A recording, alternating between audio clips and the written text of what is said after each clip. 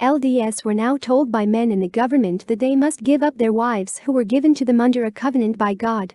But Jesus warned, "What therefore God hath joined together, let not man put sunder." Matt. 19:6. Men were now trying to put asunder the marriages of the saints and the laws of God. Joseph had previously given words of strength and encouragement for men of the priesthood by saying, "We feel to exhort you in the name of the Lord Jesus, to be strong in the faith in the new and everlasting covenant, and nothing frightened at your enemies." TPJS, page 129. With the Edmunds Law, the government had power to bring church members into court for fine and imprisonment. On October 17, 1884, President John Taylor was brought to court, and his testimony illustrates his uncompromising attitude. 1. Do you know of any plural marriages entered into by any members of the faith, residents of the territory of Utah, ever having been performed and entered into outside of any one of the endowment houses within the past 3 years? 2. I have recollection of many such. 3. Now, are there no other places than those that you have mentioned where the church authorizes the rite of plural marriage to be performed? 4. The rite of plural marriage can be performed in other places. There is no place set apart specifically for it. 5. When this authority is conferred upon anyone by you, is it an authority limited to some particular case, or a general authority? 6. It would be a general authority until rescinded. 7. Can you not give the name of any person in the church who is authorized to celebrate plural marriages within this period of time? 8. I will state in relation to these matters that I have nothing to do with the details. 9. Then you do know upon whom you do confer authority? There are hundreds of people who have authority. 1. Do you know whether a record of marriages is kept? 2. It is very probable there is. 3. If you wanted to see it, is there any means of ascertaining where it is? 4. I could find out by inquiry. 5. Will you be good enough to do so? 6. Well, I am not good enough to do so. 7. Who is the custodian of the records? 8. I cannot tell you. 9. Who in this city is authorized to celebrate plural marriages? 10. A great many have been appointed, hundreds. 11. Is it not a fact, Mr. Taylor, that plural marriage is a secret rite, a secret ceremony? 12. It is a secret to some and not to others. 13. What is the ceremony of plural marriage? 14. I do not propose to state it. 15. Do you decline to answer? 16. I do. President Taylor, having exchanged a few words with Judge Zane, left the room, and with him the interest for a large number went also, for they passed out in swarms after him. Day. News, October 18, 1884. President George Q. Cannon was then brought to the stand and sworn in as a witness, and asked questions similar to those given to Taylor. Q. Can you give me the names of those authorized during the year 1883 to celebrate plural marriages in this city? 1. I do not know. 2. Who else solemnized marriages during 1883? 3. I think Mr. Taylor. 4. Anybody else to your knowledge? 5. I suppose any of the 12 have the right to solemnize marriages. 6. You say they have the right to solemnize plural marriages. 7. I do not know of any distinction. Formerly the apostles were the ones who attended to these marriages, but latterly a great many others have been authorized. I bid. Speaking of this incident a few days later, President Taylor remarked, "Another thing. I was lately called upon as a witness. Perhaps you may have seen some account of it in the papers, and I want to make some explanation in relation to the matters that I then presented, because they are not generally understood. I was required to divulge certain things. I did not know them to divulge. Perhaps some of you have had people come to you with their confidences. I have. But I don't want to be confidant. Why? Because if they made a confidant of me and I was called before a tribunal, I could not, as an honorable man, reveal their confidences, yet it would be said I was a transgressor of law, but no honorable man can reveal confidences that are committed to him. Therefore I tell them to keep their own secrets, and remember what is called the Mormon Creed, mind your own business. I don't want to know the secrets of people, those that I cannot tell. And I could not tell very much to that court, for I have studiously avoided knowing any more than I could possibly help about such matters. I was asked questions about our temple, which of course I could not divulge. I was asked questions about records which I could not tell them, because I did not know. I have studiously avoided entering into a knowledge of these matters. They did not build our temples. We have never had any revelations from God through them. We may have had from the devil laughter, but never have had revelations from God through them. And I think there are some things we have a right to guard sacredly in our own bosoms. We are told the secret of the Lord is with them that fear him, and he will show them his covenant. I was asked if certain ordinances could be performed in different places. I told them, yes, under certain circumstances. Where I was asked anywhere besides in temples. Yes. Anywhere besides the endowment house? Yes. It is the authority of the priesthood, not the place, that validates and sanctifies the ordinance. I was asked if people could be sealed outside. Yes. I could have told them I was sealed outside, and lots of others. I want to show you a principle here, you Latter-day Saints. When Jesus was asked if he thought it was proper for his disciples to pluck ears of corn on the Sabbath day, he told them the Sabbath was made for man, and not man for the Sabbath. What else? I will say that man was not made for temples, but temples were made for man, under the direction of the priesthood, and without the priesthood temples would amount to nothing. JD 25 355-356. From this statement we can see that the principles of the gospel are more important than the temples. If the saints were to sacrifice one or the other, it should be the temples. However, it was not long before they would sacrifice principles to keep the temples. Press. Taylor voiced the spirit and sentiment of a valiant officer in the midst of battle. He was continually writing editorials in the Deseret News, warning the weaker saints against compromises. Influences are at work whose object is to create impression in favor of the renunciation or temporary suspension of the law of celestial marriage. Arguments are being used to that end, in a semi-private way, with a view to gaining converts to that idea. Perhaps such pleadings may influence a few people who are not in the habit of probing subjects to the bottom, and are not particularly gifted with the power to analyze the motives by which men are actuated. Good Latter-day Saints, however, who have within themselves that needful reason for the hope that inspires them, are not affected by the shallow pretexts of semi-apostates. But they should not be so inconsistent as to put forth the flimsy claim that their course is sustained by the revelations of the Almighty.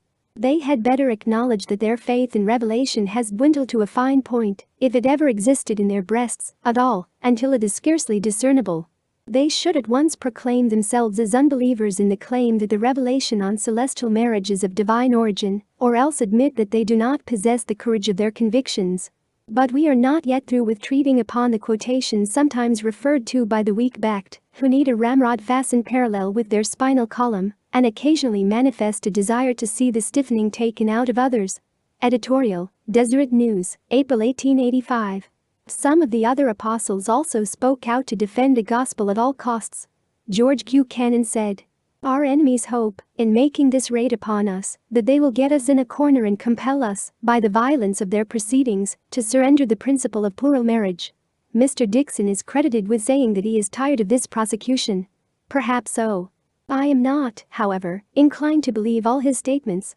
But he says that President Taylor, by a very few words published in the Deseret News, could end it. That is, I suppose, President Taylor could surrender the principle of plural marriage, and tell the people to do so. That is what Mr. Dixon means. Juv. Instr.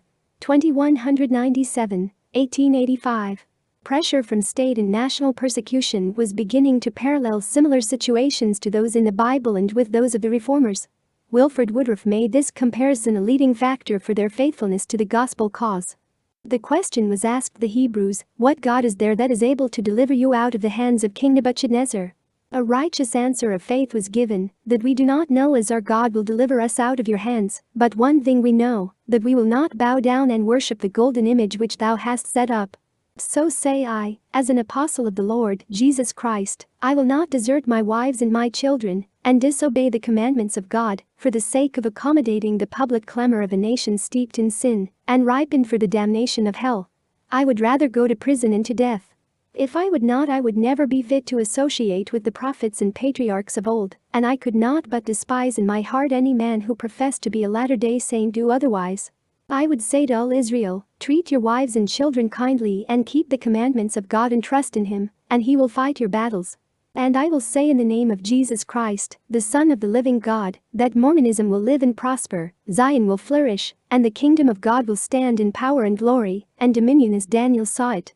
When this nation is broken to pieces as a potter's vessel and laid in the dust and brought to judgment, or God never spoke by my mouth. Therefore I say to all latter-day saints throughout the world, be faithful and true to your God and to your religion, to your families and to yourselves. Jesus of Nazareth has suffered death on the cross for the redemption of the world, and his apostle followed his example for the word of God and testimony of Jesus Christ, and Joseph Smith proved to God, angels and men, that he would and did abide in his covenants unto death. And none of us shall be called to do anything more.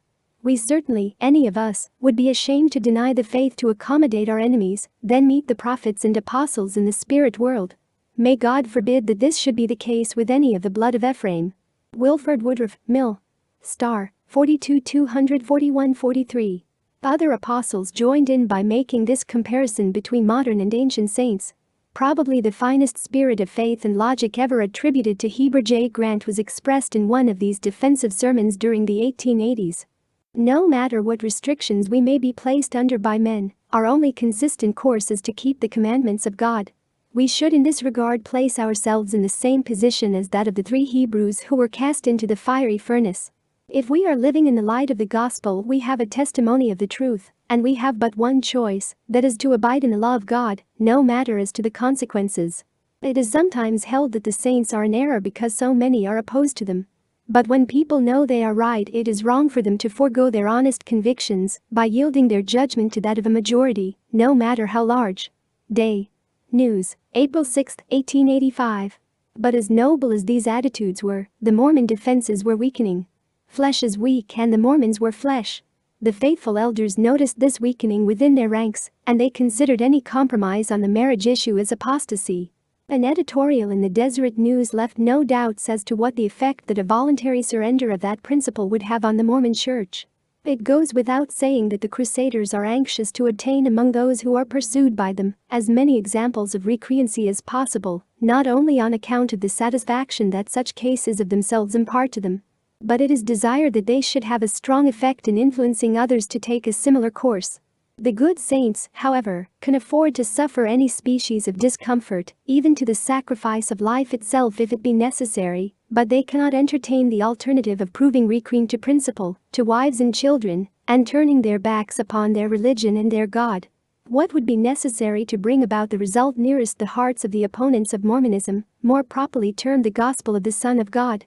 Simply to renounce, abrogate, or apostatize from the new and everlasting covenant of marriage in its fullness. Were the church to do that as an entirety, God would reject the saints as a body. The authority of the priesthood would be withdrawn, with its gifts and powers, and there would be no more heavenly recognition of the ministrations among the people. The heavens would permanently withdraw themselves, and the Lord would raise up another people of greater valor and stability, for his work must, according to his unalterable decrees, go forward, for the time of the second coming of the Savior is near, even at the doors. Therefore, the saints have no alternative but to stand by the truth, and sustain what the heavens have established and propose to perpetuate. This they will do, come life or death, freedom or imprisonment, and there is, so far as we can observe, no use to attempt to disguise this fact. Deseret News, April 23, 1885. The Mormons began to weaken, and their enemies were gaining strength. Government officials were adding new stratagems and unconstitutional laws against the Mormons. In 1887 the government passed the Tucker Bill, which added more teeth to the Edmunds Bill. One more conniving scheme was another test oath, which was a pledge against a belief in the principle of plural marriage. A refusal to sign the oath disqualified the person from any rights as an American citizen. In the state of Idaho, the oath was so stringent that any member of the Mormon Church, whether they believed in polygamy or not, was deprived from the rights of citizenship. 1.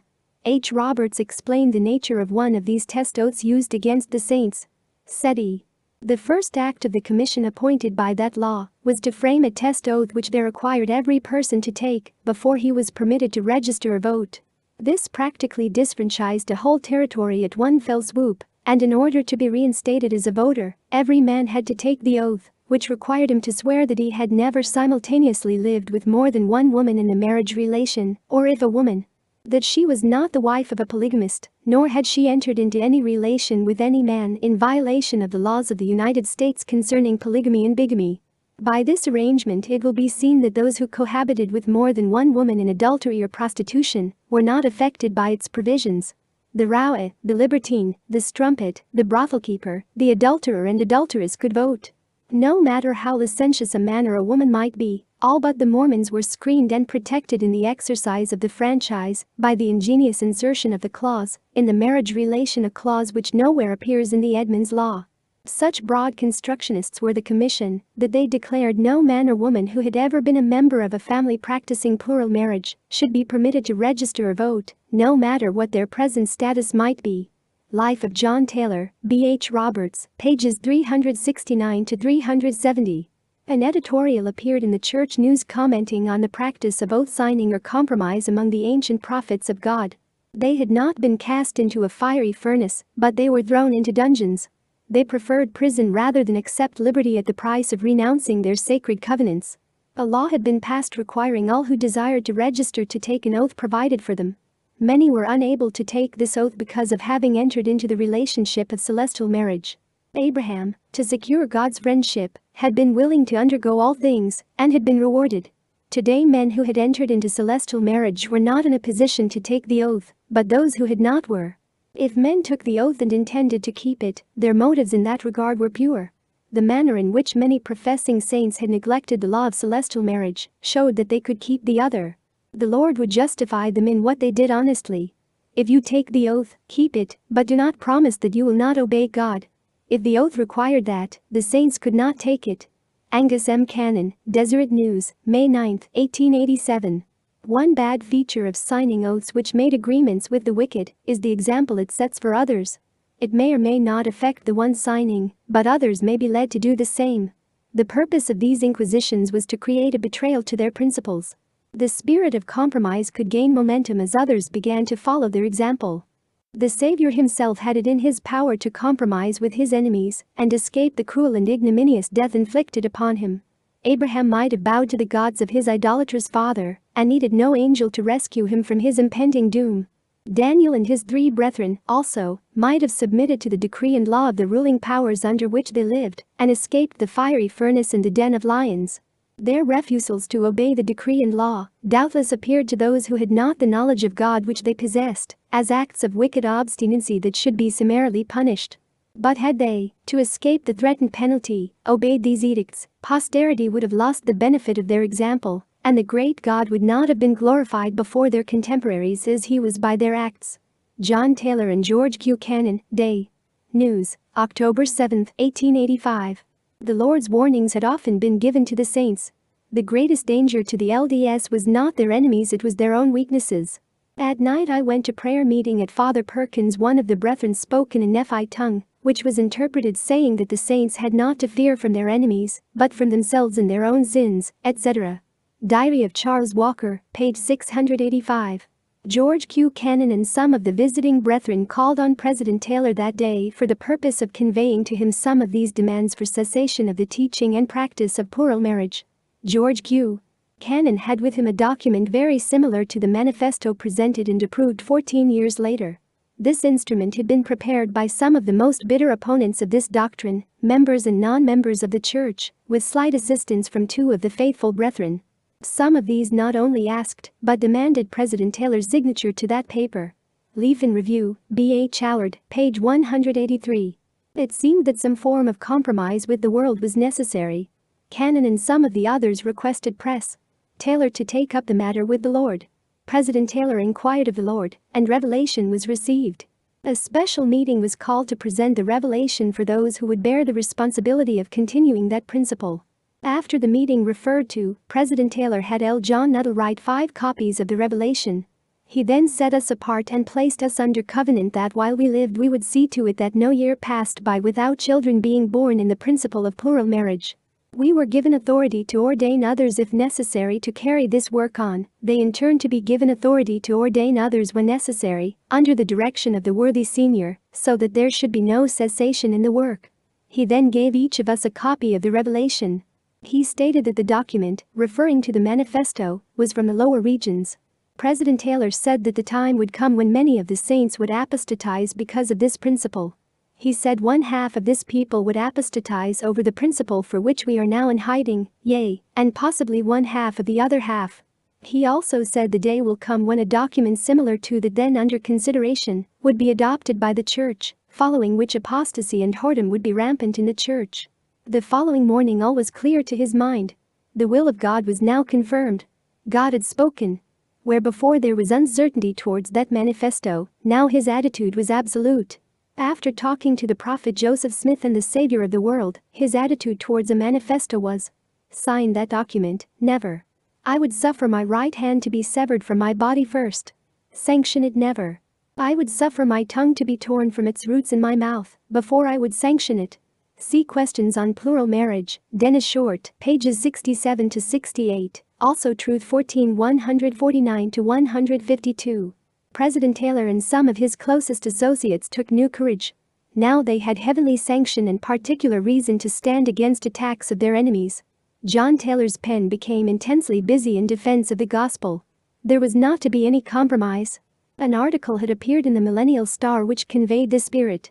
It is an idea that is prevalent in the world, and we are sorry to say it exists, to some extent, in the minds of the individuals calling themselves Latter-day Saints, that the principles of our religion are so elastic and accommodating in their nature that implicit obedience thereto is not at all times strictly necessary, that certain of its doctrines, such as are peculiarly objectionable in the eyes of mankind, can be ignored, compromised, or abandoned at the option of their professors. And that whenever the laws and ordinances revealed from God for the guidance of his people conflict with human enactment, or run counter to personal inclinations, the former can conveniently, and should invariably give way. Then again, we occasionally hear older members, in view of the impending persecutions to the church, conversing as to the advisability of its relinquishing certain tenets of the faith, in order to appease the gathering wrath of the wicked. Are we to imagine, like the infidel would, that the voice of the people is invariably the voice of God? That the privilege of doing wrong signifies the right to do wrong, and that neglect of or disobedience to his requirements will be justified upon the ground that we yielded homage to our selfish inclinations, or were intimidated by the threats and attempted coercions by our enemies? Heaven forbid such heresies in the Church of Jesus Christ. Let not the glorious light of heaven look upon that day when such dangerous sentiments shall prevail in the midst of Israel. Implicit obedience to the mind and will of the Omnipotent, utterly regardless of self or of the opinions or actions of humanity, is the adamantine principle upon which it has been based and established in these latter days. The commandments of heaven are and have ever been a standing reproach, a moral barrier to the crimes and corruptions of humanity, and as the heavens are above the earth, so are the thoughts and purposes of God above the desires and inventions of man, which must give way in the hour of conflict. Are we not his saints, and has he not sworn that it is his business to take care of his saints? Are we not his disciples, and have we not agreed to live by every word that proceedeth forth from his mouth? Did we not, as spirits, covenant in the worlds eternal, on condition of being permitted to descend and take up these mortal tabernacles, that we would do whatsoever he commanded us, and that we were willing to be tried and proven in all things? That we might demonstrate our worthiness to return as resurrected and glorified beings, as naturalized citizens of the kingdom of heaven? And shall we now, when the anticipated test is applied, begin to waver and doubt, and wonder whether it would not be prudent and politic to compromise with the powers of darkness, for the purpose of securing personal safety and immunity from oppression? God forbid. Mill. Star 44 132. His love of freedom came to the fore at every hint of restriction or dominion. As the government approached with their yoke of servile arraignments, Taylor labored furiously to protect the Mormons. Almost daily he wrote letters, preached sermons and counseled in public and private. The following letters characterize his uncompromising nature and the attitude he wished the saints to adopt. Note the devices, compromises and manifestos that seem to be continually plaguing press. Taylor. February 19, 1887. 1. S. Richards. 2. W. Penrose. In most forceful language you describe the evils with which we are menaced, and which are likely to come upon us under the operation of the Tucker Bill, should it become law, and be almost irrevocably fastened upon us unless we adopt this plan which is now being urged by our friends, namely, that of framing and voting for a constitution which shall forever prohibit the practice of bigamy and polygamy in the new state. A letter just received from Brother John W. Young, giving a description of the interview with President Cleveland, does not furnish ground for believing that such a concession as you suggest would be all that he would ask. You must bear constantly in mind the fact that President Cleveland has been anxious to settle the question, but the basis of settlement in his mind, as presented by Dr. Miller when he came here, was the future discontinuance of plural marriages. For years before President Young's death, the First Presidency of the Church assumed an attitude upon this question, which has not been changed by the First Presidency up to the present time. That attitude has been both dignified and consistent with our professions and belief. We have not concorded with this question, have shown no inclination to compromise with principle, or in any manner wavered in our maintenance of our rights connected with it. Every well-informed public man knows this, and they are conscious that this principle is so deeply embedded in our belief and practice that nothing but the most cruel and far-reaching measures will cause us to abandon it.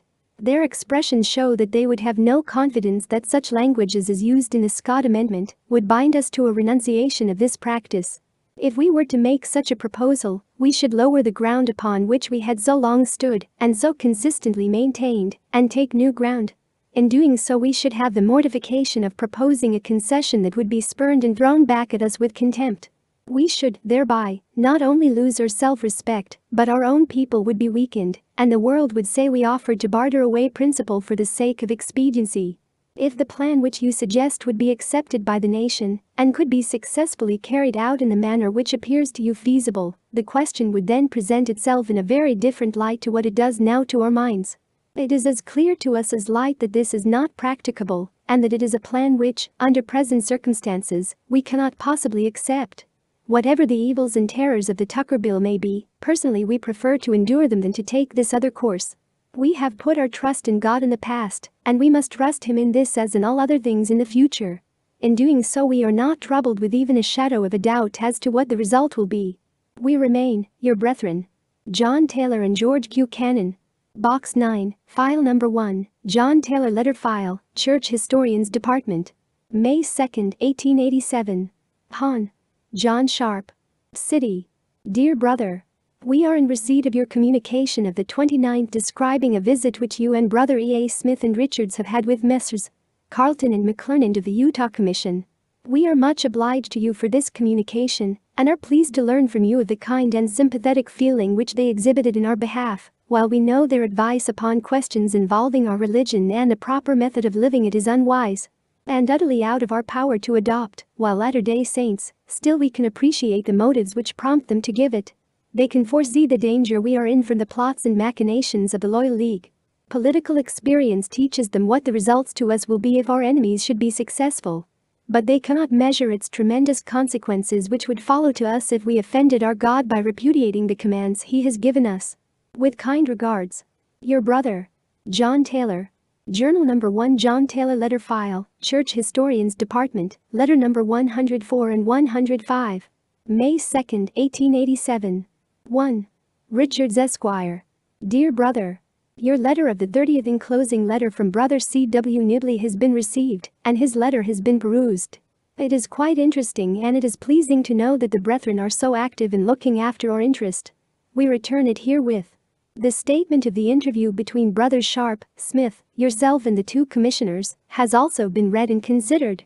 Any good feelings they can manifest towards us we appreciate, but when they talk about our doctrine and practice of plural marriage, they touch a subject upon which they are blindly ignorant, and their suggestions and recommendations, if accepted by us, would only have the effect to destroy us and bring upon us more terrible evils than they depicted to you is likely to come upon us if we persist in our course, or that their imaginations can conceive. It is very well to talk glibly about compromising and arranging for dispensing with polygamy, as they call it, but they know nothing of the tremendous consequences that would befall us as a people, or as individuals, if we should follow their suggestions, or allow sympathy or acquiescence with their views to have place in our hearts. Your brother, John Taylor. Journal No. 1, John Taylor Letter File, Church Historians Department, Letter No. 102 and 103. June 7, 1887. President W.M. King. Laya. Sandwich Islands. Dear Brother, Elders John W. Young, C. W. Nibley and others are laboring energetically and with much zeal at Washington, in the interest of our political liberties. It is gratifying to know that thus far nothing of a discouraging nature has occurred to dim their prospects or to weaken their efforts. It is the duty of us all to labor indefatigably for the advancement of Zion and for the emancipation of her people from every oppression, sick and burden which the wicked seek to lay upon us. When we have done all we can, the Lord will control the results. Our enemies do not seem to read well the lessons to be found on the pages of this world's history. It attests that no people who are willing to suffer for the principles in which they believe need fear the effect of violence and unjust treatment. If their convictions are deep and profound, persecution solidified them and evokes sympathy for their cause. Their constancy excites admiration, creates an interest in their doctrines, and adds converts to their ranks. This has always been the effect of persecution, and the great cause in which by God's grace we are engaged is no exception to the general rule, and we find that the efforts of the ungodly are bearing their results in the increased faith, diligence, and unity of the saints, and these efforts, we hope and anticipate, will be yet more marked in the future. With love to yourself, to the brethren and sisters from Zion and to the saints generally. We are your brethren in the gospel. John Taylor. George Q. Cannon. Box 5 Journal No. 1, John Taylor Letter File, Church Historians Department, No. 397-400. President Taylor, who was called the champion of liberty, had no intention of abandoning the principle of plural marriage. His outstanding characteristic both as an individual and as president of the church was his unyielding will to temptation or servitude. During the former administration's storm clouds had again gathered, which broke with great fury soon after John Taylor assumed the presidency. The church and the world were again at variance, as they have always been, and must continue to be, until the doctrines taught by the Redeemer are accepted and applied. While this storm raged, John Taylor stood immovable in his conviction that the anti-polygamy law was unjust, and died without making any concession. That was the outstanding feature of his administration. A. W. Ivins, Conf. Rept. April 1922, page 37-38. Angus M. Cannon used the fearless John Taylor as an example to others by saying, "I trust that from the ashes of our beloved president who obtained the title of champion of freedom and liberty, the champion of the people's rights, I trust that from his ashes may spring innumerable champions who will stand in the image of their maker, as has our departed president, and that they may maintain the right and the rule of truth of God as he has done. We cannot sacrifice principle. We can go to prison. We can endure death. We can separate ourselves from our families with the hope that we will have them eternally with God. But we cannot forsake the work that he has assigned unto us." Life of John Taylor, B. H. Roberts, page 460. John Taylor's life expressed courage and faith as few men in the church have ever shown. He left an influence upon every stalwart saint who has read his words or studied his life. Chapter 10. The Manifesto Compromise. Let not that which I have appointed be polluted by mine enemies, by the consent of those who call themselves after my name. For this is a very sore and grievous sin against me, and against my people, in consequence of those things which I have decreed, and which are soon to befall the nations. D&C 101-97-98. The influence and example of such men as Joseph Smith, Brigham Young and John Taylor left a deep imprint upon church members, but only a few would prove as faithful. The Lord was now about to test them by various means of persecution, including imprisonment by the Gentiles. Mortality was meant to be a trial of men's faith. Under conflict and stress the qualities or weaknesses of men are brought to light, and the Crusades became the crucible to the verification or the failure of the Mormons. When a man defends his faith, right or wrong, he displays a courage that everyone is constrained to admire. Joseph once remarked, "God, men, and angels will not condemn those that resist everything that is evil, and devils cannot, as well might the devil seek to dethrone Jehovah, as overthrow an innocent soul that resists everything which is evil." TPJS, page 226. One of the faithful men during these political crusades against the church was a Mormon bishop named Francis A. Brown. "Before I will prove recreant to my wives and children, and betray my trust, I will suffer my head to be severed from my body." Bishop Francis A. Brown was one of those rare individuals who rose up to meet the conflict with a valor that will be admired by noble saints forever. It may be difficult to find a more inspiring and unyielding testimony than that which was given by this bishop. It was June 30, 1885, and one of the first cases in Weber County was the trial of Bishop Brown. The courtroom was crowded, and the defendant pleaded not guilty to the indictment against him for unlawful cohabitation. Bishop Brown at his own request was sworn as a witness, and so addressed the judge and the jury. He began by stating that his forefathers fought for freedom in the war for American independence. He had always honored the laws of his country and expressed a love of America. He joined the Mormon Church at the age of 20 and embraced the fullness of the gospel as revealed through the prophet Joseph Smith, and had been a member of the church for over 40 years. He knew the saints were a most loyal people, and that the doctrine of plural marriage was a most holy law of God, and he had accepted and embraced that celestial marriage covenant. He then said, I have struggled in poverty now for nearly 30 years to provide for my beloved wives and dear children as a kind husband and a fond father should, and I have kept inviolate my solemn vows and most sacred contracts that I made with those women up to the present time, to the best of my ability and I believe to their entire satisfaction. I now ask your honor what I am to do. Shall I break the most sacred obligations man can enter into and sever the strongest ties of love and affection that have grown up in the human heart?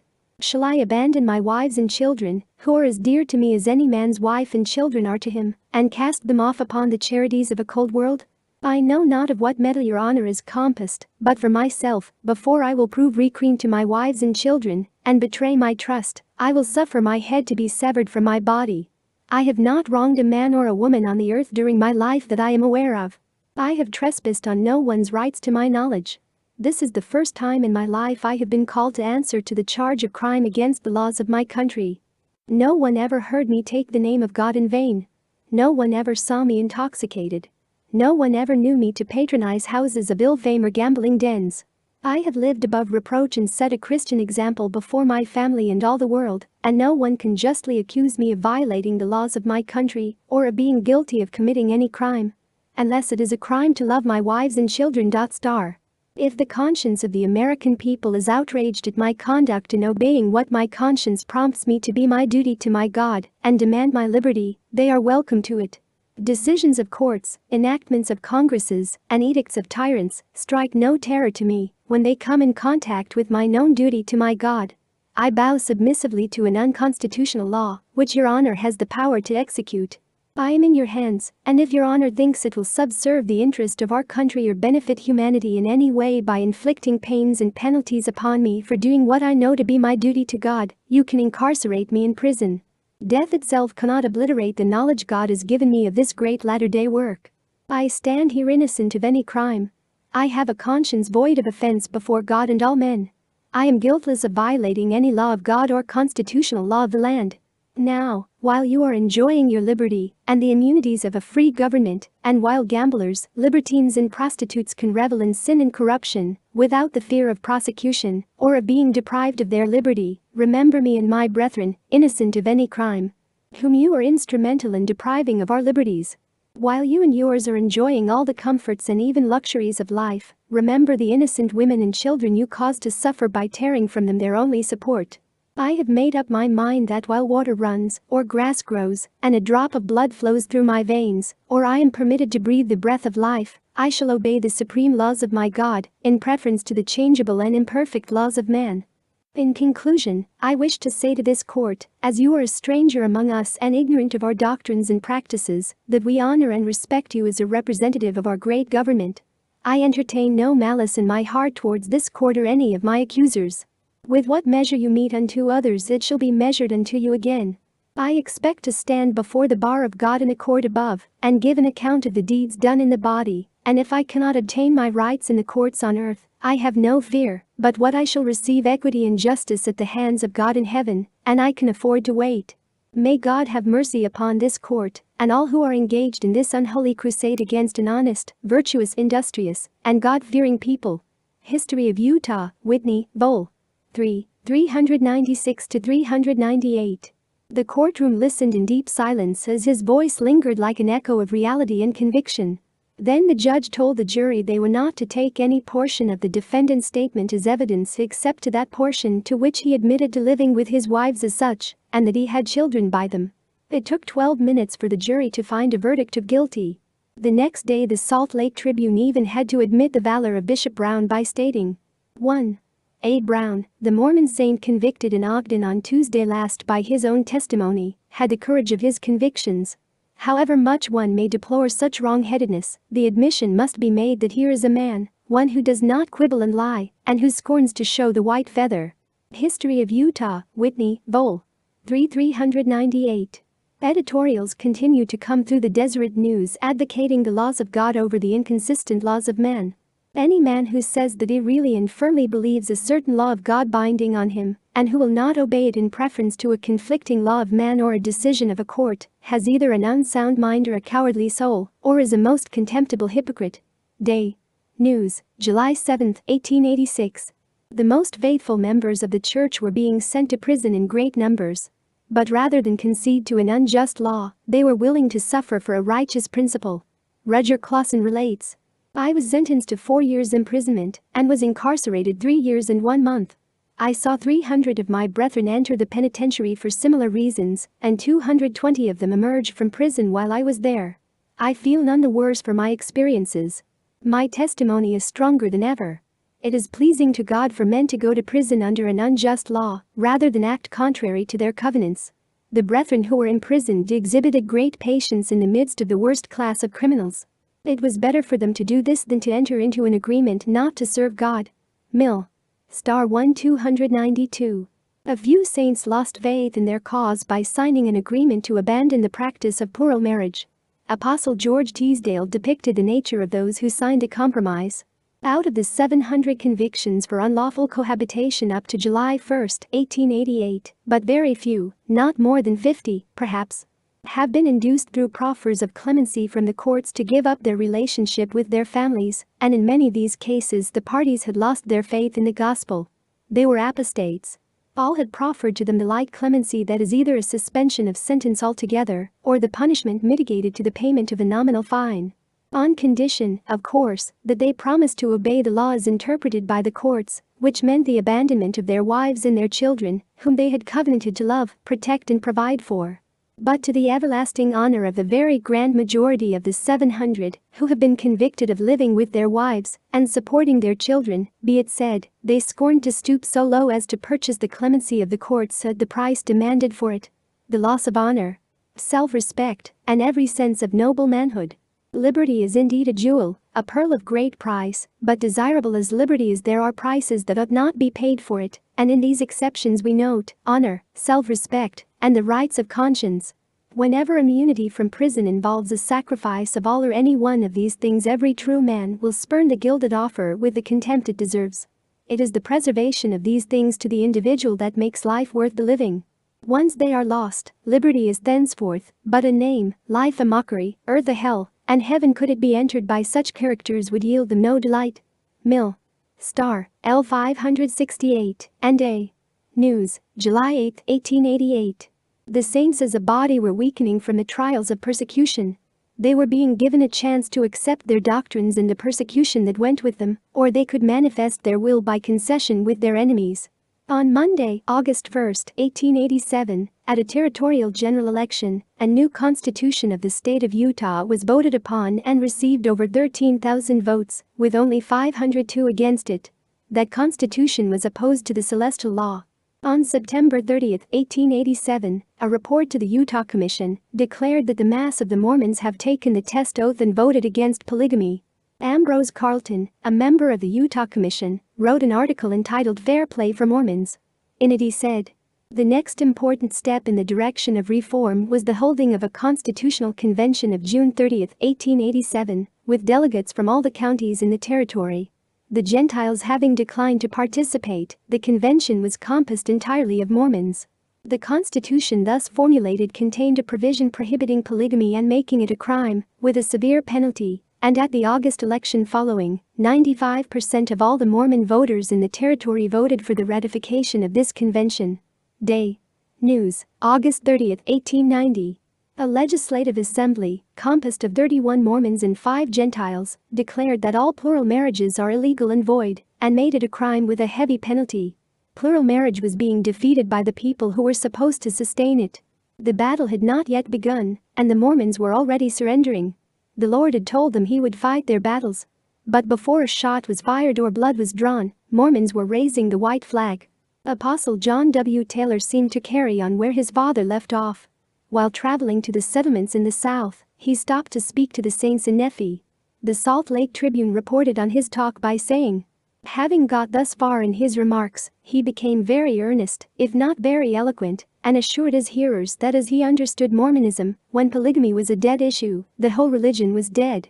He did not wish to teach polygamy, but it was one of the principles of the religion, and if any of the principles of Mormonism were true and correct, this one was. March 6, 1889. On January 13, 1888, a bill was introduced to the Utah legislature by Hon. W.M. H. King, a portion of which would punish any polygamist with a fine of not more than $500 and imprisonment for a term of not more than 5 years. Day. News, January 14, 1888, by Now Press. Woodruff had declined to give temple recommends for plural marriages, and others would be required to carry on that work elsewhere. Elder Dan Jones, one of the stalwarts of Mormonism, was reported to have said, "Here's just the way it is. I want to baptize a convert and approach a pond. But just as we are getting over a fence, the owner calls out, 'Hey there. This is my property, you can't go in there.' So there is nothing left of us to do but hunt up some other body of water, and hunt it up we would, for without baptism, no man can enter the Mormon church, and as it is with baptism so it is with plural marriage, one cannot live up to the faith without practicing it.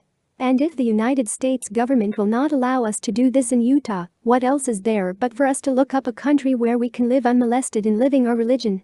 S.L. Tribune, August 15, 1889. The prophet Joseph testified that if the Lord's chosen people fail to continue his work, he will find others who will prove faithful and carry on that work. His word will go forth in these last days in purity, for if Zion will not purify herself so as to be approved of in all things in his sight, he will seek another people. TPJS, page 18. Heber C. Kimball also added testimony that many of the Latter-day Saints had already broken those covenants and warned them of losing favor with God. Many of this people have broken their covenants. But you cannot do that, for God will cut you off and raise up another people that will carry out his purposes in righteousness, unless you walk up to the line in your duty. JD 11-145.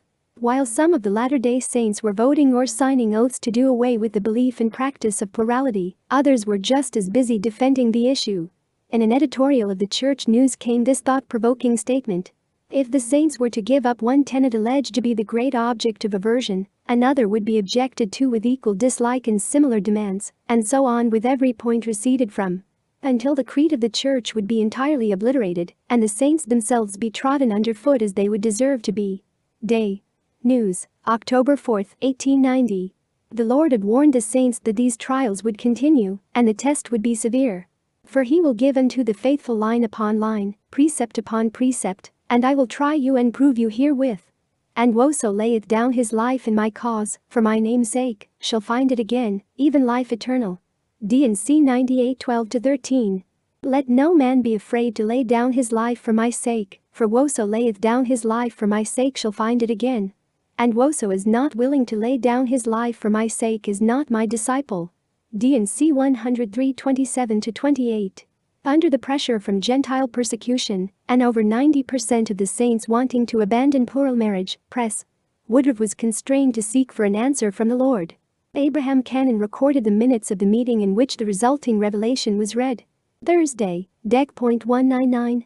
"During our meeting a revelation was read which Press.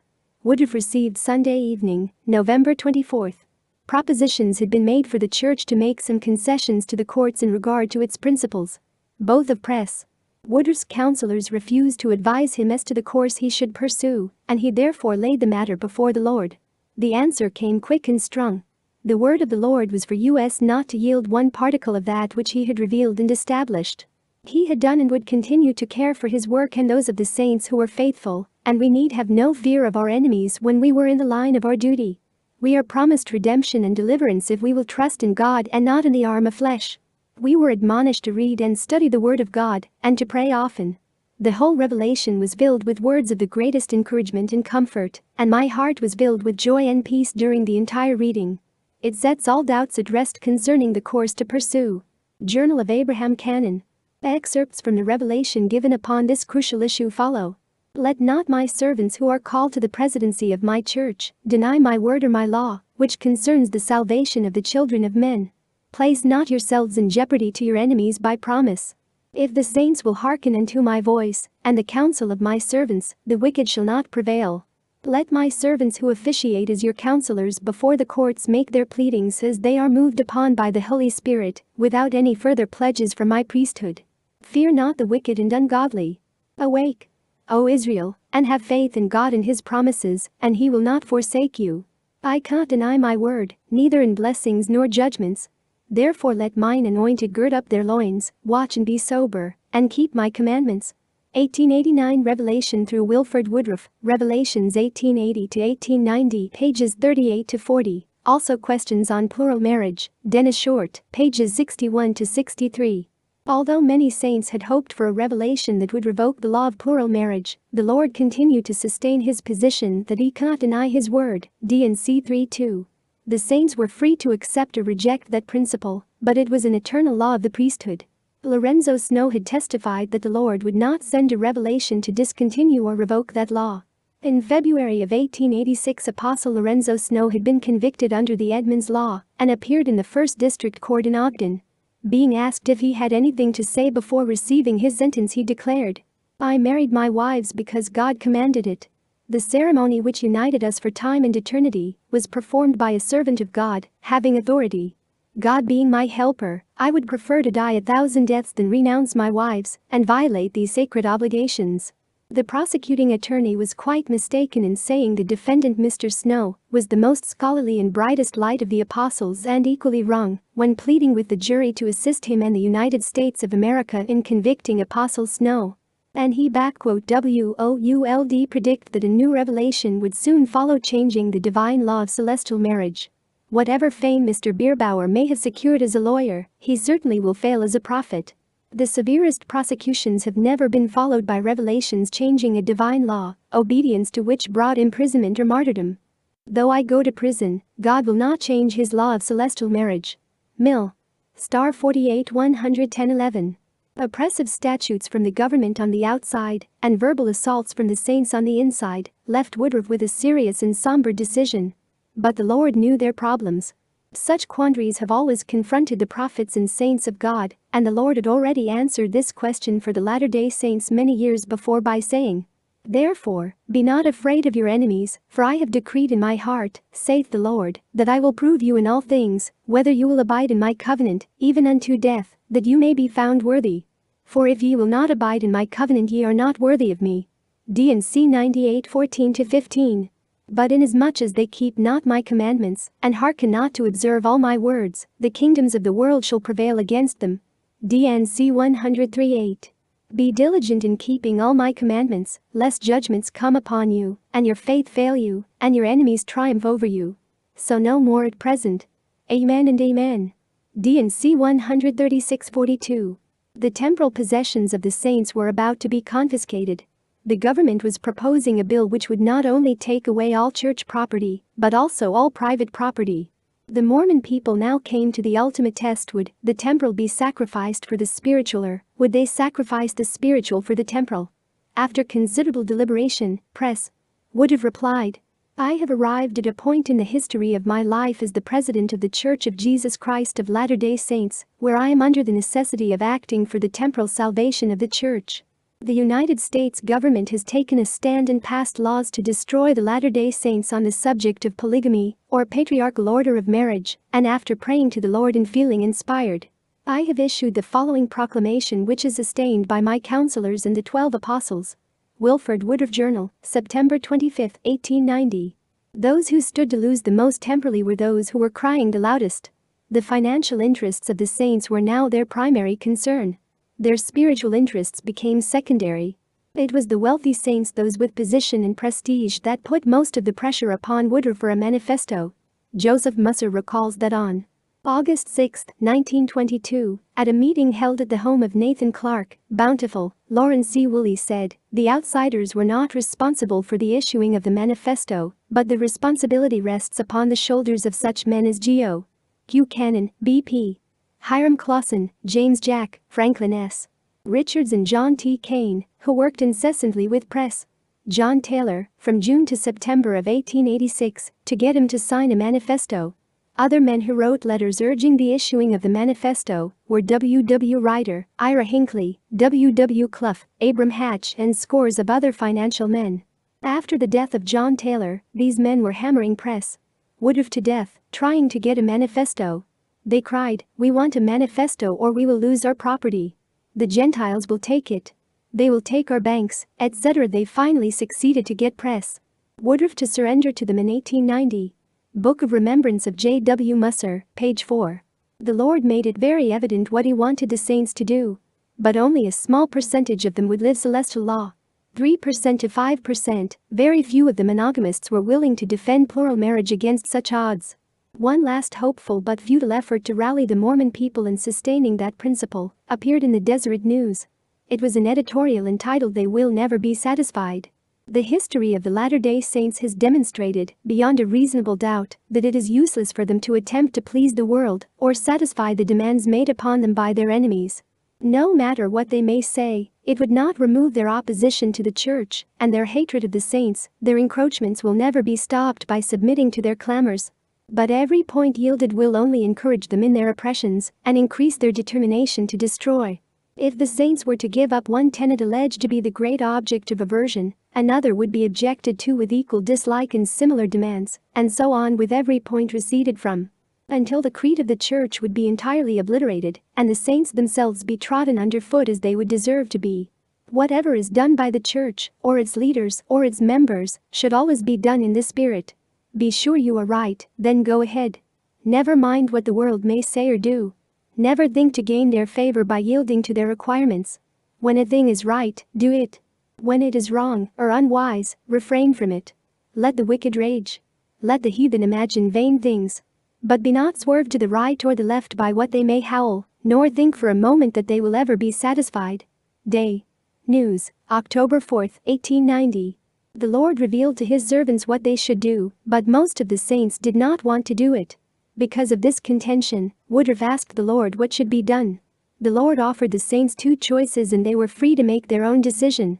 Shortly before Wilford Woodruff issued the Manifesto, he was shown by the Lord two courses in vision. First, stand for the law and let the Gentiles in government confiscate both church and individual property, and leave the battle for the Lord to fight. Second, issue the Manifesto, hold on to the property, but open the way for whoredom and destruction among the people, the result of rejecting the perfect law of social conduct. The second plan prevailed and whoredom is rampant throughout the land, and the faith of the saints has been greatly weakened. Lauren Woolley, Joseph Musser Reminiscences. The Lord had given many revelations regarding the sacredness of the principle of plural marriage, but most saints were unfamiliar with those revelations. They were tired and sorely tried at maintaining such principles. They were scared and willing to give up to their enemies. When Woodruff presented the Manifesto, they eagerly grasped it. The Manifesto promised to be a release from so many of their troubles. But the Manifesto was not a revelation, and it did not read like a revelation. Even the Gentiles detected that. The Salt Lake Tribune responded to Woodruff's Manifesto in the following manner. He speaks merely as an individual. He does not speak as though that advice had come authoritatively by revelation, but as a poor human being in perplexity, he gives to his flock the advice of a patriarch. We cannot resist the thought that this was not prompted by President Woodruff at all, but that it was prompted by shrewd men in the church, and that the object is purely political. S.L. Tribune, September 26, 1890. Bishop Heber Bennion also made the same deduction. Abraham Lincoln belonged to no church, but he never wrote an important public document that did not contain some reference to the Supreme Being, and yet this Manifesto, supposed by many to be a revelation to revoke and annul the revelations of God to Joseph Smith and John Taylor, does not contain the remotest reference to the Supreme Being, much less "Thus saith Lord." Supplement to Gospel Problems, page 64. Thus the Manifesto was not a revelation from God, but an alternative escape from a principle of the gospel that required a sacrifice. Those who support or sustain the Manifesto must justifiably answer the following questions. 1. Should the laws of man supersede the laws of God? 2. Can eternal principles of the gospel change? 3. If plural marriage is ever forbidden by the Lord, it would be because of unworthiness of the individuals. A. Over 90% of the Mormons refuse to live that law. B. They refuse to defend that law against the threats of their enemies. C. They had eagerly asked for, and willingly accepted, a chance to discard that principle. Could such a people still be classified as valiant and worthy of celestial glory? 4. When the enemies of God threaten his saints, must we assume that he will not intervene in their behalf, as he did for Noah, Abraham, Moses, etc.? 5. If the Manifesto was given because the saints should obey the laws of the land, why was Section 132 of the D&C given in a state that forbid it? And why wasn't the manifesto given in 1862 when Lincoln signed a bill against polygamy? 6. If the manifesto was sanctioned by the Lord, why didn't he give it sooner, so that many saints wouldn't have had to go to prison and suffer so much persecution? 7. Could men who peacefully lived monogamy after the manifesto receive the same glory as those before the manifesto, who suffered so much for living plural marriage? 8. Would God place such importance upon that principle from the beginning of this dispensation and continue emphasizing that importance right up to a few months before the manifesto and then suddenly put it aside as a non-essential? 9. Would the Lord give a strict law that only those men who lived plural marriage were worthy of presiding in the church, then suddenly change that law so that polygamists were unworthy to preside at all and should even be excommunicated? 10. If the manifesto was meant to stop plural marriage, why were so many such marriages continued in Canada, Mexico, and the US? 11. If the manifesto was the Lord's will to stop plural marriage, why did so many apostles and several presidents of the church continue to live, teach and encourage that practice? 12. Would God allow the enemies of the church to destroy the temples and then put to death all the worthy saints and allow the gospel and the priesthood to be destroyed from off the face of the earth without fighting their battles for them as he had promised? All these variances are like a compass continually pointing to different directions. Such a compass would be worthless and fit to only be thrown away. A gospel that continually changes its course is not worth any more than a broken compass. In regard to the acceptance of the manifesto by the church, there is a very sad commentary much too evident to be overlooked. The church has never received another written revelation from the Lord. Nothing else has ever been added to the Doctrine and Covenants as though the manifesto stood there blocking the way. Whenever the revelations of heaven are rejected and denied by anyone, then no more will be given to them. Nearly every other spiritual gift and power has also gradually diminished from the church. It is evident that when men take a stand against the doctrine and revelation of plural marriage, they forfeit many blessings they could have otherwise enjoyed. Joseph Musser quoted John H. Budd in this matter. Father cannot bring to pass the things that are shortly to transpire with men in power who have openly or secretly, directly or indirectly, raised their hands against plural marriage. John H. Burt claims this to have been told him by Joseph Smith in Dream or Vision. Book of Remembrance, J. W. Musser, page 17. And the Savior had also previously said, Whosoever shall deny me before men, him will I also deny before my Father which is in heaven. Matt. 10:33. A year after the manifesto, a letter of amnesty was written to Benjamin Harrison, President of the United States. It was written with the intention of obtaining relief for the Mormon people from any further prosecutions as criminals. It explained their compromise with the government by voluntarily giving up part of their religious principles to attain that peace. Salt Lake City, Utah. December 19, 1891.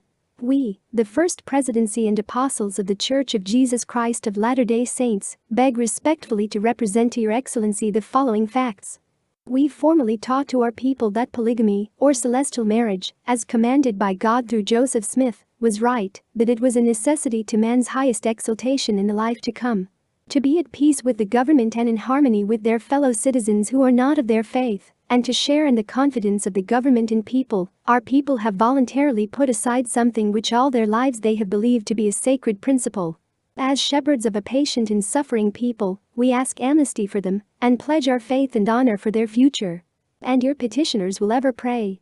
Wilford Woodruff H. J. Grant. George Q. Kennan John Henry Smith.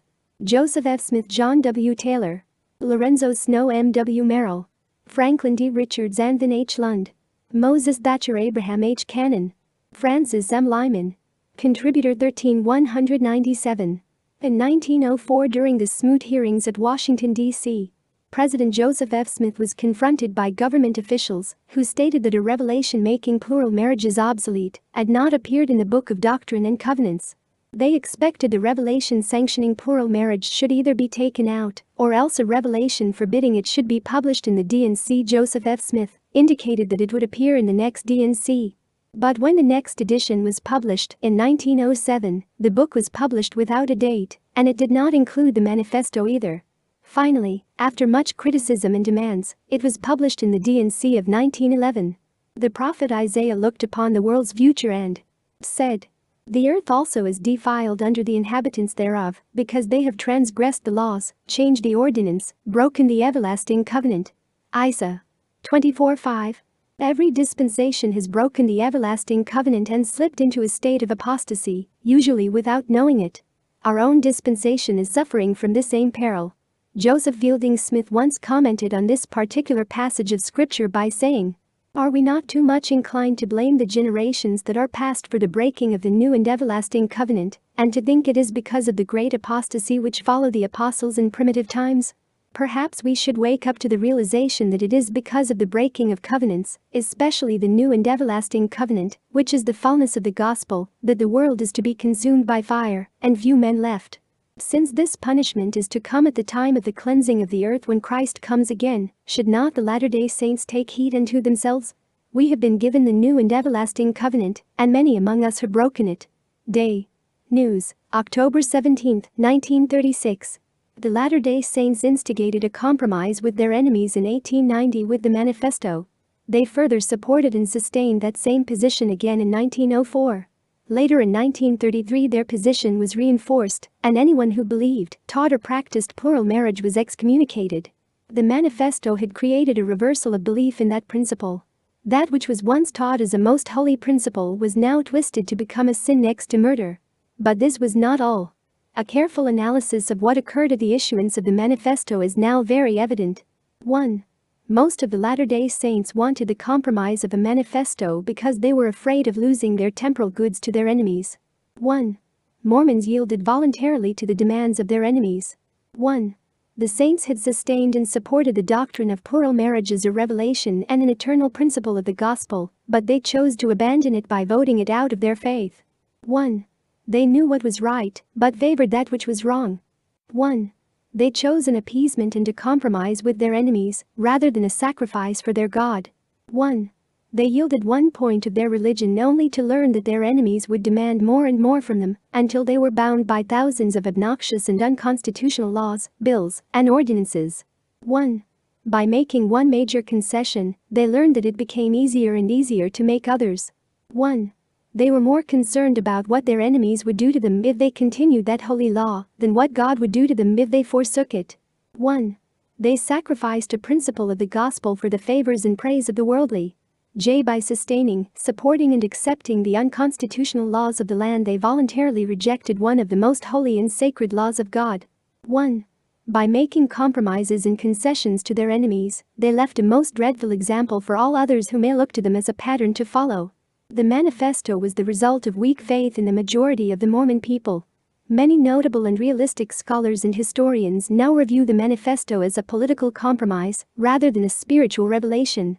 The able historian, Dr. Henry J. Wolfinger, researched and explained this gradual abandonment of plural marriage by saying, "This paper seeks to offer a new approach to the Manifesto, one which argues that the Church's surrender was a slow process of yielding up the practice of polygamy, rather than a sudden moment of capitulation." A re-examination of the Woodruff Manifesto, Utah Historical Quarterly, Fall 1971, page 329. Such views had been expressed before but not accepted by those who used the Manifesto as a divine excuse to disobey that law. Matthias Kelly explained. During the agitation in Washington for more drastic measures against the Latter-day Saints, Utah's representative at the Capitol had not unfrequently declared that polygamy was a dead issue. There were strong political sentiments in favor of some sort of a compromise, and President Woodruff had been importuned to recede from his former attitude on that important principle. Life of Wilford Woodruff, page 569. The Salt Lake Tribune of January 16, 1906, exposed the plot behind the Manifesto. The headlines read, "Manifesto only trick to beat Devil at own game." The political schemers of the church decided on a political manifesto with the federal government to beat them at their own game. They conceived the idea that if they made the polygamy concession with the government, they would then attain statehood. As a state, they would introduce a law which would provide protection for those who live plural marriage. They gained their statehood and finally introduced a bill which would allow a religious practice of plural marriage in the state. It was just 5 years after Utah became a state that the bill protecting polygamists was introduced on the 6th of March 1901 by Abel John Evans. It was Senate Bill No. 113, amending Section 4611 of the Revised Statutes of Utah. But the governor, Heber M. Wells, a product himself of plural marriage, vetoed the bill with the excuse that it offered the polygamists only a false hope of protection. So that ray of hope that the Manifesto was written for was shattered in 1901. Then instead of laws being amended by the state for the protection of polygamists, the laws turned worse, and in 1934 plural marriage was made a felony. Thus, the Manifesto became a concession which resulted in a disaster for one of God's most holy laws. Chapter 11. The Church Test Oaths. Surely we ought not to be obliged to declare what we believe or do not believe as the price of suffrage. Our consciences are at least our own. George Buchanan, Day. News, February 21, 1890. A religious test oath is contrary to the rights of conscience as given by God. The conscience has its obligation. It is one of the principal rights and privileges of freedom. An article of Mormon faith is that we claim the privilege of worshiping Almighty God according to the dictates of our conscience, and allow all men the same privilege. It is the creed of the Latter-day Saints to follow their own conscience. Secondly, to allow others the same privilege. A religious test oath is a contradiction to both. Politically, such an oath is just as wrong. Such illegal test oaths were once used by the government. During the debate on such practices with the Edmunds-Tucker bill, Senator Vest made this statement. The whole spirit of this test oath legislation is wrong. It is contrary to the principles and spirit of our Republican institutions. And whenever the time comes in the territories or states of this union that test oaths are necessary to preserve Republican institutions, then Republicanism is at an end. The government once used these oaths against the church. Now the church uses them against their own members. It is sad to see men in leadership positions attempting to use their priesthood authority to coerce others into sustaining them. A righteous man would refuse to sustain anyone for using compulsory means to bind him into such subjection. But worst of all is the fact that leading men of the church are excommunicating people because they will not repudiate a divine principle, one that is clearly sustained in the revelations and standard works of the church. Men must often relinquish their membership in the church because they believe all the revelations of God and refuse to sign a test oath against them. To sign an oath against personal beliefs is a compromise of principle. One of these examples of compromising was the case of Matthias F. Cowley. He had once been asked to be temporarily released from the Quorum of 12 as a mission to help get the government off the back of the church. Later, the First Presidency required him to make a written confession to come back into the fellowship of the church. Reconciliation. Letters passing between the First Presidency and Elder Matthias F. Cowley. The following letters have passed between Elder Matthias F. Cowley and the First Presidency. They are self-explanatory. Salt Lake City, Utah. April 1, 1936. To the Presidency of the Church of Jesus Christ of Latter-day Saints.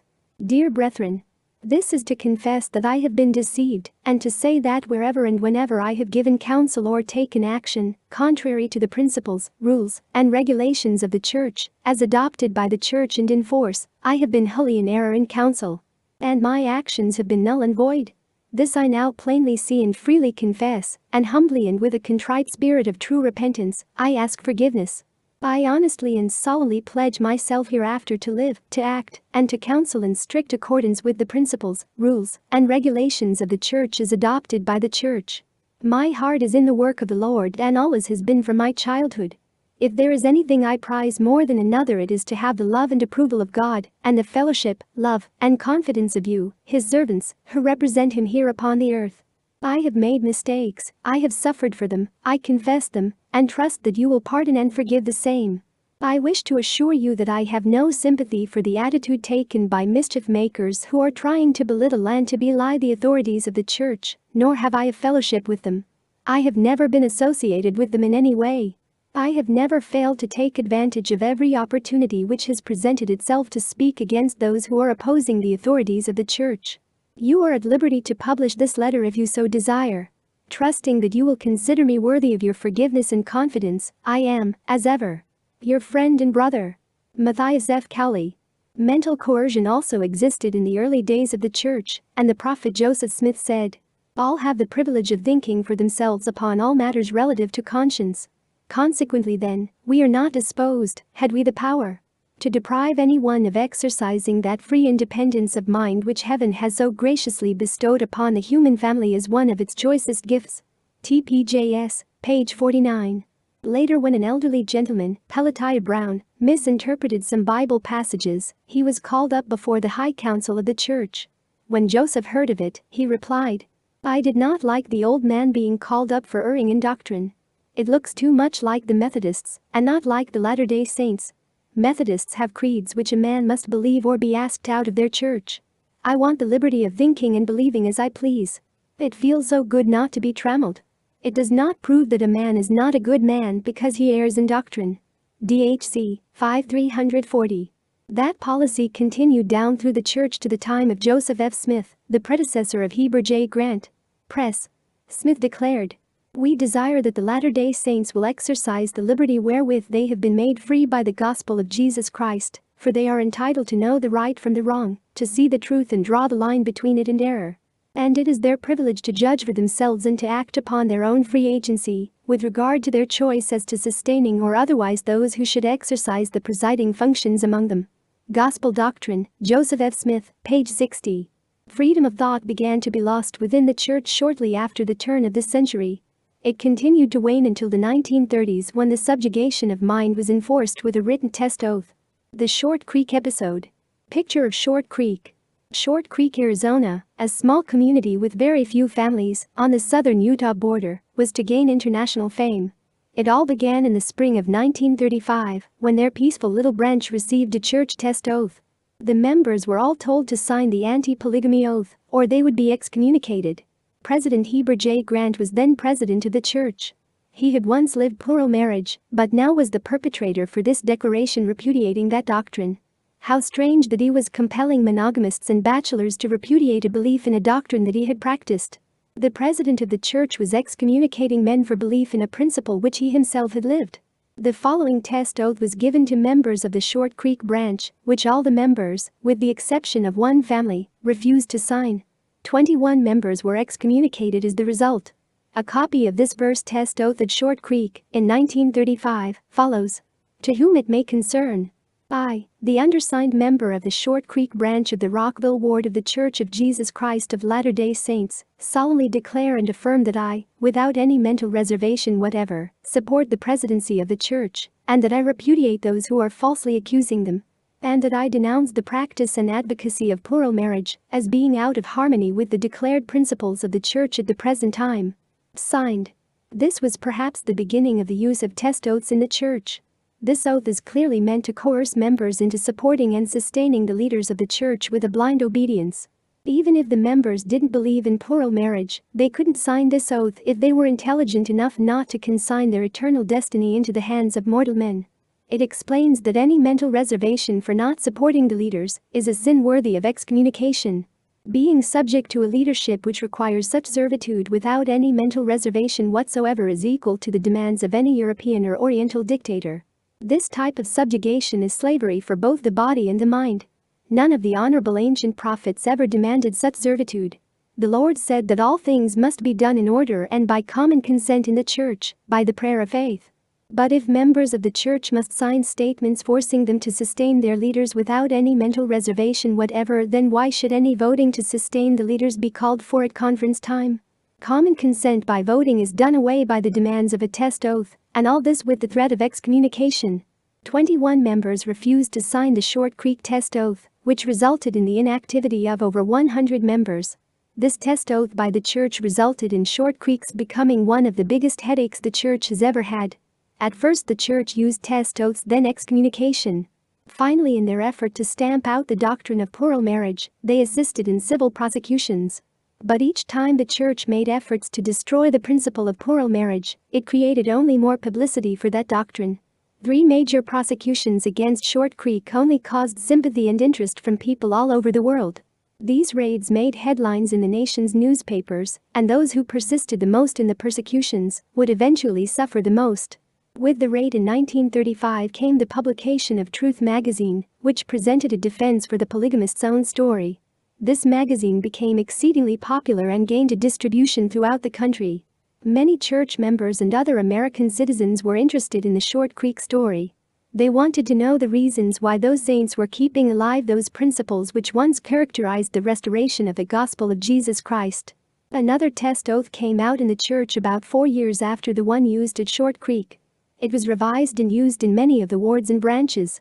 This second test oath read, 1. That I solemnly declare and affirm that I support the presidency and apostles and the other general authorities of the church. 2. that I accept and believe the solemn affirmation by the presidency and apostles of the Church that no one of them is living a double life, that I repudiate those who are accusing them of leading such a life. 3. That I accept the official declaration or manifesto of October 6, 1890, as interpreted by the President of the Church and accepted by the Church, as being the word and the will of the Lord to this people and Church on the subject of plural marriage. 4. That we believe and accept the articles of faith of the Church promulgated by the prophet Joseph, and have particularly in mind Article 12 thereof. We believe in being subject to kings, presidents, rulers, and magistrates, in obeying, honoring, and sustaining the law. 5. That I denounce the practice and advocacy of plural marriage as contrary to the word and will of the Lord, and to the declared principles governing the Church as adopted by the Church in accordance to the word and will of the Lord, and that I, myself, am not living in such marriage relationship nor counseling nor advising others to do so. This second test oath dropped some of the objectionable features of the first one, but it added a few more. The clause of without any mental reservation whatsoever was left out, but it added the demand to not only support the presidency of the Church, but also the quorum of 12 and other general authorities. They also added the clause which indicates that plural marriage was done away by the manifesto by the word and will of the Lord. The living a double life clause was inserted because members knew that some of the general authorities lived plural marriage after the manifesto. Notwithstanding such things did occur, and are matters of history, yet this oath requires members by covenant to state that they will not believe it, even if they may know it is the truth. This oath would force any knowledgeable members to a lie. Shortly after the second test oath, the Church came out with another revised edition. I, the undersigned, member of the Church of Jesus Christ of Latter-day Saints, residing in Ward, Stake, do hereby solemnly declare and affirm that I accept and fully subscribe to the official declaration or manifesto adopted by the Church, October 6, 1890, prohibiting the practice of plural marriage, and that I also fully accept the declarations of the presidents of the Church, since the issuance of the manifesto as prohibitions against such practice. The President of the Church having the sole authority to solemnize or authorize the solemnization of such marriages. I further declare that I am not living in the so-called plural marriage relationship, which is now pretendedly solemnized by unauthorized persons, is an adulterous relationship, nor counseling or advising others to do so. That I am in full sympathy with the attitude and practice of the presidency of the Church, in their effort to free the Church by excommunication or otherwise of those who bring reproach upon it, and who themselves sin by endeavoring and conniving to perpetuate the practice of this illegal and sinful relationship. Signature. In the presence of witnesses. An elder in Rexburg, Idaho, refused to sign this test oath, and wrote the following well-defined response. Rexburg, Idaho. November 18, 1939. Rexburg Stake Presidency. Rexburg, Idaho. Dear brethren, inasmuch as you are under orders to require my signature to a pledge, the purpose of which I can only surmise, I feel that I must qualify the same by giving you my understanding of its contents, and so I will treat it in its 5 major points, each in their order. First, that I solemnly declare and affirm that I support the presidency and apostles and the other general authorities of the Church. This matter we have discussed before. Particularly have I been questioned concerning my belief in the President in his qualification as prophet, seer, and revelator. Now it seems to me that we should be reluctant to embarrass the President by forcing him to divulge these qualifications. I have heard it affirmed that he has never received a revelation. Can anyone state from knowledge that he possesses the seer stone, the requisite of a seer? Has anyone ever heard him prophesy? No doubt it was an unpleasant experience for President Joseph F. Smith to testify under oath in the Smoot investigation concerning such matters, and to state that while he was designated as a prophet, seer, and revelator that he has never received a revelation for the Church or an individual revelation for himself. Second, that I accept and believe the solemn affirmation by the presidency and apostles of the Church that no one of them is living a double life, that I repudiate those who are accusing them of leading such a life. To this proposition I cannot reply because I know nothing regarding their private lives, and my testimony regarding the same would have no value in any court in the land. Third, that I accept the OFFICIAL Declaration or Manifesto of October 6, 1890, as interpreted by the President of the Church and accepted by the Church, as being the word and the will of the Lord to this people and Church on the subject of plural marriage. This statement is not clear to my mind. Does being the word and will of the Lord mean that it was a revelation? It was not considered as such until recent date. The subject is so vast that space does not permit me to dwell upon it. Suffice it to say, I have gone through a bound volume of the Deseret News of 1890. I read all the sermons delivered at the conference at which the Manifesto was presented, and nothing was said indicating that the Lord had anything to do with it. Fourth, that we believe and accept the articles of faith of the Church promulgated by the prophet Joseph, and have particularly in mind Article 12 thereof. We believe in being subject to kings, presidents, rulers, and magistrates, in obeying, honoring, and sustaining the law. I can subscribe to this without reservation, providing the 11th article is included, which reads, "We claim the privilege of worshiping Almighty God according to the dictates of our own conscience, and allow all men the same privilege, let them worship how, where, or what they may."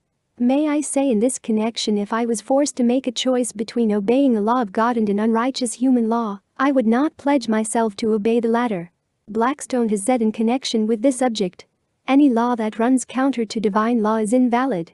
Fifth, that I denounce the practice and advocacy of plural marriage as contrary to the word and will of the Lord, and to the declared principles governing the Church as adopted by the Church in accordance to the word and will of the Lord, and that I myself am not living in such marriage relationship, nor counseling nor advising others to do so. Now, brethren, I have tried to state my position and understanding of these matters as I have found them to be. If I am in error, I will be indeed grateful to the one that sets me right. From my youth I have had a love in my heart for the gospel of Jesus Christ, and have prized next to my mortal life my standing and membership in the Church, and acknowledge with gratitude the testimony and knowledge I have of God's work. My trust is not in man or in his precepts, but in the Lord and in his eternal word. If the purpose or intent of this pledge is what I suspect it to be, to place a seal upon my lips, and to deprive me of the greatest heritage God has vouchsafed to man, my agency and right to live my own life, to think my own thoughts, and to voice my honest convictions, and to enjoy the rights guaranteed under the Constitution of our country, if such is the case, the very thought does violence to my conscience, for there are certain things that are dearer to me than life. Sincerely, your brother, Sig. Joseph T. Jones. Nevertheless, Elder Jones was excommunicated by the Church in spite of this reasonable and proper objection. Test oaths did not suffice as a means of destroying plural marriage. So the Church became involved in civil law and political intrigue in its effort to stop plural marriage. In 1935, plural marriage was changed on the statutes from being a misdemeanor to a felony. This was mostly, if not totally, the efforts of some of the leading elders of the Church. Hugh B. Brown, while Heber J. Grant was president of the Church, is known to have inspired this change. The maximum sentence as a misdemeanor was imprisonment for 6 months, but under a felony charge, it could bring a maximum sentence of 5 years in the state penitentiary. This bill was passed and known as HB 224, and is claimed to have been prepared by lawyer Hugh B. Brown while he was president of Granite State. The bill was then fathered in the Utah legislature by Lyle B. Nichols, another Mormon official who was assisted by a church steering committee consisting of David O. McKay, who was the second counselor to President Heber J. Grant, and also by David A. Smith of the presiding bishopric of the church. On August 3, an Associated Press release from Kingman, Arizona, proclaimed that a polygamous colony existed in Short Creek, Arizona, and County Attorney Elmo Bollinger was quoted as saying, "Officials of the regular church, LDS, were assisting to bring about the arrest and conviction of polygamists," and David A. Smith, of the presiding bishopric, is quoted as saying that persons using the church as a cloak for such practices are bringing ill repute to us, and we are cooperating wherever possible in obtaining enforcement of the law. Short Creek was 78 miles from Cedar City, the nearest railroad point, and 25 miles from Hurricane, the nearest mercantile community, and 400 miles from Kingman, the Mojave County seat for Short Creek. It had a combination store and gas station, a post office, and about 20 houses. Kingman County rolled up its sleeves and decided that wholesale arrests would be made, and the penitentiary would be filled with these monsters. But only 3 men and a woman were arrested. The trial was set for September 6. The little combination church schoolhouse was filled to capacity by people coming from hundreds of miles to see this show. Within a half hour all of the complaints were dismissed by the Justice of Peace, J.M. Lauritsen, because of improper pleadings by the county attorney. New complaints were prepared to be served on 3 men, Price Johnson, I.C. Spencer, and John Y. Barlow. Barlow was dismissed without a conviction or sentence, but Spencer and Johnson were sentenced from 18 to 24 months in prison. Shortly afterwards, Spencer wanted to sign something to get out of prison, but because of some contradictions in his case, they would not accept the offer. He spent nearly a year in prison, after which he was released with time off for good behavior. He eventually moved to Mexico where he died. Price Johnson also had to spend nearly a year in prison. While he was serving his time, he was offered a chance to sign a pledge or manifesto, but rather than make an agreement or commitment against the principles of his faith, he chose to remain in prison. His testimony is best expressed in his own words, for they have that ring of courage that inspires the hearts of all who hear them. Price Johnson: "If I signed a manifesto denying that doctrine of my faith, it would undo all of the international publicity I have received for sustaining that principle. My time in prison would be a waste, and my life's work would be undone." Arizona State Prison, 1936. Once, while reading the Doctrine and Covenants, Price received a manifestation that the principle of plural marriage was a true doctrine and that it should be lived. It was also made known to him who he was to invite into this principle with him. Shortly after this, Apostle Witzo was traveling in that area, and Price told him all about his experience. The apostle turned to Price with tears in his eyes and said, "Brother Johnson, that's a genuine revelation from God, but don't obey it." Price asked him why revelation from God should not be obeyed, and Witzo replied, "It's just a test to see if you will do it." In time, Price met the Woolies and heard for the first time the story of the 1886 revelation, and also of the meeting that was held afterwards. Price Johnson became acquainted with John Woolley, Lauren Woolley, and Samuel Bateman on a personal and close relationship. Price was introduced to the whole story of the principle of plural marriage in 1924 when he visited John Woolley in his home in Centerville. He heard John's own testimony about the Savior and Joseph Smith coming there to visit John Taylor. Brother Woolley took Price into the room where John Taylor received the 1886 revelation, which was to continue that practice after the church abandoned it in 1890.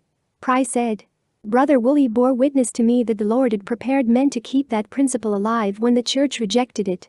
And he said to me, I wonder if you can stand to endure what I can see ahead of you if you go into this principle? You'll lose your standing in the church and your good name among men. I wonder if you can stand to go to prison for this thing you are about to do." And I said, "Brother Woolley, I don't know.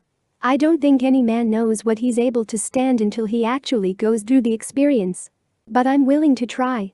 He said, "That's all that's necessary." The Lord had said that all who have this law revealed unto them must obey the same, and Price had no peace of mind, nor could he rest until he had obeyed that commandment. When he did obey that law, he began to experience some of the troubles that often attend it. Shortly after returning from his second mission for the church, he was arrested. His brother-in-law, his stake president, and a high councilman were the complaining witnesses against him. He went through a preliminary trial at Short Creek, Arizona, and later another trial at Kingman. He was convicted with a sentence of from 18 to 24 months, with 2 for 1 time off for good behavior. Later it was discovered that all of the evidence used against him at the trial was illegal. Then Price spent 27 days in the Kingman jail, which didn't count against his sentence, and then nearly a year in the Florence, Arizona, state prison. It was 1936, and for nearly that whole year, Price never got to see his family. He became the first man in Arizona to be imprisoned for plural marriage. After about a month in prison, Price was called up before the parole board. There were about 15 men present consisting of the parole board and prison officials. The chairman said, "Mr. Johnson, we have a letter from your wife applying for a parole. We will be glad to grant this, but in order to prevent your being sent back to this prison, you will be required to sign a statement agreeing to straighten out your family affairs, so you will be conforming with the law, and to agree to conform with the law in the future." Price stood up and replied, "Mr. Hoffman, I was put in this prison on the charge of open and notorious cohabitation, but this is not the real charge against me. The real charge is having more than one wife. This is an essential part of my religious belief, and I firmly that if I keep the covenants I made with these women, and with my God, I will have them in the eternal worlds after this life is ended, and before I would break these covenants, I would remain in this prison the remainder of my life. Yes, before I would break these covenants, I would go to that gas chamber over there." The heads of all the men on that panel bent down, and for a moment all was silent. Price then asked, "Is that all you want of me?" To which they replied, "That is all." After serving over 11 months in jail and prison, Price was released and returned to Short Creek. This noble warrior not only paid a price for his faith in the fullness of the gospel, but he left a most honorable example for many others who would soon be forced into prison. Chapter 12. Principal in Prison. Salt Lake Telegram. Salt Lake City, Utah, Tuesday evening, March 7, 1944. Polygamy probe nabs 46. Federal jury indicts 20 in 3 states. Utah charges 34 with conspiracy. March 7, 1944, I was sleeping in Apt. Number 2 upstairs, when at 6:45 a.m., an hour before daylight, I was awakened by loud shouting and commotion in my room. I sat up in bed while being shaken and was told to get out of bed. "THIS is the FBI. I said "WHAT, do you want?" Someone said, "You are under arrest." I asked "WHERE, is your warrant?" The spokesman said "WE, don't need any." I said "HOW, do I know who you are?" I was handed an FBI badge and commanded to get up. In the meantime, I sat on the edge of the bed and was handcuffed. I put on my pants while handcuffed and was told to get into the other room. The first thing they did was to search my person. My wallet contained $137. They asked me how I had so much money. I did not answer them. They joked and talked much among themselves about the money, such as "HOW, can a man with so many wives have so much money, etc." I asked to see a search warrant and asked them what they were searching for, and I was told "WE, don't need any search warrant." I said "I am an American citizen and I know my rights." Newman remarked "WE, don't care anything about that." They took me to the SL County Jail that was then located between 4th and 5th So. On 2nd East Street in the center of the block east of the SLC and County BLDG. I arrived at the jail at exactly 11:35 a.m. They took me upstairs to the 4th floor and in a large dormitory. After the door had been unlocked, I saw there Apostles John Y. Barlow, Jos. W. Musser, Dr. Legrand Woolley, Louis A. Kelsch, and many others, perhaps 25 or 30 people. I was the last one of the so-called polygamist renegades to arrive at the jailhouse. Louis Kelsch said "WELCOME, Fred, we were wondering when you would arrive." I said "I had to wait for an exploratory search of my home, and it took time," and Louis said "ALL, of us had the same experience." Journal of Heber C. Cleveland, Bol. 3. See pages 371 to 381. Thus began another effort by state and federal officers to put an end to plural marriages. In the March raid of 1944, federal FBI agents, U.S. deputy marshals, deputy sheriffs and city policemen all swooped down in a sudden raid to arrest 46 men and women for federal and state conspiracy acts, the Mann and Lindbergh kidnapping acts. FBI agents proceeded to search the homes and premises of the defendants to confiscate documents, books, letters and other private papers which they thought might be used against them. All this was done without search warrants. The defendants were placed behind bars of the county jail. Later they were taken handcuffed through the streets into federal court and placed under heavy bonds. While they were in prison, 15 of them were rearrested on charges of unlawful cohabitation, and 34 were arrested for conspiracy to promote unlawful cohabitation. Truth magazine was also adjudged a conspiracy for obscene, lewd and lascivious publishing. On May 25, 1944, 15 members of the fundamentalists were brought into court.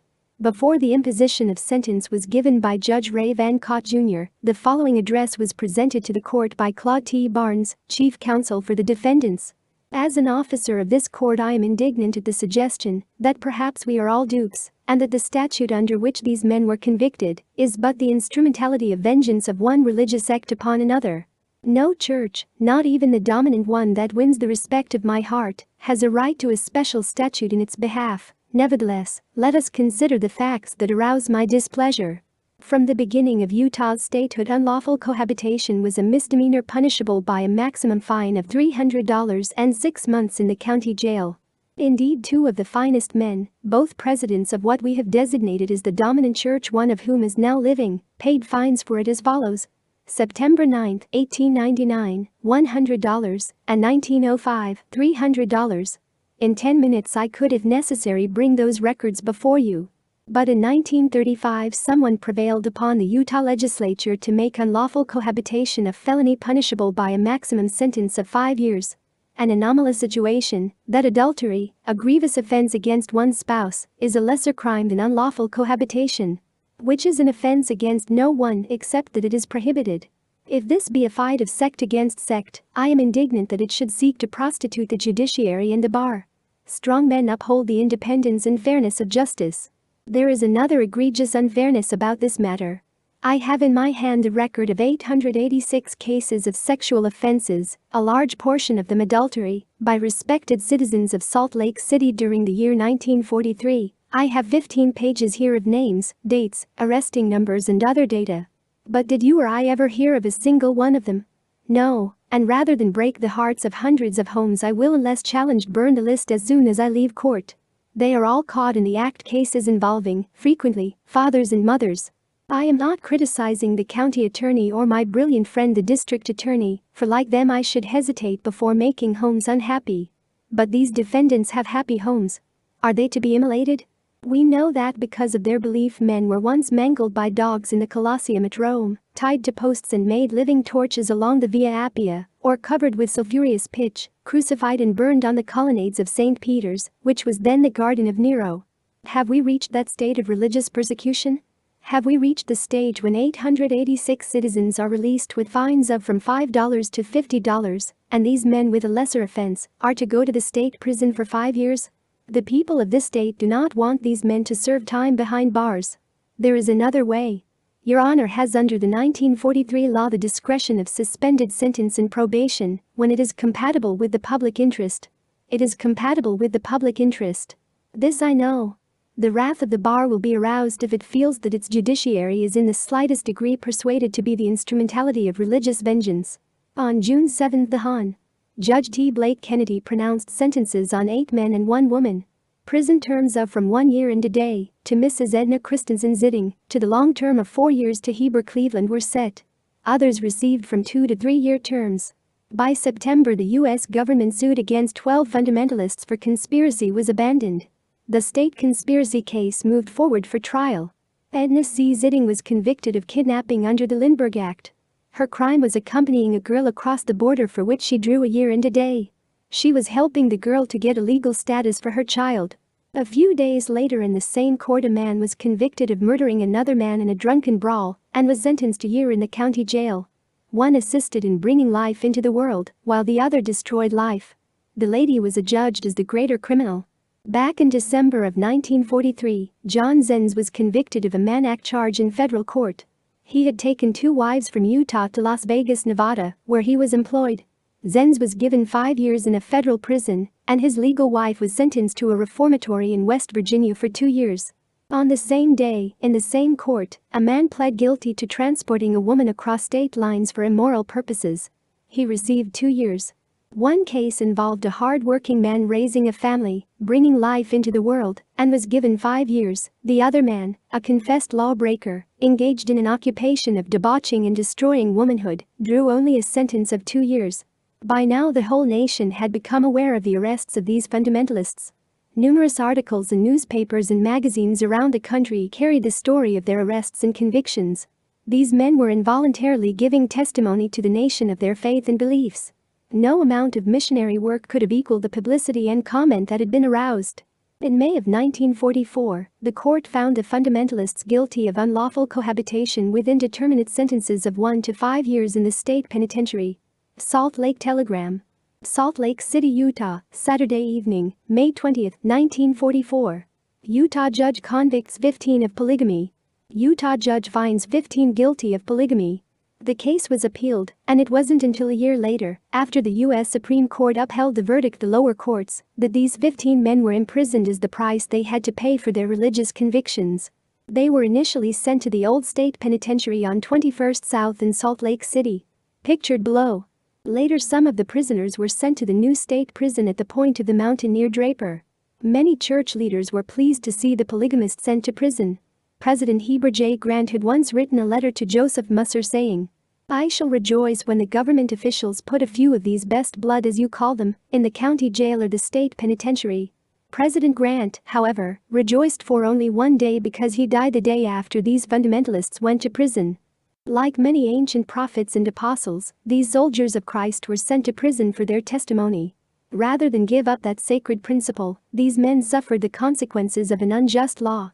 Apostle George Q. Cannon, who had once gone to prison, said, The Latter-day Saints can avoid going to prison. They reject their wives. Women especially, however much they may dislike patriarchal marriage, must admire men who are so true to their wives and children that, rather than discard them, they will go to prison. All honorable people will be impressed by such devotion and courage. It will have more weight than any amount of preaching or writing upon the subject. Juvenile Instructor 2197. 15 faithful men honorably went to prison defending the doctrine of plural marriage as revealed to Joseph Smith. Newspapers throughout the United States and even foreign countries featured articles on these men and the principles they believed in. Men going to prison for living the ancient law of Abraham was a testimony to the world that the gospel restored in its fullness was still alive in America. A few months earlier, Truth magazine also printed an editorial stating, "With regard to compromising a single principle of the gospel, if we as a people were to be guilty of such an act of moral cowardice, we would prove ourselves unworthy the name we bore, and we could not escape the very opposition we would fain avoid." Truth, June, 1945, Bol. 2 No. 1. Then after these men served nearly 6 months in prison, a strange thing happened. 10 of these 15 men would once more make the newspaper headlines. The Deseret News. Salt Lake City, Utah, Saturday evening, October 20, 1945. 10 cultists sign promise to drop polygamy teaching. 10 members of a polygamist cult today asked the State Board of Pardons to terminate their indeterminate sentences and presented to the board, meeting at the state prison, a declaration of policy in which they promised to refrain in the future from the practice and teaching of polygamy and plural marriages. It was understood that 5 other members of the cult serving similar sentences, which were not to exceed 5 years, and which resulted from their conviction on charges of unlawful cohabitation, refused to sign the policy declaration. The policy statement was signed by cult members as follows: John Y. Barlow, Joseph White Musser, A. Timpson, Edmund F. Barlow, Oswald Brainich, I. W. Barlow, Albert E. Barlow, Dr. R. C. Allard, Joseph Lyman Jessup and David B. Darger. The other 5 who are serving terms in the state prison are Morris Quincy Kunz, Arnold Boss, Heber Kimball Cleveland, Louis Alma Kelsch and Charles Frederick Zitting. A notarized declaration of policy by these 10 men was presented to the Utah State Board of Pardons at their regular monthly meeting. The statement was given to Governor Herbert B. Ma, chairman of the board, and the other board members, by Frank Jensen, publisher of the Utah Searchlight. Jensen's letter to the governor follows. October 15, 1945. Governor Herbert B. Ma. State Capitol. Salt Lake City 1, Utah. Dear Governor, enclosed is a copy of the little manifesto which I have prepared, and which has been signed by the persons indicated and duly notarized. I will present it at the board meeting. I talked to Attorney General Giles, and he expressed the opinion that you might find it desirable to make these cases a special order of business to keep them segregated from the remaining cases coming up before the board. I hope this suggestion meets with your approval. Sincerely yours, Frank L. Jensen. Other local newspapers carried the news of the 10 men who were seeking for a means to be released from prison. Salt Lake Telegram. Tuesday, Oct. 30, 1945. Cultists to explain pledges to desist. 10 men, alleged members of a polygamist cult, who are seeking pardons from Utah State Prison, where they are serving indeterminate terms up to 5 years, Tuesday were scheduled to explain further the meaning of written pledges given the State Board of Pardon. The pledges state the signers agree to refrain from advancing, teaching or countenancing plural marriage or polygamy, in violation of state and federal laws. Members of the Board of Pardons agreed to meet late Tuesday at State Prison to hear oral pleas of the following: Rulon C. Allard, Ianthus W. Barlow, Albert E. Barlow, David B. Drager, Joseph L. Jessup, Edmund F. Barlow, John Y. Barlow, Joseph W. Musser, Alma A. Timpson and Oswald Brainich. The petitioners, who were convicted in District Court of Salt Lake County, have each served 5.5 months. The Deseret News. October 30, 1945. Cultists meet Pardon Board. 10 members of a polygamous cult appeared before the State Board of Pardons in special session at the state prison today to explain further their recently adopted declaration of policy, in which they agreed to refrain from the practice and teachings of plural marriage in the future. The members adopted the policy statement and submitted it to the board at the last regular meeting on October 20, at which time they applied for termination of their indeterminate sentence of not to exceed 5 years, which were imposed following convictions on charges of unlawful cohabitation. Those seeking freedom from the prison and who signed the policy declaration are John Y. Barlow, Joseph White Musser, A. Timpson, Edmund F. Barlow, Oswald Brainich, I. W. Barlow, Albert E. Barlow, Dr. R. C. Allard, Joseph Lyman Jessup, and David B. Darger. The policy statement said in part that we individually and severally pledge ourselves to refrain hereafter from advocation, teaching or countenancing the practice of plural marriage of polygamy in violation of state and federal laws. The statement came as a surprise to the Board of Pardons. It was an appeal for a release from prison on the condition of abandoning the practice and teaching of plural marriage. The board, which studied the printed pledge at a meeting at the state capitol last Tuesday, indicated that the promise was satisfactory as far as stated, but was in doubt whether the cultists understood what they had signed. The fundamentalists in their pledge agreed to refrain from advancing, teaching or countenancing plural marriage or polygamy in violation of state and federal laws. Salt Lake Tribune, Tuesday, October 30, 1945. The pledge was also printed in the newspapers.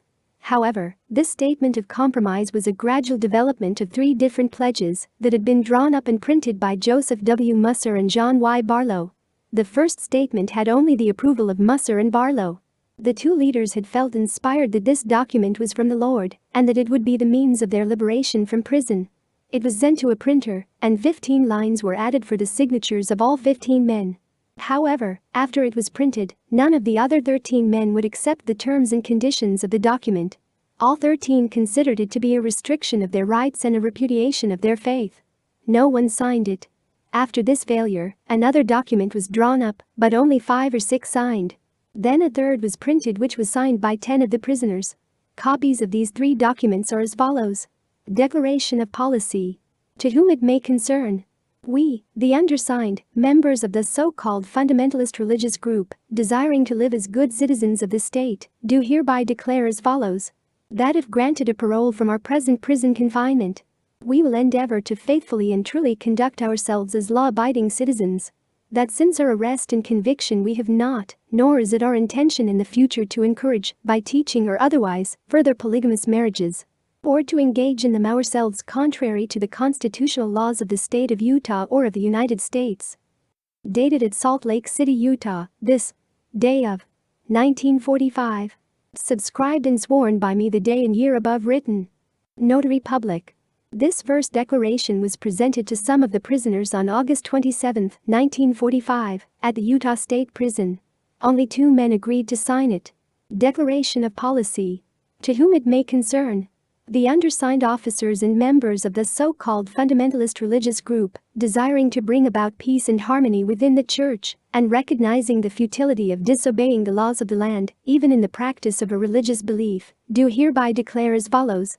That we individually and severally pledge ourselves to refrain hereafter from advocating, teaching, or countenancing the practice of plural marriage or polygamy, in violation of the laws of the state of Utah and of the United States. The undersigned officers of the religious group above referred to further pledge ourselves to refrain from engaging in or from solemnizing plural marriages from and after this date. Dated at Salt Lake City, Utah, this day of 1945. A few days after the first declaration failed, this second document was presented to the men. One man's journal states that 6 were willing to sign it. Declaration of Policy. To whom it may concern. The undersigned officers and members of the so-called fundamentalist religious group do hereby declare as follows. That we individually and severally pledge ourselves to refrain hereafter from advocating, teaching, or countenancing the practice of plural marriage or polygamy, in violation of the laws of the state of Utah and of the United States. The undersigned officers of the religious group above referred to further pledge ourselves to refrain from solemnizing plural marriages from and after this date, contrary to the laws of the land. John Y. Barlow, Joseph Lyman Jessup. 1. W. Musser, David B. Darger. 2. A. Timpson, Edmund F. Barlow. Oswald Brainich. 1. W. Barlow. Albert E. Barlow. Dr. R. C. Allard. Dated at Salt Lake City, Utah, this 24th day of September, 1945. Subscribed and sworn by me the day and year above written. Notary Public. 10 men signed this final statement in the order that they appear above. This copy is now on record at the Utah State Capitol. District Attorney Brigham E. Roberts protested against the release of the fundamentalists before they had served the 5-year maximum sentence.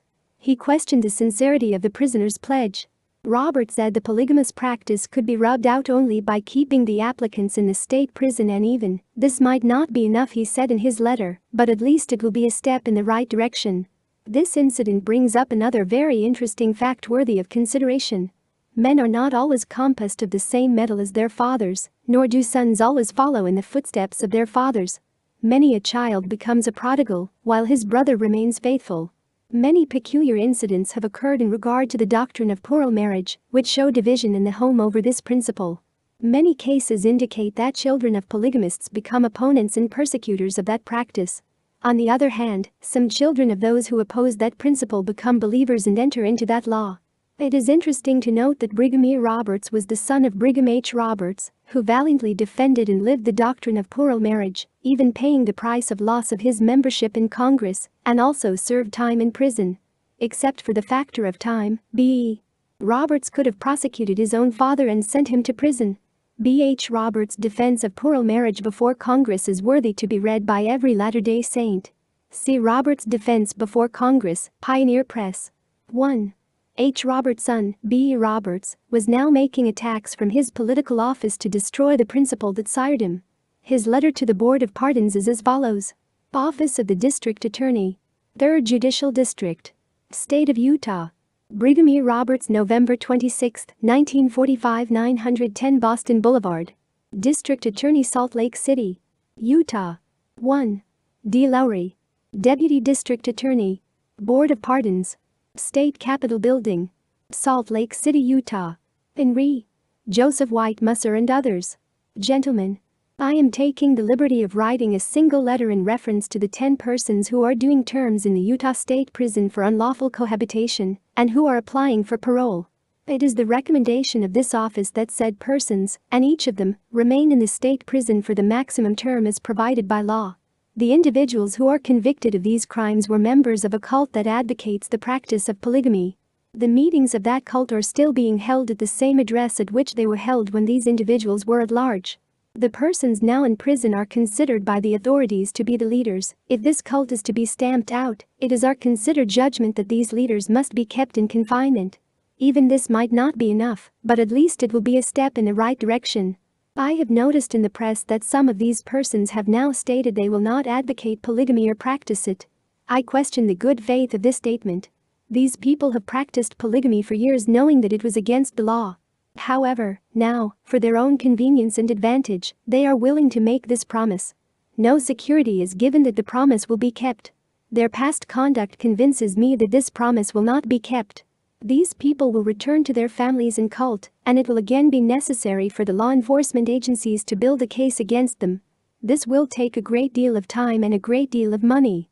I submit that to permit these people to get out at this time would make law enforcement a joke in this community. Respectfully submitted. Burr TV. Brigham E. Roberts. The men who signed the pledge were to be released from prison on December 15, 1945.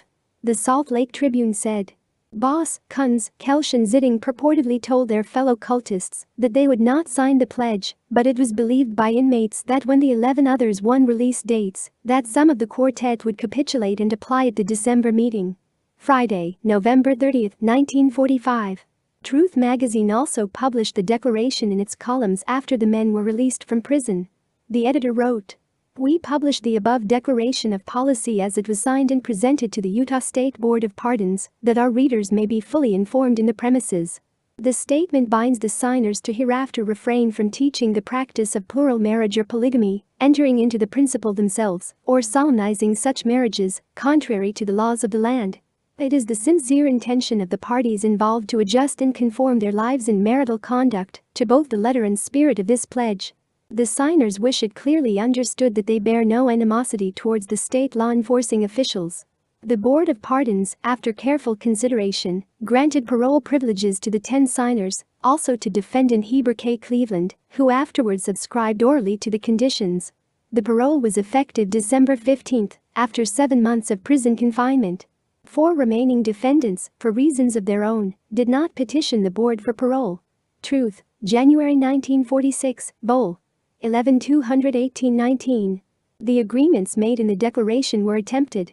A notice appeared in Truth magazine which stated, "Notice. The regular meetings that have been held at 2157 Lincoln Street, Salt Lake City, by the so-called fundamentalists, will hereafter be discontinued. This is also true of the Sabbath schools. It is suggested that in wards where our children may not be welcome, Sunday school classes and exercises be held in the various homes. Truth, January 1946, Bol. 11-227. The controversial and debatable issue over signing this declaration of policy had become a mammoth and knotty problem for those who were involved, also for those who read about it, and especially confusing for anyone interested in the details of its history. All of these men went to prison in the best of spirits, but the signing of that declaration and the refusal to sign it became a most significant barrier between them. Whatever love and unity these men had as they entered the prison, it was all lost by that declaration. They had a solemn agreement as they entered prison that they would endure in patience or even die, if necessary. Going to prison brought a unity of feelings and spirit. All were in harmony and glad to pay that price to serve their Lord. That unity continued until that declaration was drawn up for signing. After it was signed, the ill feelings of antagonism and a separation of individuals and of the group was the result. Each man acted upon his own convictions and justified to himself that what he did was what he should have done regardless of what the others chose to do. As Joseph Musser stated, each acted for reasons of their own. One of the main reasons for signing the declaration was because of the fear of losing some of their families. This proved to be inaccurate because some of those who refused to sign did not lose their families. Furthermore, some of those who did sign it lost some of their families afterwards. Some of the men declared that losing a family was not as important as signing and publishing a statement against a principle of their religion.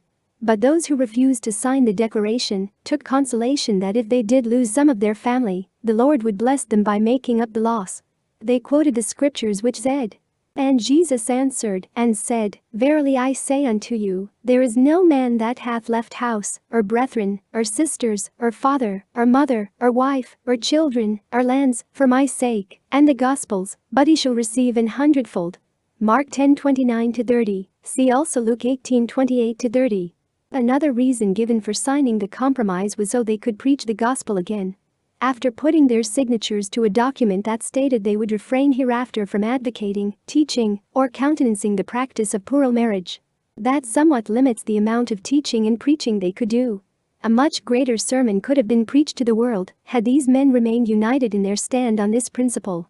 What a story of valiancy would have appeared in the newspapers and magazines if the headlines would have read, 15 men stand united and refuse to compromise their faith in plural marriage. Example is the most effective teacher. The 4 men who refused to sign or agree to the conditions of that official declaration stood their ground on 3 major principles. 1. It was wrong to sign a statement against the principles of their religious convictions. 2. It was wrong to publish such a declaration against the belief and practice of the gospel. 3. It was wrong for them to break such a pledge once it was signed, witnessed and published. The 4 men who refused to sign or agree to the conditions of that declaration also made the news for their convictions. Salt Lake Telegram. Friday, Nov. 30, 1945. 4 cultists refused to sign pledge. Refusing to alter their stand, 4 fundamentalists, Arnold Bess, Morris Q. Kunz, Louis A. Kelch and Charles F. Zitting, who did not sign the pledge not to advocate or practice plural marriages, were due to remain in Utah State Prison, while 11 others who signed the pledge will be paroled December 11. They were convinced that if God wanted them liberated from prison, He would not choose this method of accomplishing it. They argued that God does not have to require men to abandon His laws to be liberated. They said that signing an oath not to live plural marriage was a weak excuse to live it, that such a deed is hypocrisy. One of the most serious problems that face those who sign a statement contrary to their convictions is that it continually comes back for justification. A great many people became troubled over the official declaration of 1890, and it is still an issue that requires clarification and a great deal of study to understand. Some argue that the Manifesto of 1890 was wrong, but a similar position in 1945 was justifiable.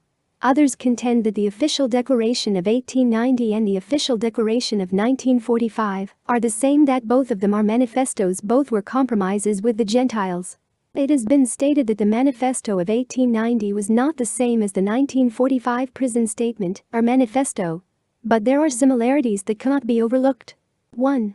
Both were signed on September 24, just 55 years apart to the very day. 2.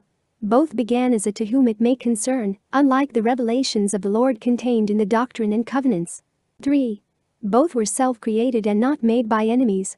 Both were signed by leaders as a political expedience to obtain favors from the government. 4. Not everyone under their leadership agreed to the documents as inspired of the Lord. 5. Both are disclaimed as a revelation, but based upon the will of the Lord, and having been written by feeling impressed. 6. Both agree to submit to the laws of the land.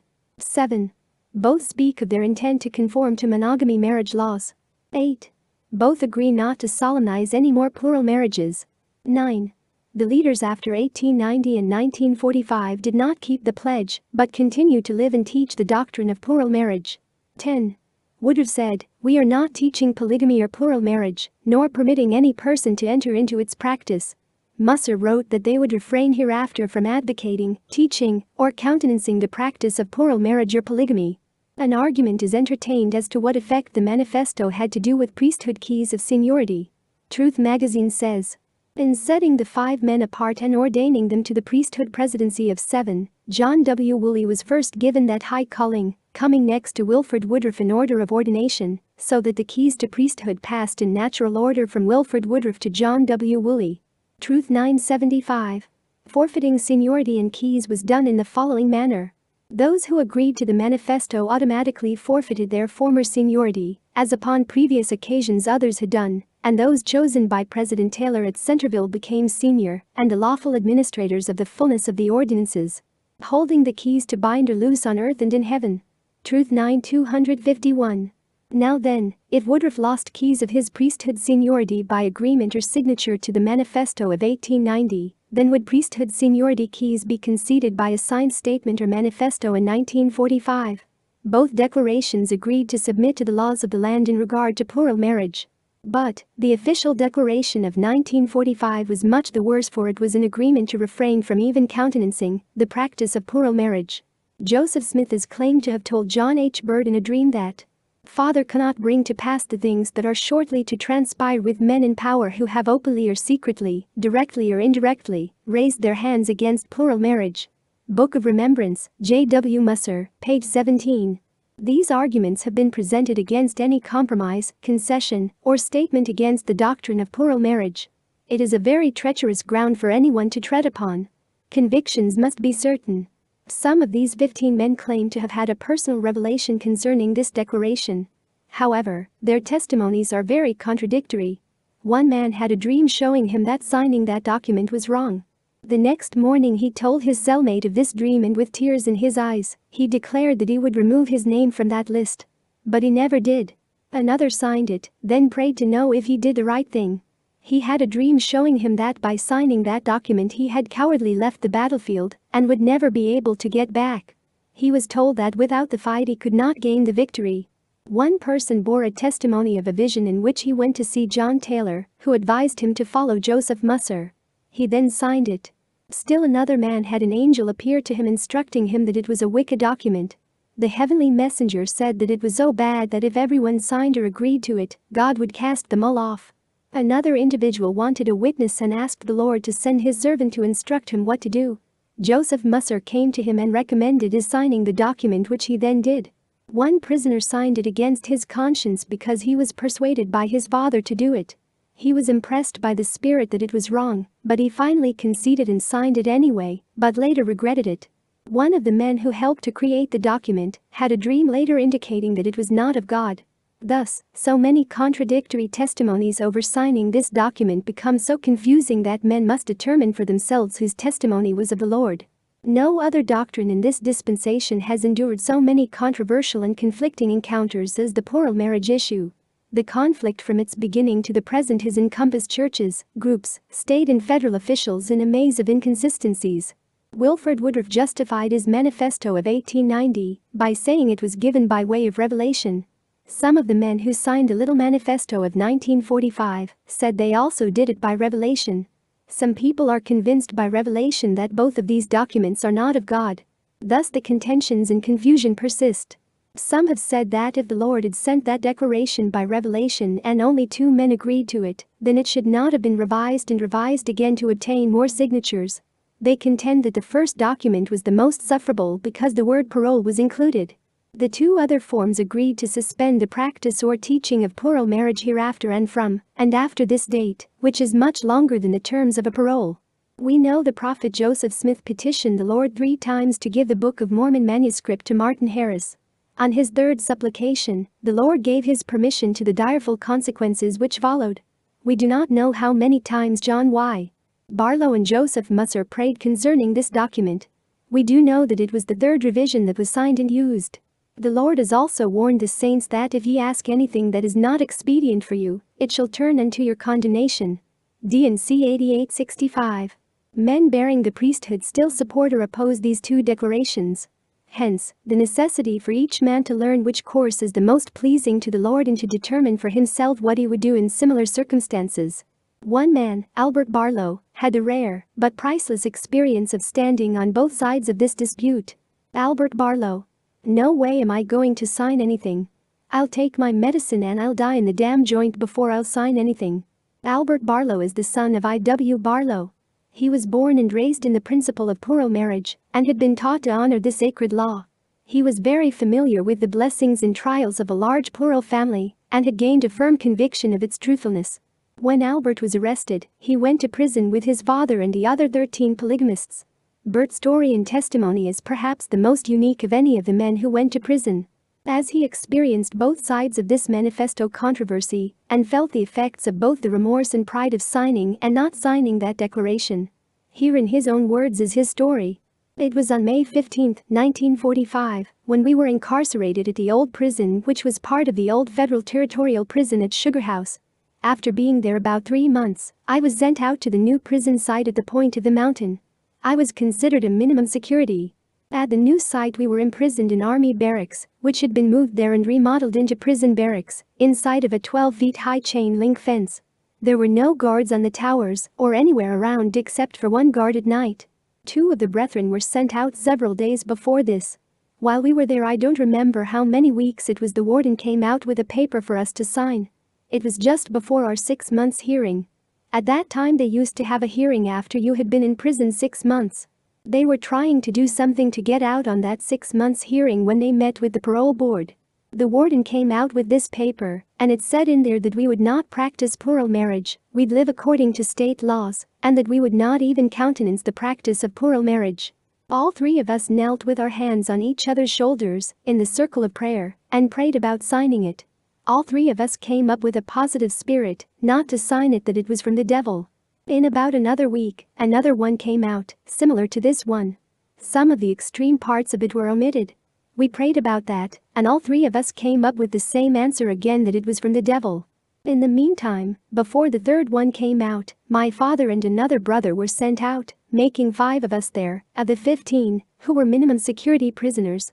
At this time, the warden drove out there in his big limousine. In the limousine were 5 more brethren, and of course, Warden Harris. They came out there for the full purpose of getting the majority of us to sign this manifesto. All of them signed it. That left me. Dad had signed it. I said, "We've already had our answer on that. I know that it isn't right." And my father said, "Well, you know what your patriarchal blessing said back, quote, if you'll honor and obey your father, you'll never go very far astray." And he said, "I'm asking you to sign it." I didn't want to sign it, but I stood there for a few minutes and then said, "All right, I'll sign the damn thing, but God knows I won't live up to it." That's when I signed it. The other boys didn't sign it: Louis Kelsch, Morris Kunz, Arnold Boss, and Charles Zitting. Several days later these 4 brethren were sent out to the barracks, and we 5 men were returned to the old prison for our release next day. As I was about to leave, I shook hands with them and talked to them for a few minutes. The Spirit of the Lord came to me and said, "Your place is here with these boys." I was chicken. I had a yellow streak up my back that wide. So I didn't. I went back into the old prison, and there were so many there that there were no barracks, no cells or any place for us to put a bed down to sleep. So they put 3 of us down in the old furnace room right under the administration building. I put in a bad night, kept getting the impression I should not go. But all my folks were coming to get me the next day, and I had no way to get in touch with them. I thought how disappointed they'd be. It was Christmas time and all these things were on my mind as to why I should go out. Well, I went on out. Now, here's something for the record that very few people know. She, pointing to one wife, never had another child. She, pointing to another wife, had a miscarriage and nearly died. Another had a pregnancy of the tube and laid at death's door for almost 24 hours. She had to have one of her tubes taken by operation and nearly lost her ability to reproduce again. I'll tell you, I cried unto the Lord and repented the best I knew how. I knew all the time that I had goofed. I knew that when you sign something, even though you say you won't live up to it, the Lord will see to it that you will keep your word. When the Lord withdraws from you, where are you going to go? Between the devil and the deep blue sea. That's where I was. Well, I went to a meeting and I was called to speak. It was before the group had split. They split after this prison term. While speaking at this meeting, I testified to everybody that I knew I had made a mistake. I knew that I should not have signed that thing. I wished I could repent of it, but I didn't know how. I think I said that if I ever got a chance again I would not sign anything. I voiced it dozens of times. This was 1945. We were arrested exactly 10 years later, 1955, on Halloween Day. I was incarcerated overnight, bond was set up and I was released. I came to see Louis Kelsch, who was out on bond too. He said to me, "Well, Bert, thank the Lord you've got another chance up at bat. Don't fan out this time. Hit a home run." I said to him, as we clasped hands in the patriarchal grip, "With the help of God, I will make a home run. I'll not sign another damn cotton-pickin' document of any kind. They can take it off right to here." Motioning across his throat, "That's the way I feel. Whether I'd let them or not, I don't know, but that's the way I feel." I never got to see Louis after that. He was incarcerated and I stalled for time. I couldn't get a job anywhere. Everywhere I went, my name and picture had been in the papers. Nearly everybody knew me, at least I thought they did. By the way, being a carpenter and working in the carpenter trade, I was doing very good out at Hoffman Homes. When I was arrested and went back to work the next morning, I asked the foreman there if I still had a job. He said, "No, you don't have a job." So I applied for at least 50 different jobs and was accepted until they found out who I was. Then they said, "It's not that I care, but I don't know what the public will think, and I don't know what the boss will think, or I don't know how this will react to the public." From then on I had an awful hard time to make a living, because when they found out who I was, I'd get fired. I wasn't hypocrite enough to change my name or hide it. Finally I went to selling insurance stock out of town and out of state, and did very well at that. I was waiting for the Supreme Court to hand down a decision. I had just returned home from Arizona and got back the night of February 25, 1959. In the morning of the 26th, I picked up the newspaper, and there it was: appeal denied. I was to be incarcerated. My imprisonment was delayed until May 15, 1959, exactly 14 years to the date and the hour that I was incarcerated in 1945.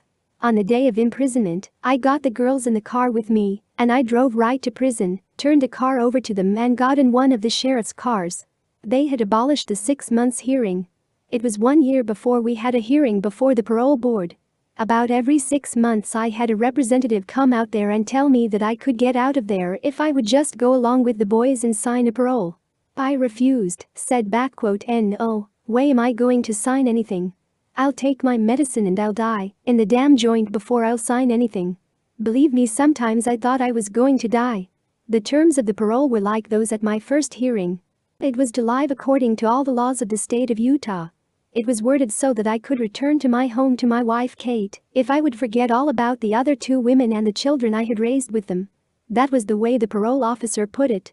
You have to do according to what they want you to do, not what you want to do. What they want you to do is to obey the law, and that is the Edmonds-Tucker law, of course, or on Utah law books known as unlawful cohabitation. I can say now that this was the hardest trial I had ever had, and by the same token the greatest privilege I ever had to stand for what I believed to be right. The suffering was immense. My women folks were put through many hardships and were tried very much. Albert was brought into the unique position of experiencing both sides of this intriguing fence. His penance and his answered prayer carried the weight of honest conviction and a powerful personal testimony. Bishop John H. Coyle in the Dream Mine episode. Another man had a similar experience with a written statement of compromise. It, too, was signed by a man against his personal convictions, but was done because of pressure from his friends. It was the church case against Bishop John H. Coyle of Salem, Utah. John H. Coyle was to become well known as Bishop Coyle of the Dream Mine fame. He was born in 1864. One time, as a young man, he attended a meeting in which the speaker said that anyone who really wanted to know if this gospel were true could pray in faith, and God would reveal it to them. He asked the Lord for a forgiveness of his sins and a testimony of the gospel. That night he had an unusual dream showing him where his cow, which had been missing for several days, was lying near a railroad with its horn bent over. He went to the place and there was the cow just as he had seen it in the dream. This was to be the beginning of many inspiring and revealing dreams that led this man on a most unusual mission for the rest of his life. His gift of dreams was especially noted by his missionary companions while he was on a mission in the southern states. The district president, J. Golden Kimball, was a living testimony to Elder Coyle's dreams of warning and guidance. In August 1894 he was visited by an angel who directed him to a mountain near Salem, Utah. Here he was shown 9 large caverns which had been mined for gold by the Nephites of old. These ancient treasures would be released at the time of world crisis. The honest in heart from all nations would seek relief from the chaos and distress which would come upon them. This wealth would be the means of both temporally and spiritually saving a multitude of people. Bishop Coyle was shown how he was to labor on this mountain to bring about this great latter-day work. On September 3, 1894, Bishop Coyle began his life's work and mission on that mountain. The work continued with miraculous spiritual and prophetical experiences. Then one morning in January of 1914, Bishop Coyle was visited by 2 messengers having white hair and beards, one somewhat taller than the other.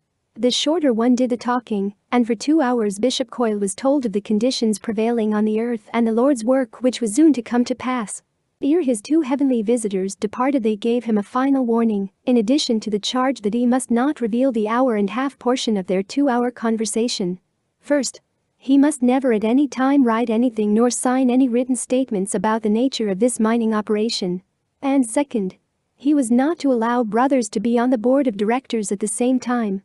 The Dream Mine Story, Norman C. Pierce, page 21. Although more and more people became convinced of the divine mission of the Dream Mine, many of the general authorities of the church began to oppose it. Articles in the Deseret News and sermons over the pulpit were waged against the mine. Finally, more drastic measures were taken against Bishop Coyle, and on January 7, 1947, he was called before his High Council for a formal trial. A statement was presented which was to result in a repudiation of spiritual claims of the mine or excommunication from the church. He held his membership in the church with the highest regard, yet he had seen in vision the wealth of that ancient mine. He was in his 84th year and was brought out of his sick bed to appear at the trial. 2 of his close friends, Quayle Dixon and Wallace Strong, were urging him to sign the statement and submit to the leaders of the church. He was told that if he didn't, that he and many of the stockholders would lose their membership in the church. He was told that the statement would not be published, but would be a means of subsiding the opposition of the church authorities against the mine. In a sickened condition and persuaded by his friends, Bishop Coyle signed the declaration. The next day, it appeared on the front page of the Deseret News. John H. Coyle repudiates all claims regarding Dream Mine. To whom it may concern, I, John H. Coyle, do sustain the President of the Church of Jesus Christ of Latter-day Saints as the prophet, seer and revelator of the Lord in this day. I do believe that the President of the Church of Jesus Christ of Latter-day Saints alone has the right to receive divine guidance for the people of this church as a whole, and am willing to sustain the first presidency of this church as all things, including their stand and instruction with regard to the so-called Dream Mine, of which I am the principal leader. I hereby repudiate all statements which I have made against the advice of the First Presidency of the Church of Jesus Christ of Latter-day Saints, as pertaining to this Dream Mine and my conduct of it, and I hereby repudiate all spiritual claims I have made with respect to the mine. I appeal to all of my followers to join with me in this repudiation of claims to divine guidance in connection with this mine, and to regard this mine as a business venture without any religious significance. I also ask all stockholders in this mine to harmonize their thinking with the published statements of the First Presidency of the Church of Jesus Christ of Latter-day Saints with respect to the Dream Mine, and to honor and sustain the First Presidency as the only ones chosen of the Lord to give divine direction on any subject pertaining to the church at large. I ask my followers likewise to retract all statements they have made to the effect that the authorities of the Church of Jesus Christ of Latter-day Saints have been mistaken with regard to our mine. I appeal to all stockholders in this mine to rally around the authorities of the Church of Jesus Christ of Latter-day Saints and give to them their undivided loyalty, which I now hereby do. I voluntarily do this of my own free will and choice. John H. Coyle, Sig. Witnesses: Quayle Dixon, Sig. Wallace Strung, Sig. State of Utah. SS. County of Utah. Personally appeared before me, a notary public, this 7th day of January, 1947, Quayle Dixon and Wallace Strung, the signers of this instrument, as witnesses, and John E. Coyle, the principal signer of the above. B. L. Isaac, Sig. Notary public, residing at Spanish Fork, Utah. Stockholders asked to take similar stand. Spanish Fork. John H. Coyle, head of the so-called Dream Mine, or Relief Mine, which is located in the mountains east of here, last night completely repudiated all claims to divine guidance with regard to the mine. He accepted fully and completely the stand of the First Presidency of the Church of Jesus Christ of Latter-day Saints regarding the mine, and retracted any and all statements he had made, in which he said that the First Presidency were mistaken concerning this mine. He also called upon all of his followers and stockholders to make similar repudiation and retraction, and asked them to regard this mine as a business venture without any religious significance. Accept statement.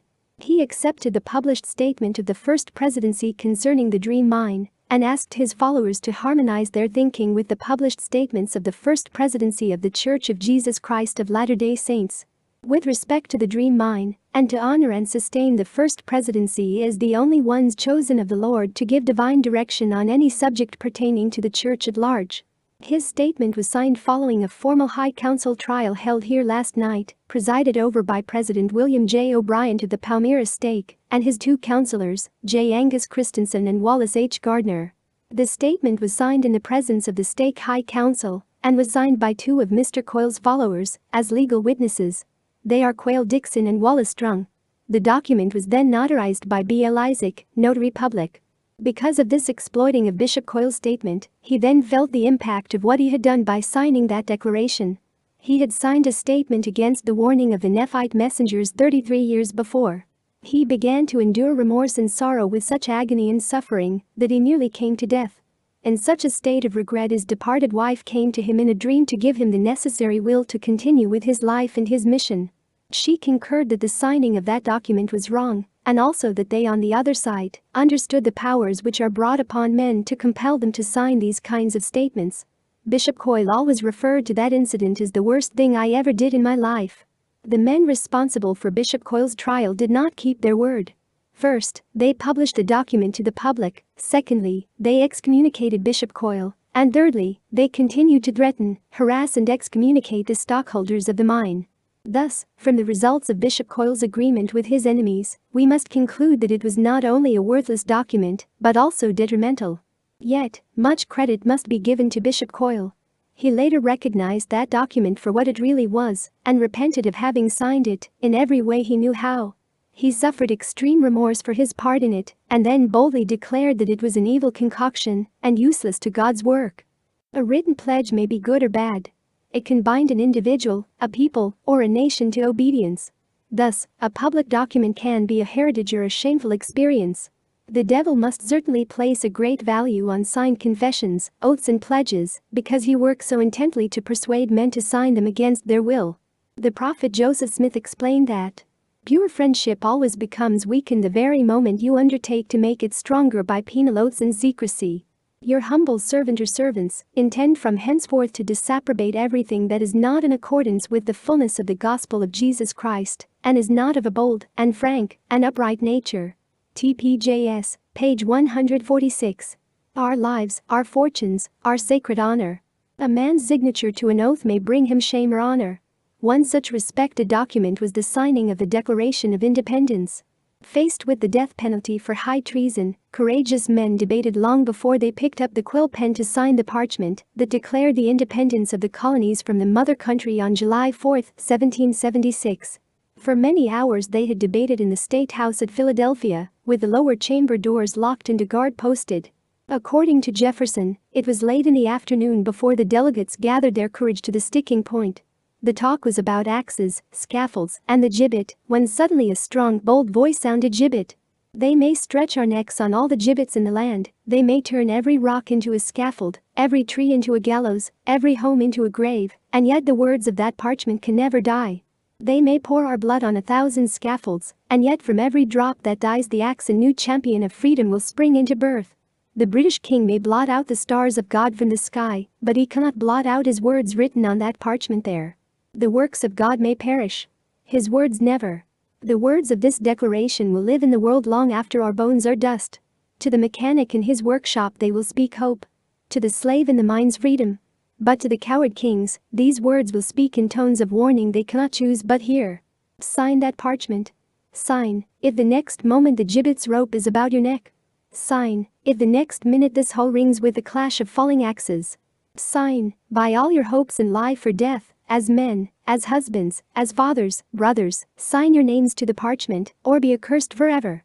Sign, and not only for yourselves, but for all ages, for that parchment will be the textbook of freedom, the Bible of the rights of man forever. Yes, as I sank into the gloomy shadows of the grave, with my last faint whisper, I would beg you to sign that parchment for the sake of those millions, whose very breath is now hushed in intense expectation, as they look up to you for the awful words. Why, oh, you are free. The unknown speaker fell exhausted into his seat. The delegates, carried away by his enthusiasm, rushed forward. John Hancock scarcely had time to pen his bold signature before the quill was grasped by another. It was done.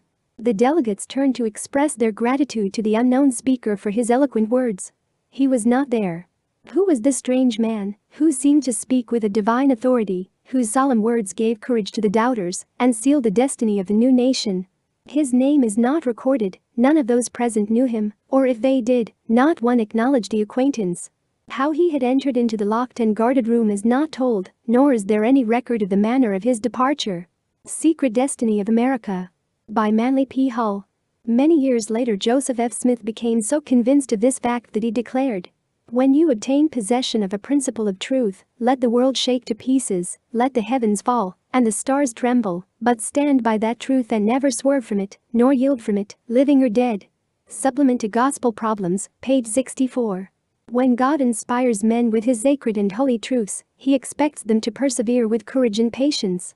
The Lord knew that his servants would be hated of all men for his sake, therefore they were counseled to endure to the end. Those who enlist in the service of God must expect the storms of wrath to follow, for there can be no reconciliation between God and mammon. Chapter 13. The battle continues. Battle of Short Creek. On July 26, 1953, Governor Howard Pyle of Arizona commenced a massive raid on Short Creek. He had given $50,000 of state funds to the Attorney General and declared the fundamentalists in a state of insurrection. A literal army of over 200 law enforcement men and other personnel were mobilized for the attack. The Attorney General, state troopers, deputy sheriffs, a dozen liquor inspectors, judges, welfare workers, juvenile court officials, doctors, nurses, policewomen, and even the National Guard all combined to administer justice under martial law to these outlaws. Most of the leading newspapers throughout the nation were notified and present in the raid. Even many of the European newspapers were represented with the exception of Russia. This wasn't news to them because they always do things in a similar manner. The Short Creekers had already received word of what was coming and had posted a sentry near town. When the governor's army drove down the road at 4:30 a.m. on that Sunday morning, the sentry blew off a charge of dynamite for the signal. The motorcade dashed into the dark and dusty community with guns drawn and ready for shooting, only to find the inoffensive inhabitants standing in the churchyard singing America. The state militia was embarrassed but not outdone, as officers chased after the children, pushed women into cars, and solemnly arrested an 85-year-old man with two of his sons, who had just arrived home the night before on furlough in the service of their country. The boys in the uniform of their country were embarrassed and disgusted at what was happening to their hometown. They expected to see such things only in foreign lands. The elderly Joseph Smith Jessup died soon after the raid, and his 281 children, grandchildren, and great-grandchildren said his heart was broken because the state had ruined their settlement. Short Creek, Arizona, July 1953. State officials interrogating a Short Creek mother at 4 a.m., July 26, 1953. A military police camp was established to feed and guard the Short Creek citizens. Mothers with their children were separated from their homes and husbands before any of them had been proven guilty of any crime. Arizona had just become a police state. Women and children were herded off to the juvenile officers like cattle or slaves. The Short Creekers could have left before the raid, but they preferred to stay and defend their rights. The Constitution of the United States forbids Congress from making any law respecting the establishment of religion or prohibiting the free exercise thereof. Therefore, the fundamentalists wanted to know, by what law is our property confiscated and attempts made to sell what can be sold to pay our fines before we have been tried in a court of law, proven guilty, or sentenced? Truth 18:108. Among the rights of citizens are those rights for the pursuit of happiness of our own choosing. The children chose to stay with their parents, but the law was going to force them into foster homes.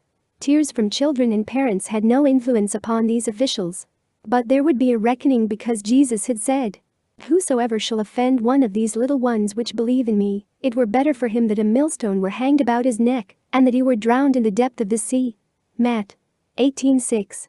Over a dozen men who witnessed this raid, and who had served in the armed forces in Europe, said they saw the same tactics used by the Gestapo. There was no law on the statute books of Arizona against plural marriage, so some were invented to make up complaints against the Short Creekers. So many law officials were involved that it has been said only 9 officers were left on duty in other parts of the state. For 26 months Governor Pyle had been planning this attack. 39 fundamentalist men were taken to Kingman. Within 2 weeks they were released on bail to await trial. When they returned to Short Creek, they found a silent city empty of their families and friends. 86 women and 263 children had been taken to Phoenix, and some of the older women had been taken to the Kingman County Jail. The officials of the state of Arizona planned to put all the children into foster homes, give prison sentences to the parents, and destroy or remove the houses, the dairy, cannery, sawmill and agricultural buildings that belonged to the community. This was the governor's device to prevent the re-establishment of homes in Short Creek. It was a plan to destroy the practice and teaching of the doctrine of plural marriage. But behind all of this, it was beginning to appear to be an object for political aggrandizement. The people of Short Creek had just celebrated Pioneer Day, a day of appreciation for those early pioneers who believed in the same doctrines and had forged an empire in the West as a heritage for those who loved the freedoms of America. Then came the Pyle drive against them. Tax money that was paid for the protection of citizens in their God-given rights was now spent in breaking up the homes of citizens. Pyle said he was going to protect the children of Short Creek, but he tore them away from their parents. These people were called conspirators and insurrectionists, but it was Pyle who conspired to tear a whole community apart with his own insurrection. Citizens were hauled off to a jail 400 miles away, while national newsmen made hysteria worldwide. The whole campaign was a political scheme for publicity of personal favor and fame. But Pyle's balloon popped and his prospects were soon reversed. Most of the news media began to turn against the governor and his exploitation program. The editor of an Arizona newspaper wrote, "An artificially created cloak and dagger script typical of Hollywood's worst product was followed by state officials at Short Creek.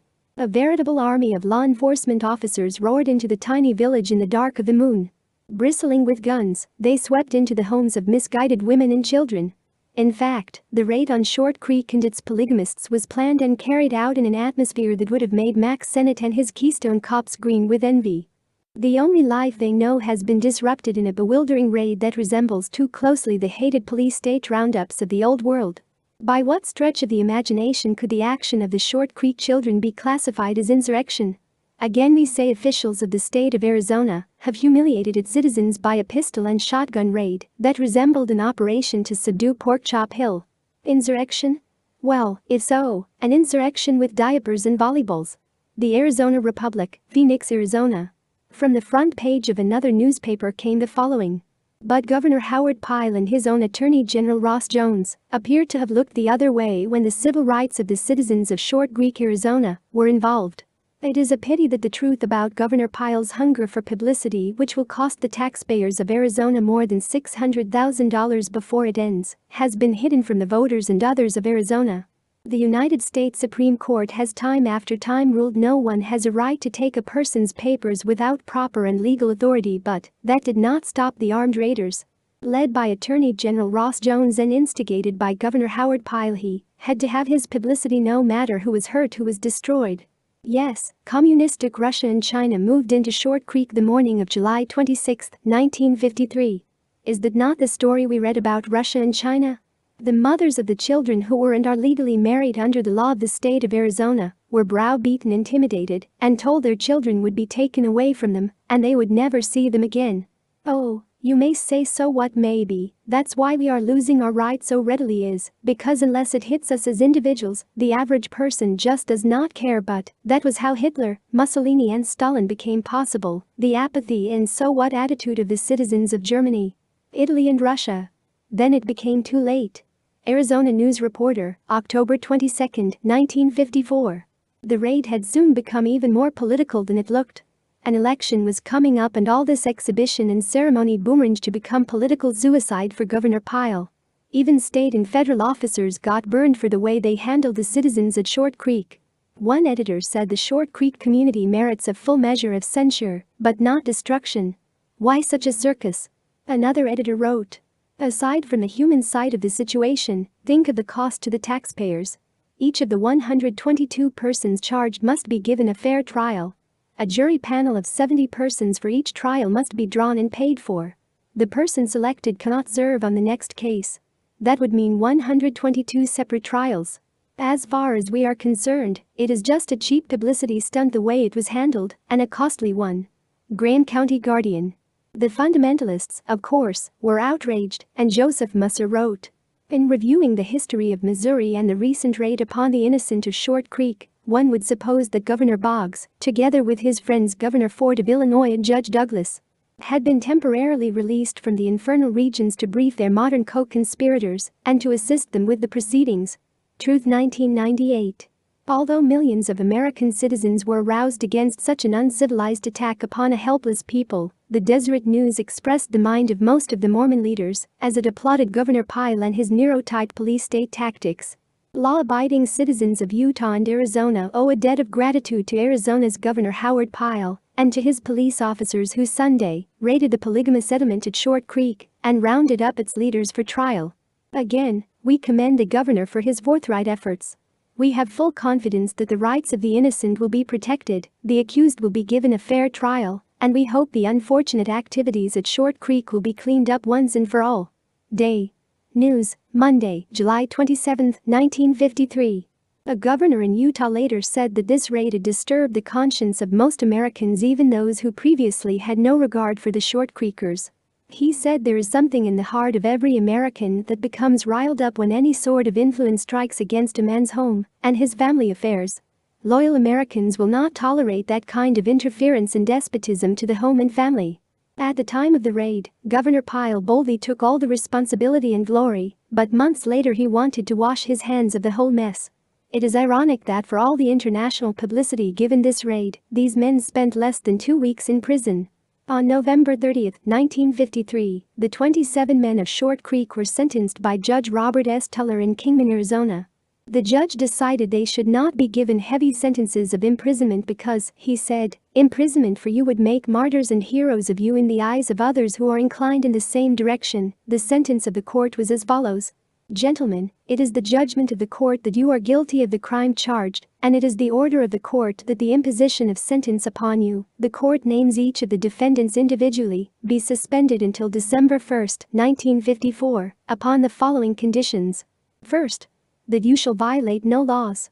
Second, that you, and each of you, shall report once each month by letter, over your signature, to Mr. Charles F. Adams, the Chief Probation Officer of Mohave County, here at Kingman, or his successor. Your letter must be mailed so as to reach him as nearly as possible on the first day of each month, commencing with the 1st of January, 1954, and under no circumstances later than the 5th day of each month. In your report you shall state what your residence address has been for the past month, and whether you have been continually at that address. In the event that you have changed your residence during the month, you shall so state. It is also required that you state whether you plan to change your residence during the following 30 days, and, if so, to where. Lastly, it will be required that you state, in writing, that you have not practiced polygamy during the preceding 30 days. I think it is not necessary to define the word you, I think you all well know what I mean. This requirement is a token of my respect for you. It would be meaningless to require it of the ordinary offender. I believe, however, that you are all men of honor, and I trust your word. A violation of the conditions of your probation by any one of you will mean that upon December 1, 1954, or at any date prior thereto, in the discretion of the court, the violator, the individual who violates the conditions of his probation, will be sentenced to imprisonment. Closing remarks of Judge Robert S. Tuller, November 30, 1954, Kingman, Arizona. On file at the county courthouse in Kingman.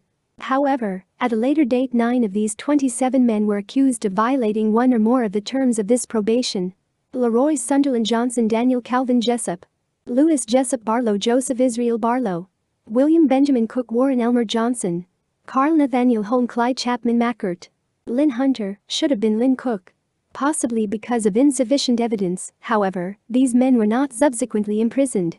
It is interesting to note here that during all the court trials, threats, accusations, brief incarceration, etc.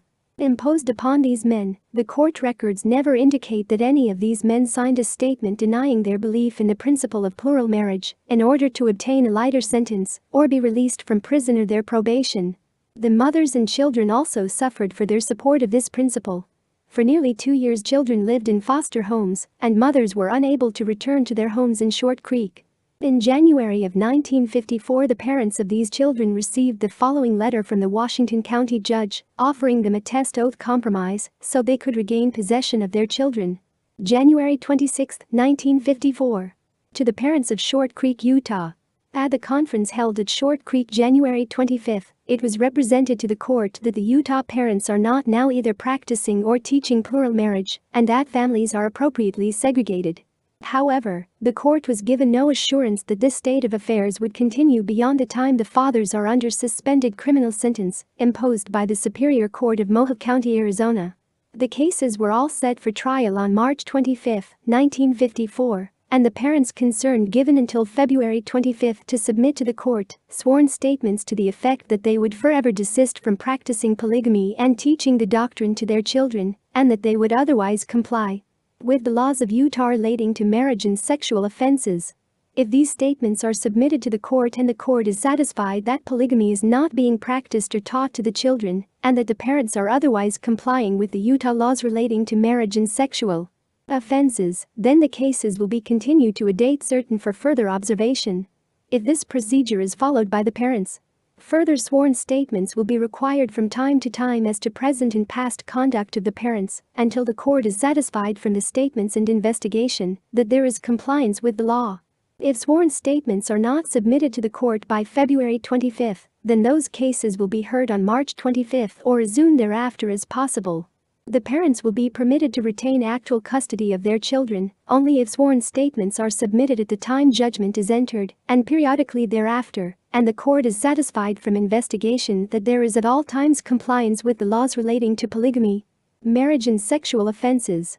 It is almost inconceivable that you would be willing to compromise your beliefs in order to avoid a 1-year prison sentence for the fathers, but would not be willing to change your ways for the sake of your children.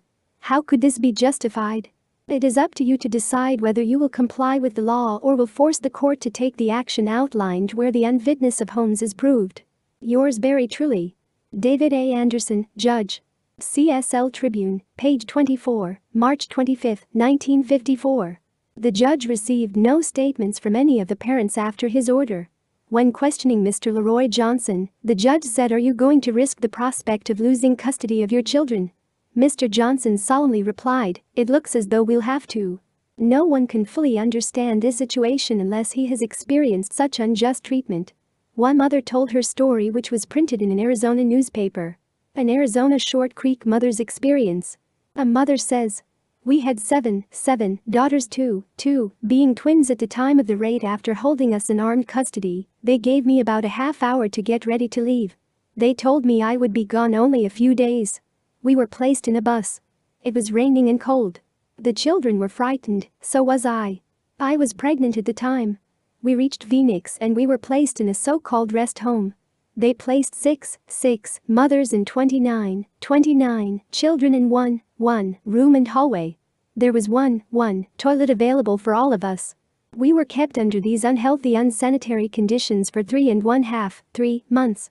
It was terrible. We were allotted three cots for the eight of us. At home in Short Creek we had a two-story house. To take care of seven daughters, I needed so many things, which they simply ignored. The authorities. Their reason and excuse being it was all for the welfare of our children. Is that what they call welfare? Here it is October 1954. We were taken from our home in early August 1953. I'm kept separated from my husband. They still refuse to allow us to go home. Oh, so many times I've been threatened they were going to take my children away from us. My husband and I are properly and legally married. I've been advised about eight months ago there was filed a petition for a writ of habeas corpus. But here we are still under the control and custody of the State Welfare Department. My children cry for their father. I need the comfort and help of my husband.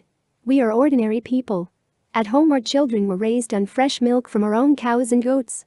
We keep asking ourselves, why? We were bothering no one at Short Creek.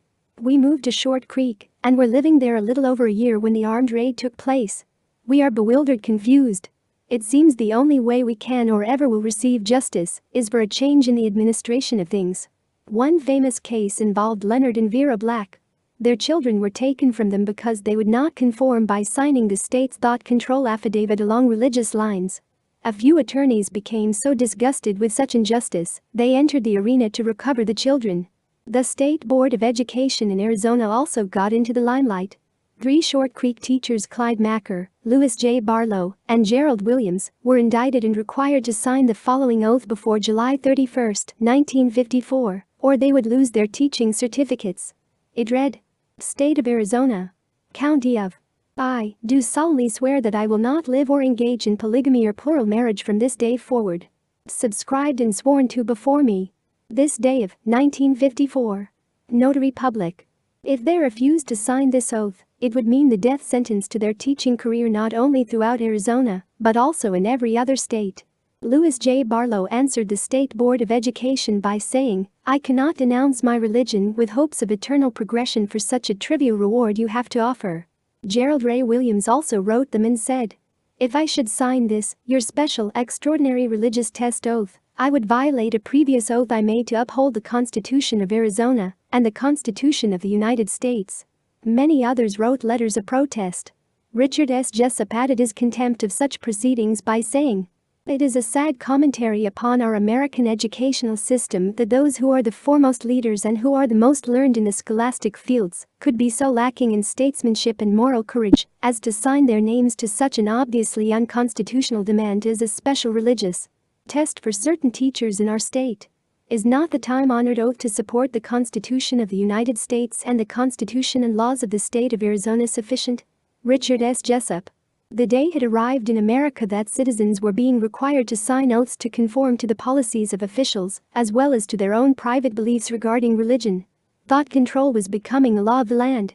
But Article 6, Clause 3, of the United States Constitution, states very clearly that no religious test shall ever be required as a qualification to any office or public trust under the United States. Article 2, Section 12, of the Arizona Constitution, clearly states that no religious qualification should be required for any public office or employment. But now they were. It is a disgrace that common citizens of America have to present the fundamental constitutional laws to the attention of its learned officials. Such tyrants are only prompted by religious bigotry. The greater crimes were not committed by the victims, but by the persecutors. Official villains were corrupting the courts, shattering the Constitution, and bringing abuse upon the rights of men, women and children by such illegal prosecutions. Chapter 14. Battle Heroes. Within 2 years, persecutions and prosecutions again made newspaper headlines. In October of 1955, polygamist roundups and arrests were once more conducted in Utah. Deseret News. Salt Lake Telegram. Wednesday, October 26, 1955. 1. L-man arrested in cohabitation case. Counts pending against 2 other men. Many times Utah newspapers carried headlines of polygamists being arrested.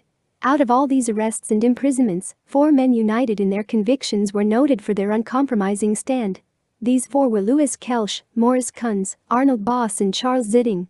Brief live sketches and a few of their personal views are included here. Louis Kelsch. The Salt Lake Tribune. Salt Lake City, Utah, Thursday morning, October 27, 1955. County arrests 1, seeks 2 in crackdown to halt polygamy. Suspect tells of marriage to 5 women. I believe in plural marriage because it is a part of my religion and I intend to practice it. December 19, 1956, Lewis Kelch to Utah State Board of Pardons. The most outstanding example for length of time in prison for plural marriage belongs to Lewis Kelch. No man in this dispensation has served as long in prison for living the law of Abraham.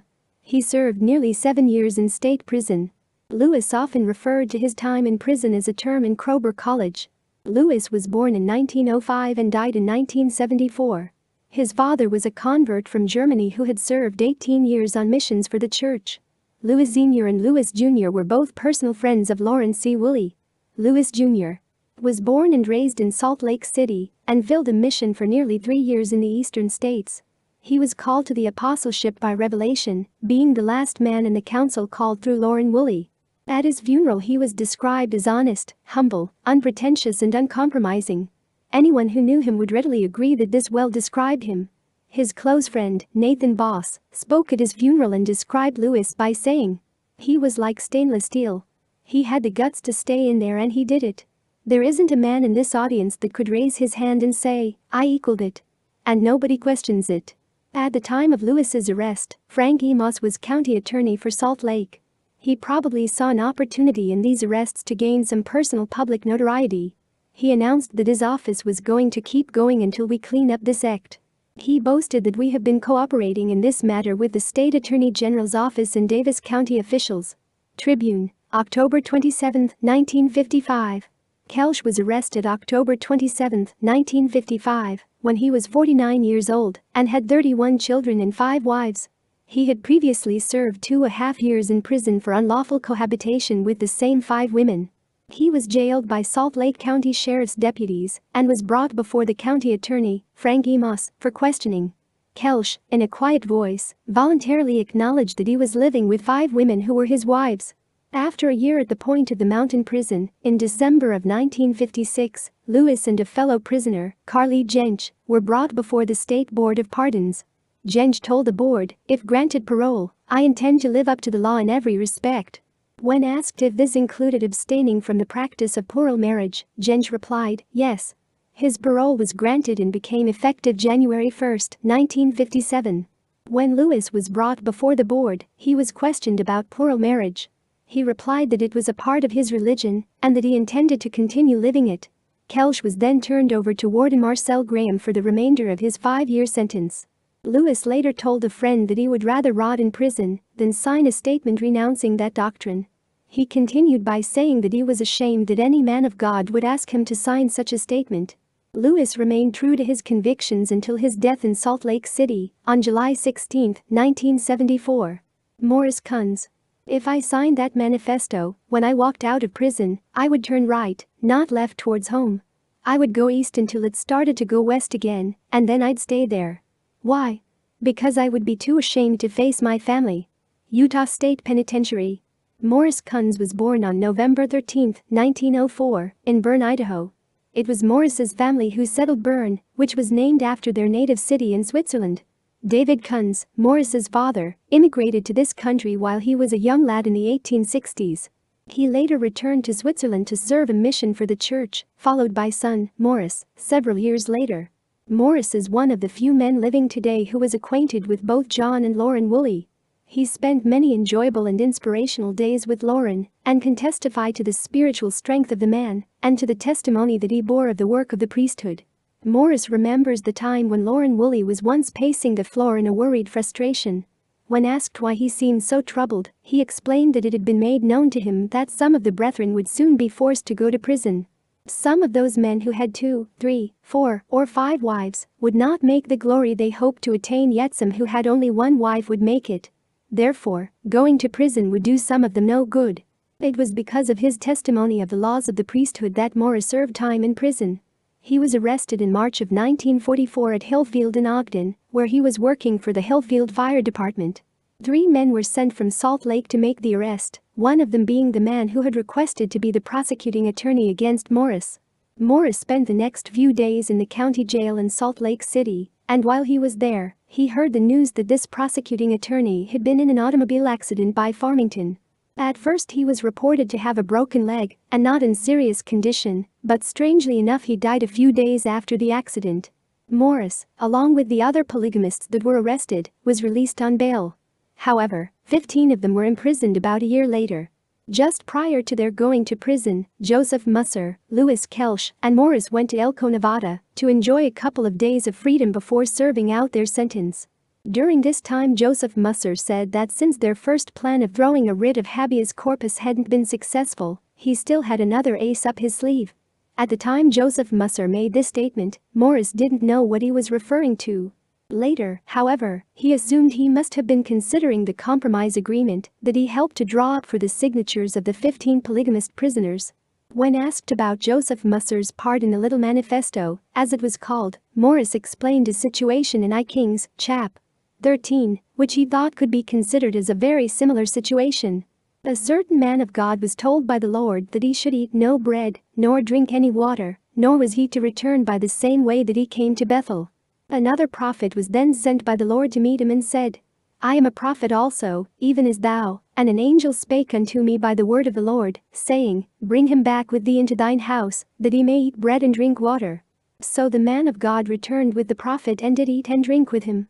Then the Lord spoke through the prophet to rebuke the man of God by saying, Thus saith the Lord, forasmuch as thou hast disobeyed the mouth of the Lord, and hast not kept the commandment which the Lord thy God commanded thee, thy carcass shall not come unto the sepulchre of thy fathers. The man of God had been tested by the Lord to see if he would remain faithful to the commandment of the Lord. When the man of God left, a lion met him and killed him. When the prophet heard of his death, he said that it came upon him because he was disobedient unto the word of the Lord. Thus the Lord will often test the men of God to see if they will remain steadfast to the word of the Lord which they had already received. Morris did not spend as much time in prison as the other three because his wife, Rachel, was killed and he was released to take care of some legal family matters.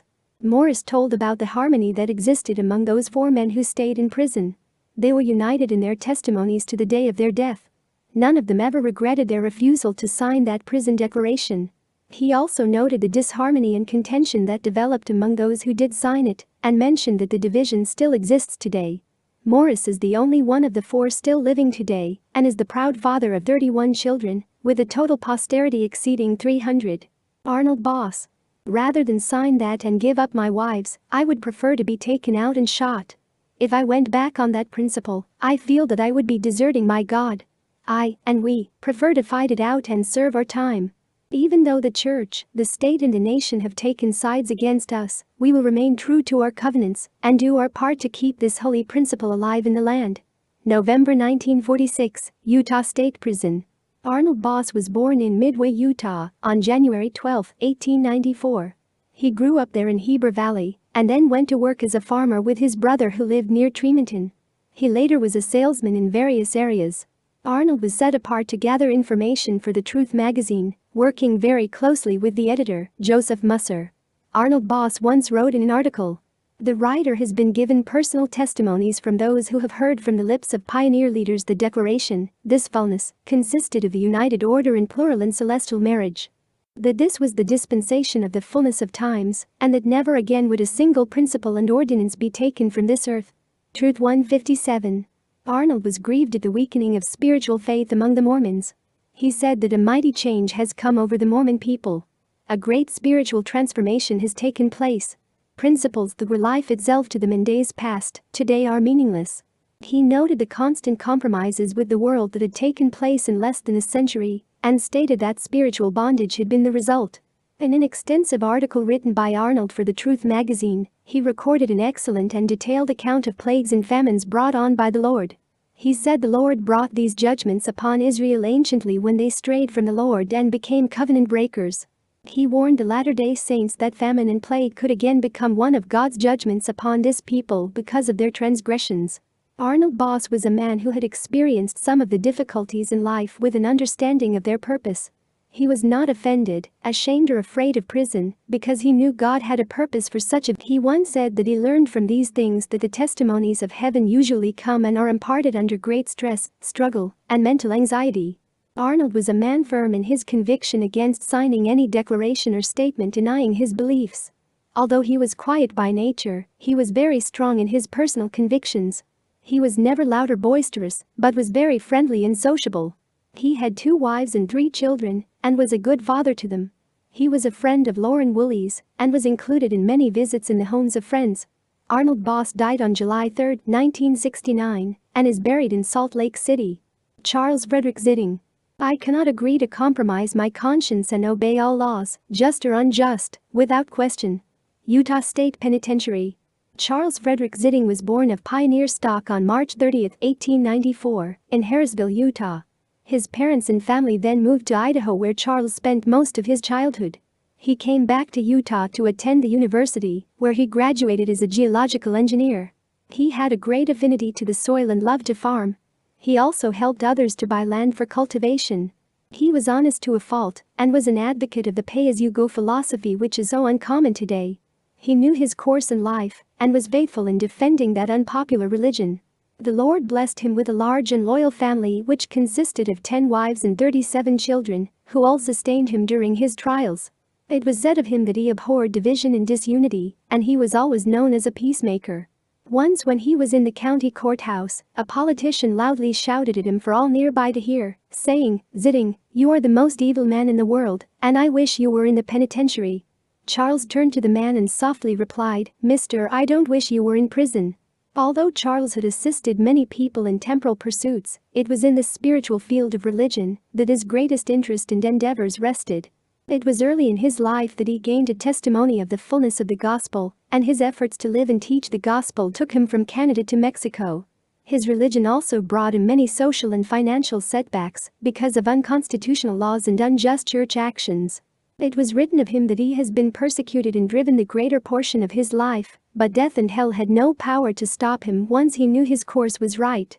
Brother Zitting had been taken to jail 7 different times during his life. The last 28 years of his life he was almost constantly in conflict with ecclesiastical leaders or unjust officials of the law. His longest stay in prison was during the 1944 crusade in Utah, when he and 14 others were sentenced to the Utah State Penitentiary for plural marriage. It was here that he refused to sign a document agreeing to stop the teaching and living of plural marriage. He remained in prison for 31 months. While he was in that prison, he wrote a letter to the governor, which best portrays the spirit of the Gospels and of freedom that Charles possessed. It follows. A letter to the governor. For the record's sake and general information to our readers, we herewith present a copy of a very excellent letter written to the governor and members of the Board of Pardons by Charles F. Zitting, one of the so-called fundamentalists who elected to remain in prison rather than make any concession to a law which he regarded as unconstitutional. Editor. 1400 East 21st South Street, Salt Lake City, Utah. August 25, 1947. Governor Herbert B. Ma. And other members of the Utah State Board of Pardons. State Capitol Building. Salt Lake City, Utah. Honorable Gentlemen. On June 22, 1947, Warden Johnny Harris interviewed Louis A. Kelsch, Arnold Boss and myself, and told us that he had been officially authorized by the Utah State Board of Pardons to inform us that it would not be necessary for us to remain at the Utah State Prison another day if we would promise to obey the laws of Utah. We could have been paroled on December 15, 1945, had we compromised our conscience and made similar promises, but we then chose to stay until we could get a termination and be released as free men. We have now served over 2 years and 3 months laboring on the prison farm. To date, you gentlemen have done all you could for us. You are responsible to administer the laws of the state as they stand. We honor you in your calling, but haven't you now administered the law in our case? We have served nearly 1/2 of our top time and our sentence of nothing to 5 years. Bank robbers, thieves, adulterers and murderers are leaving this prison, and many of them on a termination, with no strings attached, with 20% to 1/2 of their top time served. Must the laws of Utah be above the laws of God and above a man's conscience? Probably in a totalitarian reign, but not in a true democracy. The citizens of this country have a right to break laws when it requires them to compromise their conscience in order to live the law. The following is from Whitney's Popular History of Utah, page 324. Thomas Jefferson had said, "The rights of conscience we never submitted, we could not submit, we are answerable for them to our God." And Blackstone, the great authority on human laws, set forth this trite rule. If ever the laws of God and men are at variance, the former are to be obeyed in derogation of the latter. My ancestors John Alden and Priscilla Alden came to this country on the Mayflower over 325 years ago because they could not conform to the laws of their European homeland without compromising their conscience, and another one of my ancestors David Pettigrew, chaplain of the Mormon Battalion, came to Utah in 1847 with the Mormon pioneers because he and they could not subscribe to the ethics demanded by the citizens of Illinois without compromising their conscience. George Washington, Patrick Henry, Thomas Jefferson and other early colonists rebelled against England, and a boatload of tea was dumped in Boston Bay because they could not subscribe to England's unjust tax laws without compromising their conscience and becoming economic slaves, and thus came the American Revolution and the birth of our great nation. When a citizen of our country feels a law is unjust, he has a right to carry it to the Supreme Court of the United States, but first he must break the law before he has a case to take on up to the highest tribunal of the country. This is his right, and it is being done every year. Every year the Supreme Court of our country is ruling in favor of the individual by terming laws unconstitutional. But, when the Supreme Court rules against the individual by terming the law constitutional, is that the end of his fight? Must he compromise his conscience and live the law? He is not compelled to by the law of this country. I wish to draw your attention to the Dred Scott case. In the days of Abraham Lincoln, a Negro slave by the name of Dred Scott broke the law by running away from his master who had whipped him severely, and he crossed the Mason-Dixon line into the northern states. At that time a law of our land stated that the Negro slaves were mere chattel, the same as farm animals, and it gave the masters the right to whip or abuse them at will. This law had also been termed constitutional by a ruling of the United States Supreme Court. Abraham Lincoln was criticized because he took up the fight for Dred Scott in the face of this Supreme Court decision, and then he came out with his famous declaration, "A question is never settled until it is settled right." He carried this case to the United States Supreme Court, and the decision was reversed. Shouldn't we, or anyone, have the same recourse as Dred Scott? Now, entirely aside from my religious views regarding plural marriage, I cannot agree to compromise my conscience and obey all laws, just or unjust, without question. If I did, I would be letting my sons down, who offered their lives by fighting for nearly 3 years in the South Pacific for the 4 freedoms, and I would be helping to sow the seeds of totalitarianism in the structure of our government. I think too much of true democracy and true democratic laws to agree to do that, and I cannot agree to do something I don't intend to live up to. This position is set forth clearly by the Mormon Church in the 134th section of their Doctrine and Covenants, and Utah is 74% Mormons. However, other citizens of this state take the same position. The Most Reverend Duane G. Hunt, Bishop of the Salt Lake Catholic Diocese, in giving a centennial address just last month before the luncheon meeting of the Salt Lake Rotary Club in the Hotel Utah, as reported in the Salt Lake City Deseret News on July 22, 1947, stated, among other things, "No one must be asked to compromise his conscience." He also said, "God is the creator, he created all men, they are equal, human rights come from God, obviously, not from society or government. Government exists to protect human rights, certainly, not to usurp them." Bishop Hunt declared the Christian order of things is God is first, man second, and government third. This order, as outlined by Bishop Hunt, does not weaken our government, but strengthens it. It was the order followed in forming our government. It is our guarantee against fascism, communism, and all other forms of dictatorial governance. A man's conscience should be granted perfect freedom by law, as long as the exercise of it does not trample on the rights and privileges of others. Therefore, in respect to your offer to release us from the Utah State Prison, if we will promise to live the laws of Utah, I will give you my answer. I love this land and its constitution as it was framed by the inspiration of God.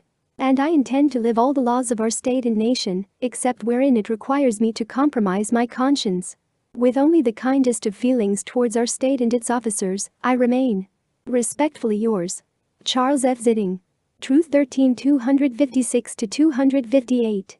It was the power of conviction and the Spirit of the Lord that attended him that gave Charles courage and wisdom in any circumstance. Once during a raid by the law, when everything seemed to be filled with confusion and uncertainty, Charles was quiet and comfortably relaxed. While others who were arrested were pacing the floor and bewildered by the events, Charles seemed to be almost unconcerned. During this black hour of indecision, Charles arose and bore a strong testimony to the others that he knew what the will of the Lord was. He also understood what the outcome would be if they would remain faithful. It was later written that many people are happy today because this man labored with them in their hour of decision and planted within their hearts the principles of unity. Joseph Musser wrote of Charles. One of his most outstanding characteristics was that he had to have a witness for himself before he would take steps in any direction. This characteristic enabled him to stay true to the faith and die without making any concessions to the enemies of truth. Truth 2100. It was on the night of July 14, 1954, at 9 p.m., that this stalwart soul passed from this realm of earth life. His last 2 weeks were spent without pain, but he serenely grew weaker day by day, until with the faintest handclasp he closed his eyes in mortal rest. Those who refuse to sign a compromising declaration do so because they believe that such a document is evidence to others that their convictions were wrong. A public denial of a man's beliefs is either an admission that they were wrong, or else those beliefs were not worth the price of a prison sentence. But, being willing to suffer in prison in defense of certain principles is an evidence or testimony that they feel they are defending the truth. Many times such an act of sacrifice for a man's beliefs, right or wrong, creates greater respect from others. Several of the finest men that ever came to earth have gone to prison for their beliefs. Prison and dungeons have fashioned and molded the spirits of prophets and men of God ever since the beginning of time. When men descend below all things for a righteous cause, they have the promise that they will rise above all things. Chapter 15. Modern Crucibles. And I saw the souls of them that were beheaded for the witness of Jesus, and for the word of God, and which had not worshipped the beast, neither his image, neither had received his mark upon their foreheads, or in their hands, and they lived and reigned with Christ 1,000 years. Rev. 24. Today is not without martyrs. Men are being tortured, imprisoned and killed for their testimony of Christ. Behind the iron and bamboo curtains, millions upon millions suffer torture and death in every conceivable form. The example of their courage should spark fire in the faith of the men who bear the priesthood. But these Christians do not die in vain. Their testimony shall yet stand as a witness to the nations of the earth. It is under pressure that men display strength or weakness. Temptations and opposition measure a man's faith and fortitude.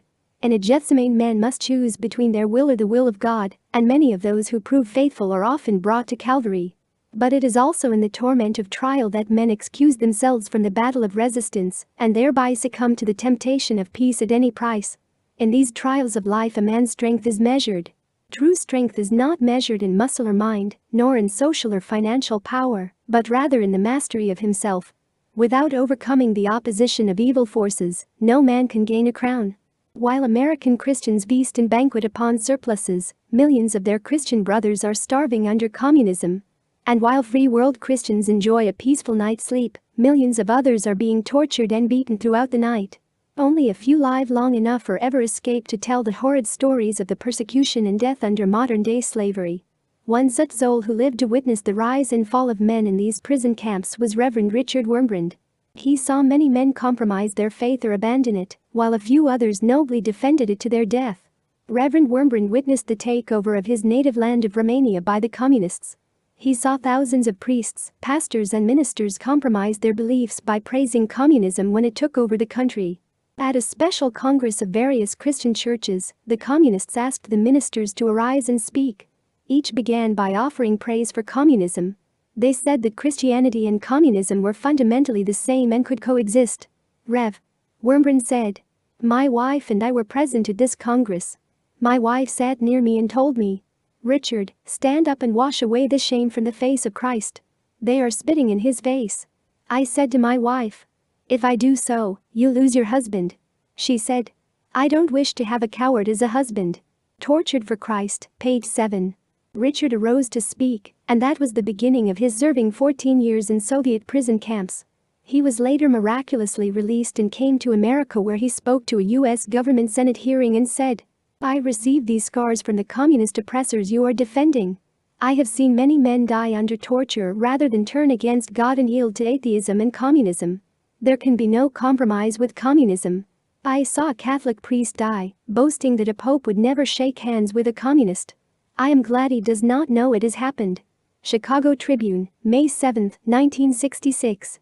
Reverend Wurmbrand was a witness to many men who would not make any compromises with communism. Two such heroes were a father and son. A pastor by the name of Florescu was tortured with red-hot iron pokers and with knives. He had been beaten very badly. Then he was put in a cell. Starving rats were driven into his cell through a large pipe.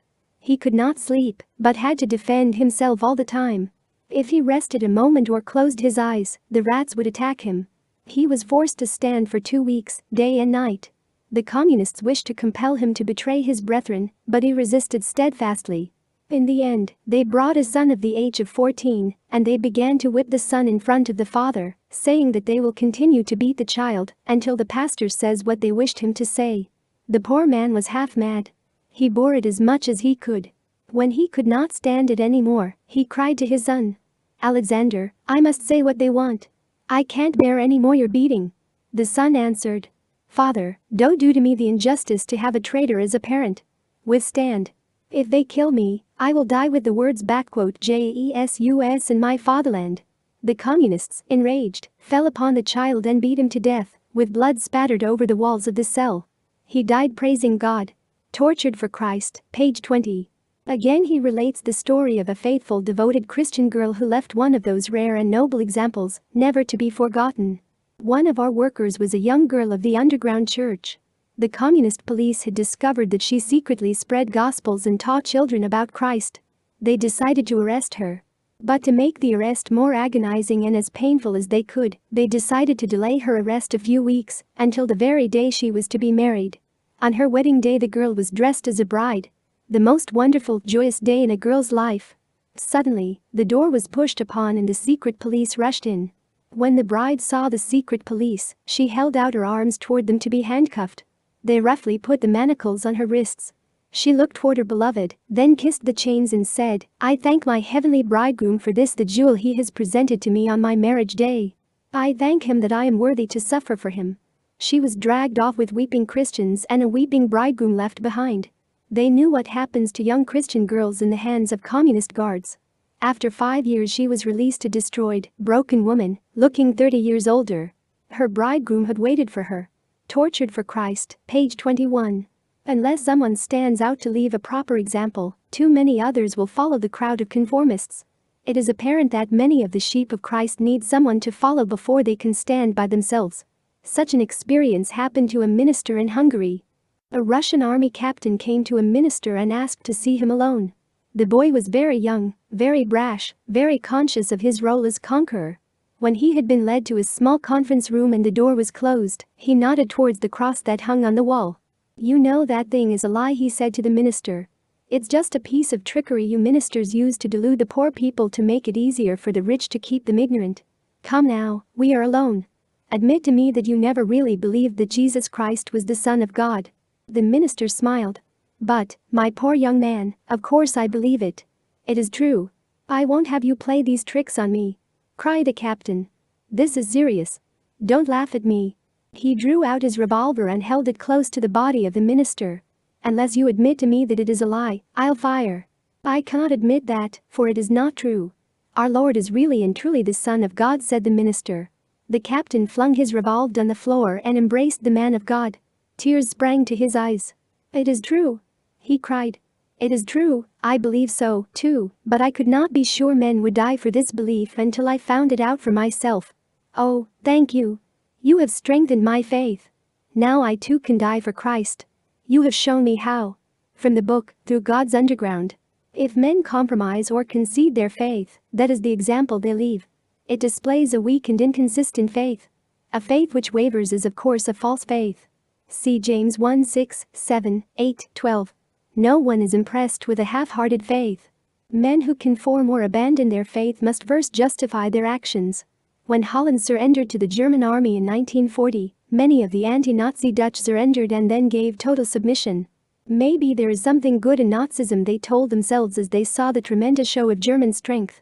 They soon became traitors and collaborators because they were taken in by the show of the enemy's strength and a realization of their own weakness. Other men are subdued by other reasons. One of the officers in the American army was court-martialed for collaborating with the enemy in a Korean prison camp. He justified his conduct by saying that he took such a course of action in order to keep himself and his men alive. Isn't that a perfectly valid argument? However, it was not necessarily true. An internationally famous psychologist, Dr. J. Mirlu, made an intensive and comprehensive study of the principles of loyalty and disloyalty. He wrote that, in general, We can say that the person who is honest with himself and shows a minimum of self-deceit, the man who exhibits a stable structure of character, the person with genuine maturity, is most true to himself and, as a result, most loyal to others. The simple man with deep-rooted, freely absorbed religious faith could exert a much greater inner resistance than could a complex, questioning intellectualist. Rape of the Mind, page 248, 250. One of the noblest examples of Christian faith in our times is reflected in the life of a minister by the name of Harlan Popov. Harlan was one of those little-known ministers who lived behind the Iron Curtain. He soon became pastor of the largest Protestant congregation in Bulgaria, and later one of his country's foremost evangelists. But on July 24, 1848, early in the morning, his doorbell rang and 3 men had come to take him to the police station for a little questioning. The result was his spending 13 years in communist prisons and suffering many of their tortures. Harlan had come to that rare point in a man's life which separates ordinary men from the men of God. He had prayed all one night in his spiritual dedication by saying, "God, my entire life is yours. I am ready to give unto you all I have." He was soon to learn and realize a rare lesson that to serve him is wonderful, but to suffer for him is an even higher privilege. The communists at first tolerated the ministers of religion, but as they gained control over the nation, the ministers were soon all declared spies and instruments of imperialism. The communists were determined to destroy Christianity, and so they put puppets in as leaders and ministers. The faithful ministers were all hauled off to prison. When Harlan Popov was taken to the police station, he stood for 10 days before a wall without moving, without food or without water. He was not allowed to speak or move. On the 10th day he said, "Still the collapse didn't come. I lost all track of time. One day blurred into another. My swollen legs became huge, engorged with blood from complete immobility. My lips were cracked wide open and bleeding. My beard was long, for I had not been allowed to wash nor shave since the day I was arrested. My eyes were balls of fire. Yet, somehow I stood. On the 10th night, sometime after midnight, I heard my interrogator snoring as he dozed off. I moved my stiff neck to the right and left. Off to the left about 6 feet away there was a window. Since it was dark outside I could see a reflection in the window, like a mirror. I recoiled in horror.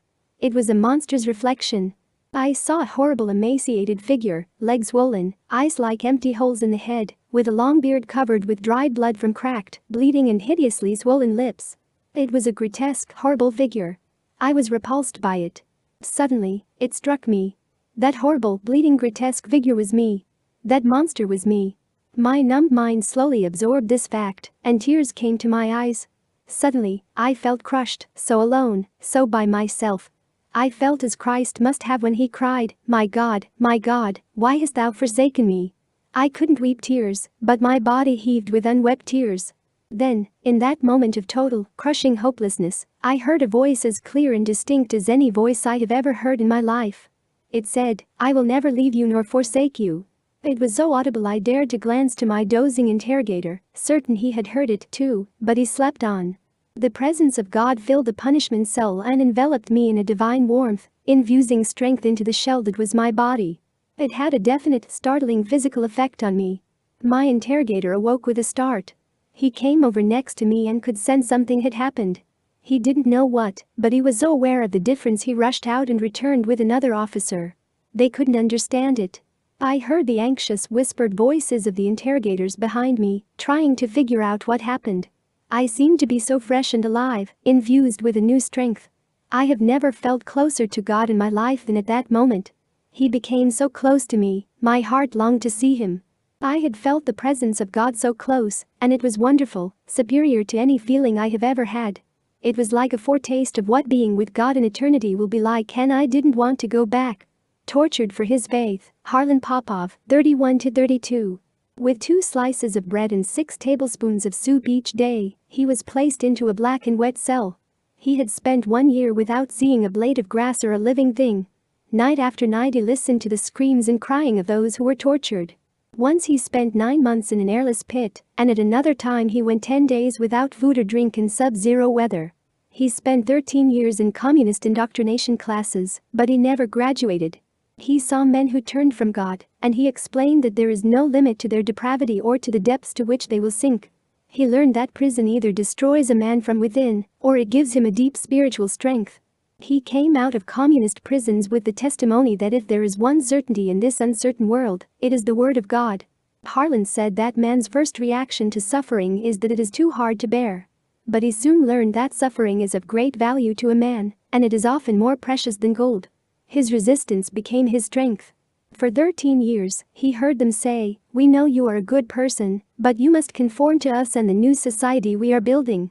He said he continually heard the words "conform to us," but he never would. He describes a most unusual experience which happened to him in one of those torture chambers. When all hope seemed to be lost, he gained a testimony worth more than life itself. "One day I was taken to a little office where one of the cruelest members of the DS, Comrade in F, was waiting for me. Standing beside him was a man I had not seen before. He was dark and thin, with extreme life fierce eyes and the features of a drunkard. Almost immediately, he jumped on me and began to beat me all over my body.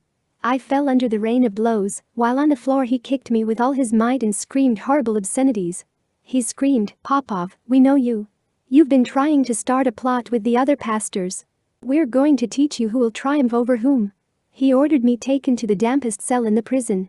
As I was let out he screamed, 'You're going to rot down there by yourself. You'll never see the light of day again. You're a dead man, Harlan Popov.' 2 guards led me down to the basement floor of the prison. There, at the end, was a heavy metal door, rusty from the dampness. As I was pushed through it I saw another flight of stairs going almost straight down like a ladder. I descended the steep steps into the cold dark dampness. The only light now was from the guards' flashlights. I felt as though I were descending into the very pits of hell itself. I waited at the bottom of the steps as the guards made their way down the steep stairs.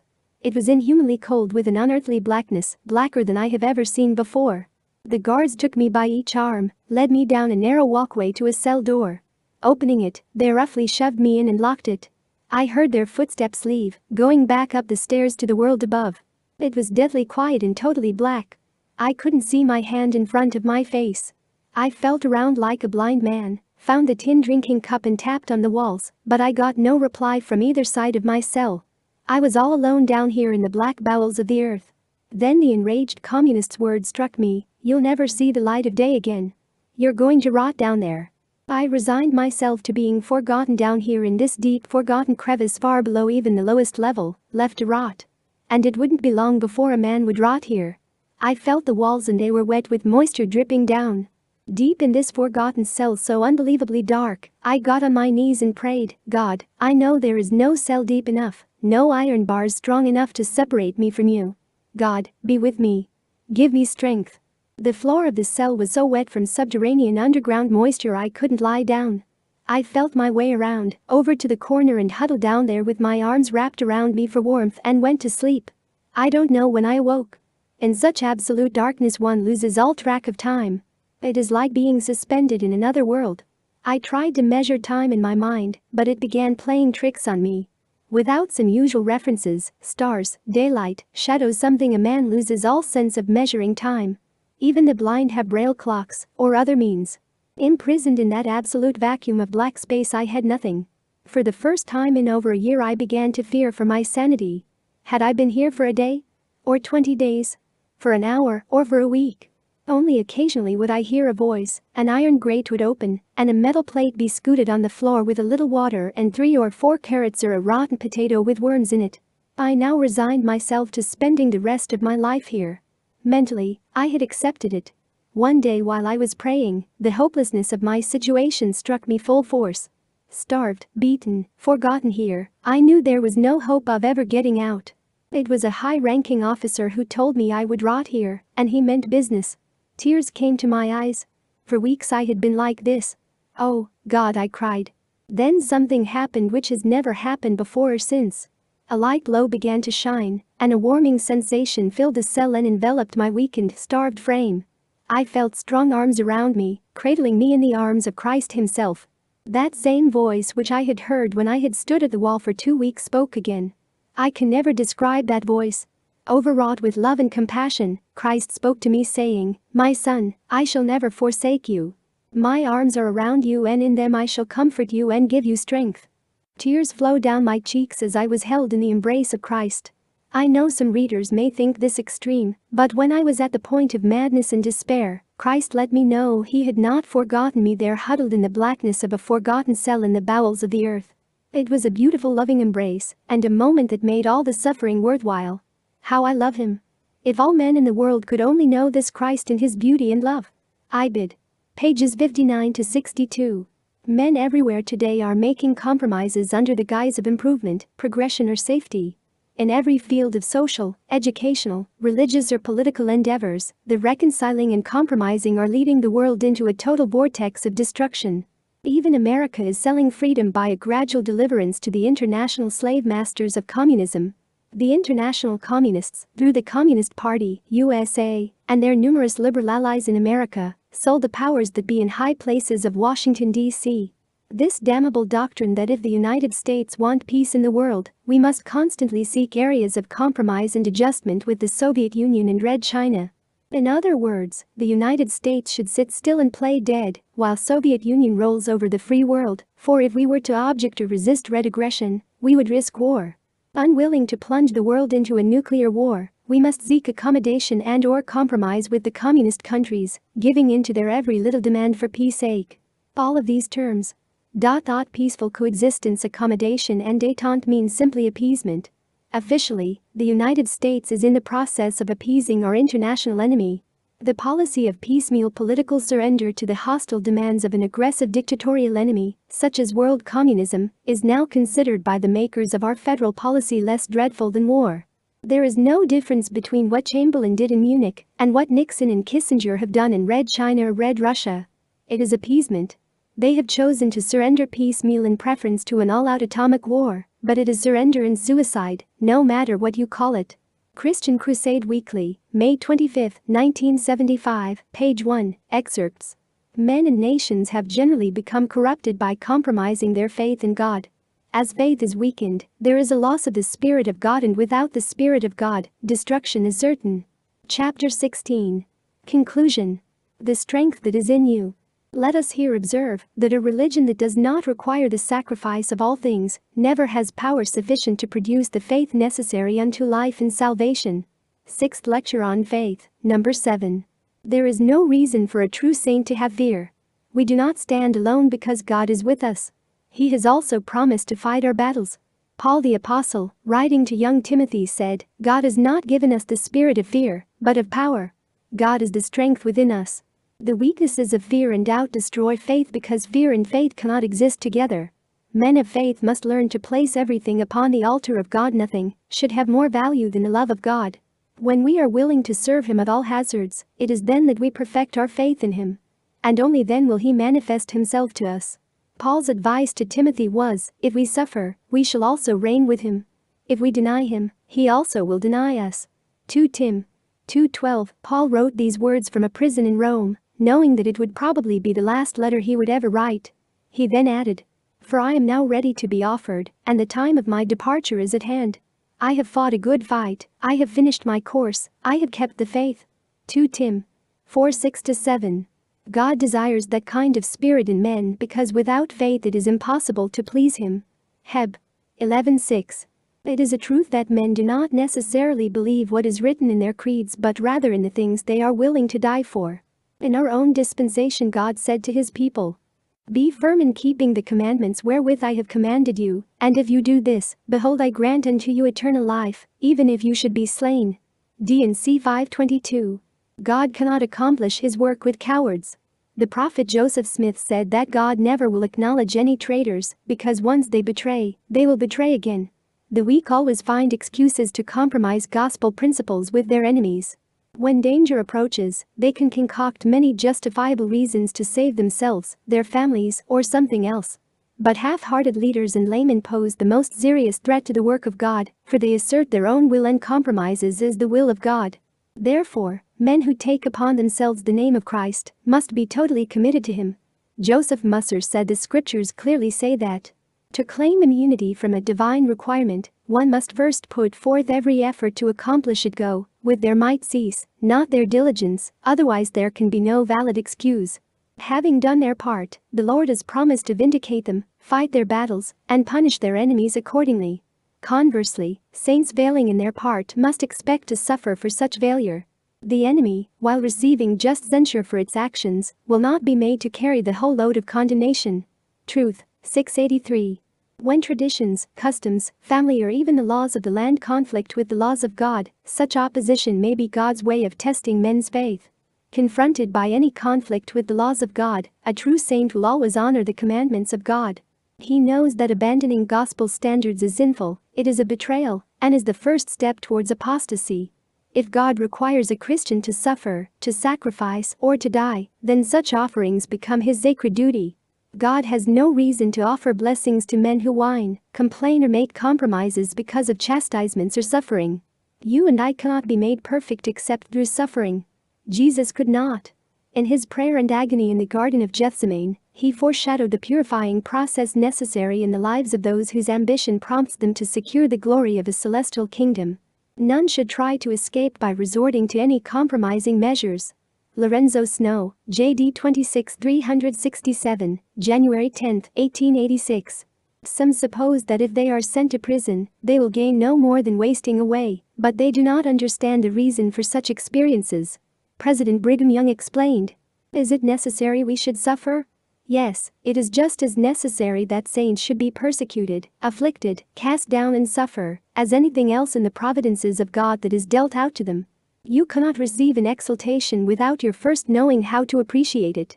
If you take an idiot that is so far sunk into idiocy as to be entirely incapable of understanding, seeing, hearing, tasting, and smelling, and place him upon an earthly throne, clothed in the robes of state, and tell him he has dominion over a great nation, would he feel any different than he would on a dunghill clothed in filthy rags? You might as well sit him on a stool in the stable, and tell him to count, or play with the straws, and he will experience as much, taste as much, see and hear as much, know and enjoy as much as he would seated upon a throne as the king of a great nation. He should be equally as useless, as inactive, and look as foolish seated upon an eternal throne as everlasting kings without experiencing earthly sufferings, toil, and fatigue." Unpub. Dis. October 1, 1854, page 11. Thousands upon thousands of Christians have been terrified by the fury of their persecutors and purchased their freedom at the sacrifice of their faith. But there have always been a few, both poor and rich, the humble and the noble, who have fearlessly borne their testimony to the truth from dungeon cells and in painful tortures, but they were rejoicing that they were counted worthy to know the fellowship of his sufferings. God has reserved the celestial kingdom only for these valiant emissaries of Christ. The devil is the most frightful and dreaded enemy of the soldiers of Christ. Yet, Satan and his imps are an essential factor in man's ascent to exaltation. For this reason it is necessary that every saint understand the methods and battle tactics of this arch-enemy. Hence, it is in the spiritual arena that a man of God receives his severest combats and his most sublime experiences. Why did Paul the Apostle say that we should put on the whole armor of God, Eph 6:11, if there is no battle? We have been warned of Satan's great powers and signs and lying wonders, John 3:10, yet today he is considered more of a doctrinal trinket than a powerful and dangerous force in the world. The scriptures inform us that he is a deceiver, 2 Cor. 11:3, a hinderer, Thes. 2:18, an adversary, Peter 5:8, a tempter, Thes. 3:5, with such power that he can appear as an angel of light, 2 Cor. 11:14, and that he will someday be seated in the temple of God, shewing himself that he is God, 2 Thes. 2:4, he has gained a title of Prince of the power of the air, F. 2:2, and of the waters of the earth, D and C 61:19. Indeed the devil has become the god of this world, F.22 and 2 Cor. 4:4, and he claims to be the ruler of all its kingdoms, Matt. 4:9 and D and C 103:7. The world today clearly represents the masterful achievements of this prince of darkness. Modern civilization has developed into an advanced state of decomposition and moral depravity.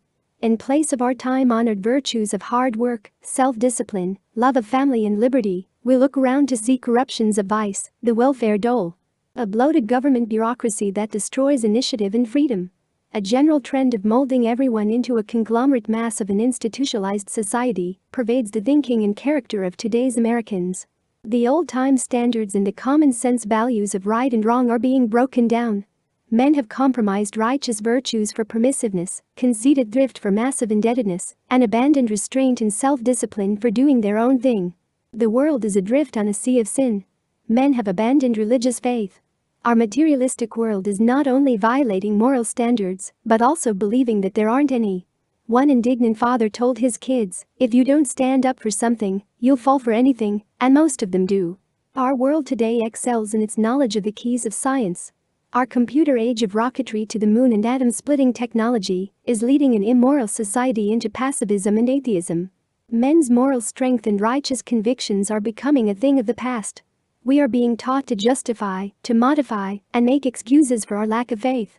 We are being brainwashed from the concessionary swamp of timidity and expediency. The result is that our hospitals, mental institutions, and prisons are overflowing. We live in a sick and dying society.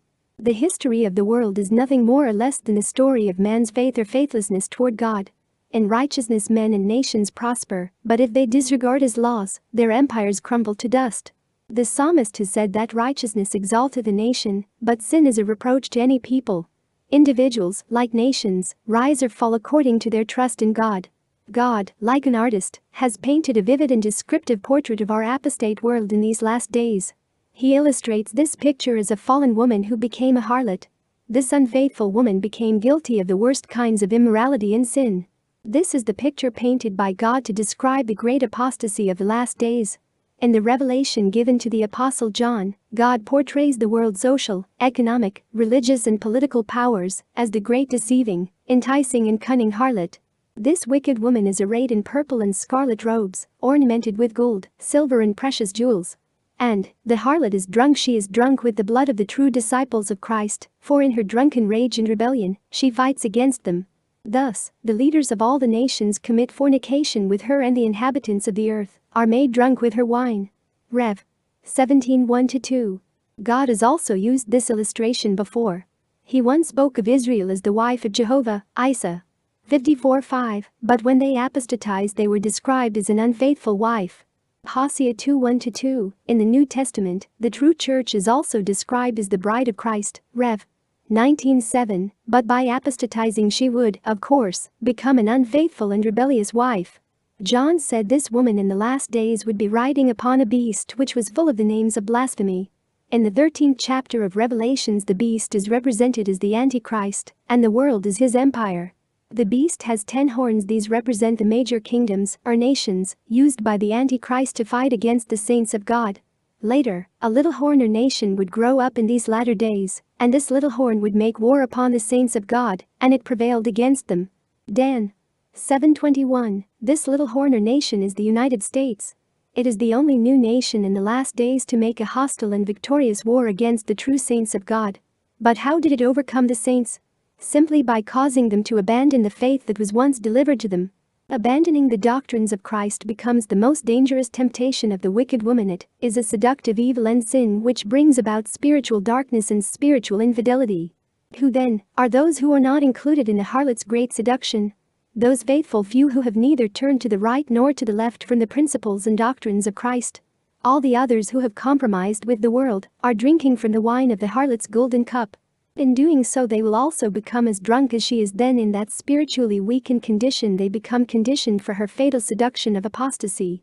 The prophet Joseph Smith said that the devil may declare many true things and many false things, and he can make righteousness appear strange. But he always opposes good men and seeks to thwart the decrees of God. His smooth, sophisticated influence has deceived the whole world, and only a man who possesses intelligence, which is more than human, can detect the evil power and influence. Therefore, he warned, if we are not drawing towards God in principle, we are going from him and drawing towards the devil. Then the prophet continued, there are so many fools in the world for the devil to operate upon, it gives him the advantage oftentimes. But nothing marks the pathway of Lucifer more clearly than a study into history to discover his infiltration into the quorums of the servants of Christ. It is here that Satan is seen as the great master counterfeiter. He transforms evils into something that appears to be good. He peddles his merchandise as an offering from God. In every dispensation he has incorporated changes, compromises, and reverses in gospel principles. And regretfully many of God's servants, who should have been the foremost defenders of the gospel, were lured away by these deluded deceptions.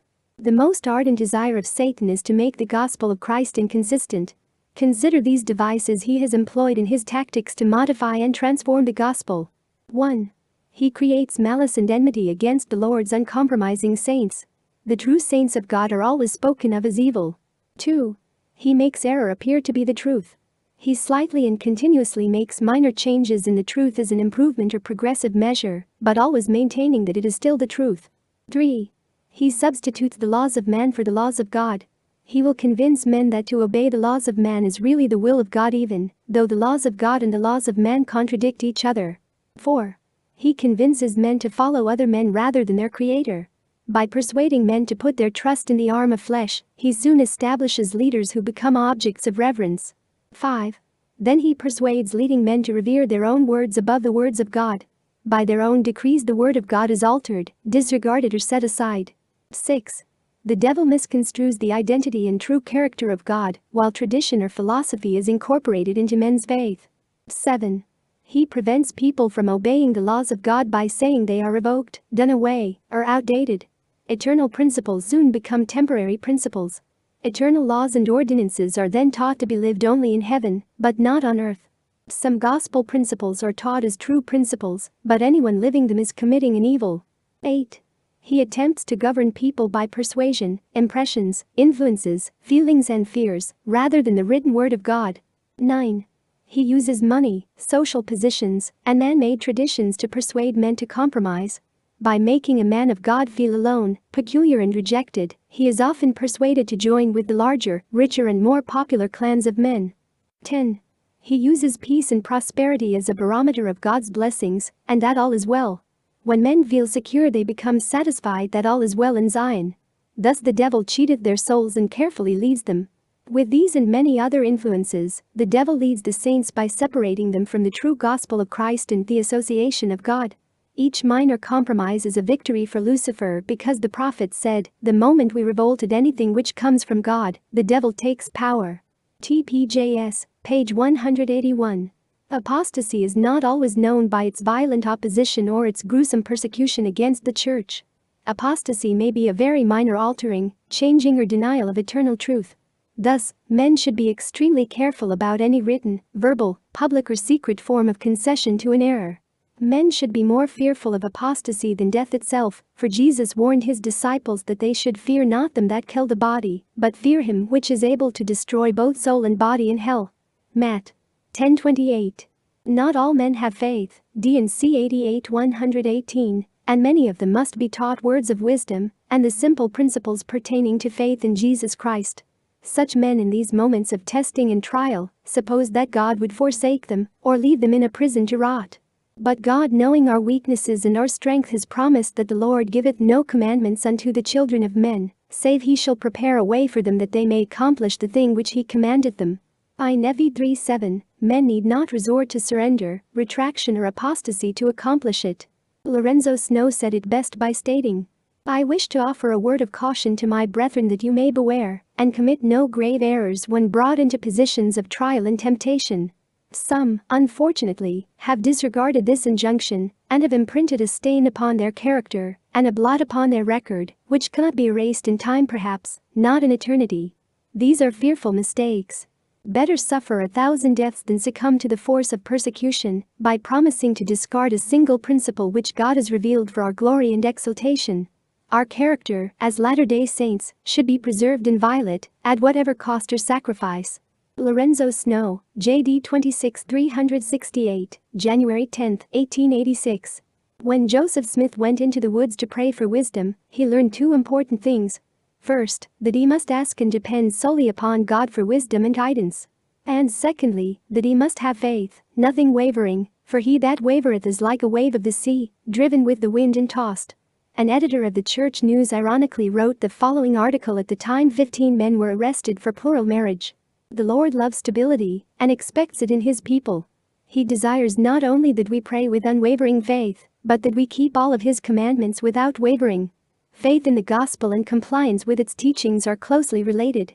If our faith in a given principle is not sound, we are not likely to live that principle with devotion. On the other hand, faith is strengthened by living the gospel. Seeing divine laws work out in practice gives us assurance and bolsters our conviction as to their truth. To earn the blessings of heaven we must serve the Lord with all our heart, might, mind and soul. We cannot half-heartedly contribute to His cause, or keep some of the commandments and feel at liberty to ignore others, and expect to win the crown. We must set our hand to the plow, and not look back. We must follow the Master with complete devotion each day of our lives, and never waver, for he that wavereth is like a wave of the sea, driven with the wind and tossed. Day. News, at June 8, 1944.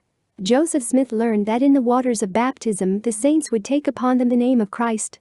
This meant they would lose their own identity and become servants to their Master Jesus Christ.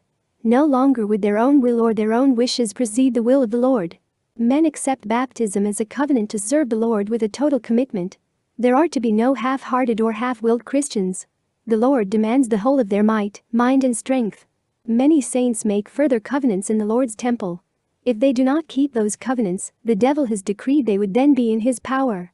In the early days of the church, an elder by the name of Behunin learned that once he took upon himself the name of Christ, there never would be any more neutral ground. The prophet Joseph told him that when you enlisted to serve God, you left neutral ground, and you never can get back on it. Should you forsake the master you enlisted to serve, it will be by the instigation of the evil one, and you will follow his dictation and be his servant. Juv. Instra. 27:492. Pure faith is pure devotion.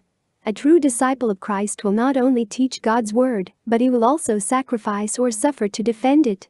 Valiant saints have become destitute, afflicted, tormented, of whom the world was not worthy. They wandered in deserts, and in mountains, and in dens and caves of the earth. Heb. 11:37-38, simply because they would not compromise with the world. These soldiers of Christ were brought to trial and suffered bonds and imprisonment with a mocking and scourging. Many had to seal their testimony of the truth with their blood. Some were thrown to wild beasts, or burned alive, while others finally expired from mortality through thirst and famine in some dark recess of an obscure dungeon. Even in the Reformation, courageous men died for much less than Mormonism. When we look back upon those blood-stained pages of history, we know they were not sacrificed in vain. Under severe persecutions, these valiant men of God bore witness of the pathway to Christ. With the loss of every earthly blessing, through privations and suffering, they could not be forced to renounce their faith, nor abandon those sacred principles. And, like their master, they would suffer all things, including an ignominious death, rather than make concession with the servants of the Prince of Darkness. Thus, like all of God's true servants, they proved their valiancy to the truth by being tortured, not accepting deliverance, that they might attain a better resurrection. Heb. 11:35. Their living example and their dying testimony stand as a light and a witness for Christ to all those weak and wayward, who would deny or change the principles, doctrines and ordinances of the gospel. Illustrious heroes. They have gone, but their examples stand like pillars in the temple of faith. Their lives now shine like monuments of valor to all those thousands that may yet travel through their Gethsemane and Golgotha. If you were ever brought to the test of your faith, will you alter your convictions to appease your enemies? Will you sign an oath to save your life? How sacred are the principles you declare to be true? Perhaps no man knows until he is brought to his Gethsemane. But now is the time to prepare for that trial. The prophet Joseph Smith learned an important lesson from the Lord during his incarceration in a dungeon in Missouri. The Lord revealed, "My son, peace be unto thy soul, thine adversity and thine afflictions shall be but a small moment, and then, if thou endure it well, God shall exalt thee on high, thou shalt triumph over all thy foes." D&C 121:7-8. In those dark hours of peril, when men drink of that bitter cup, they must endure to be worthy of bearing the cross of Christ.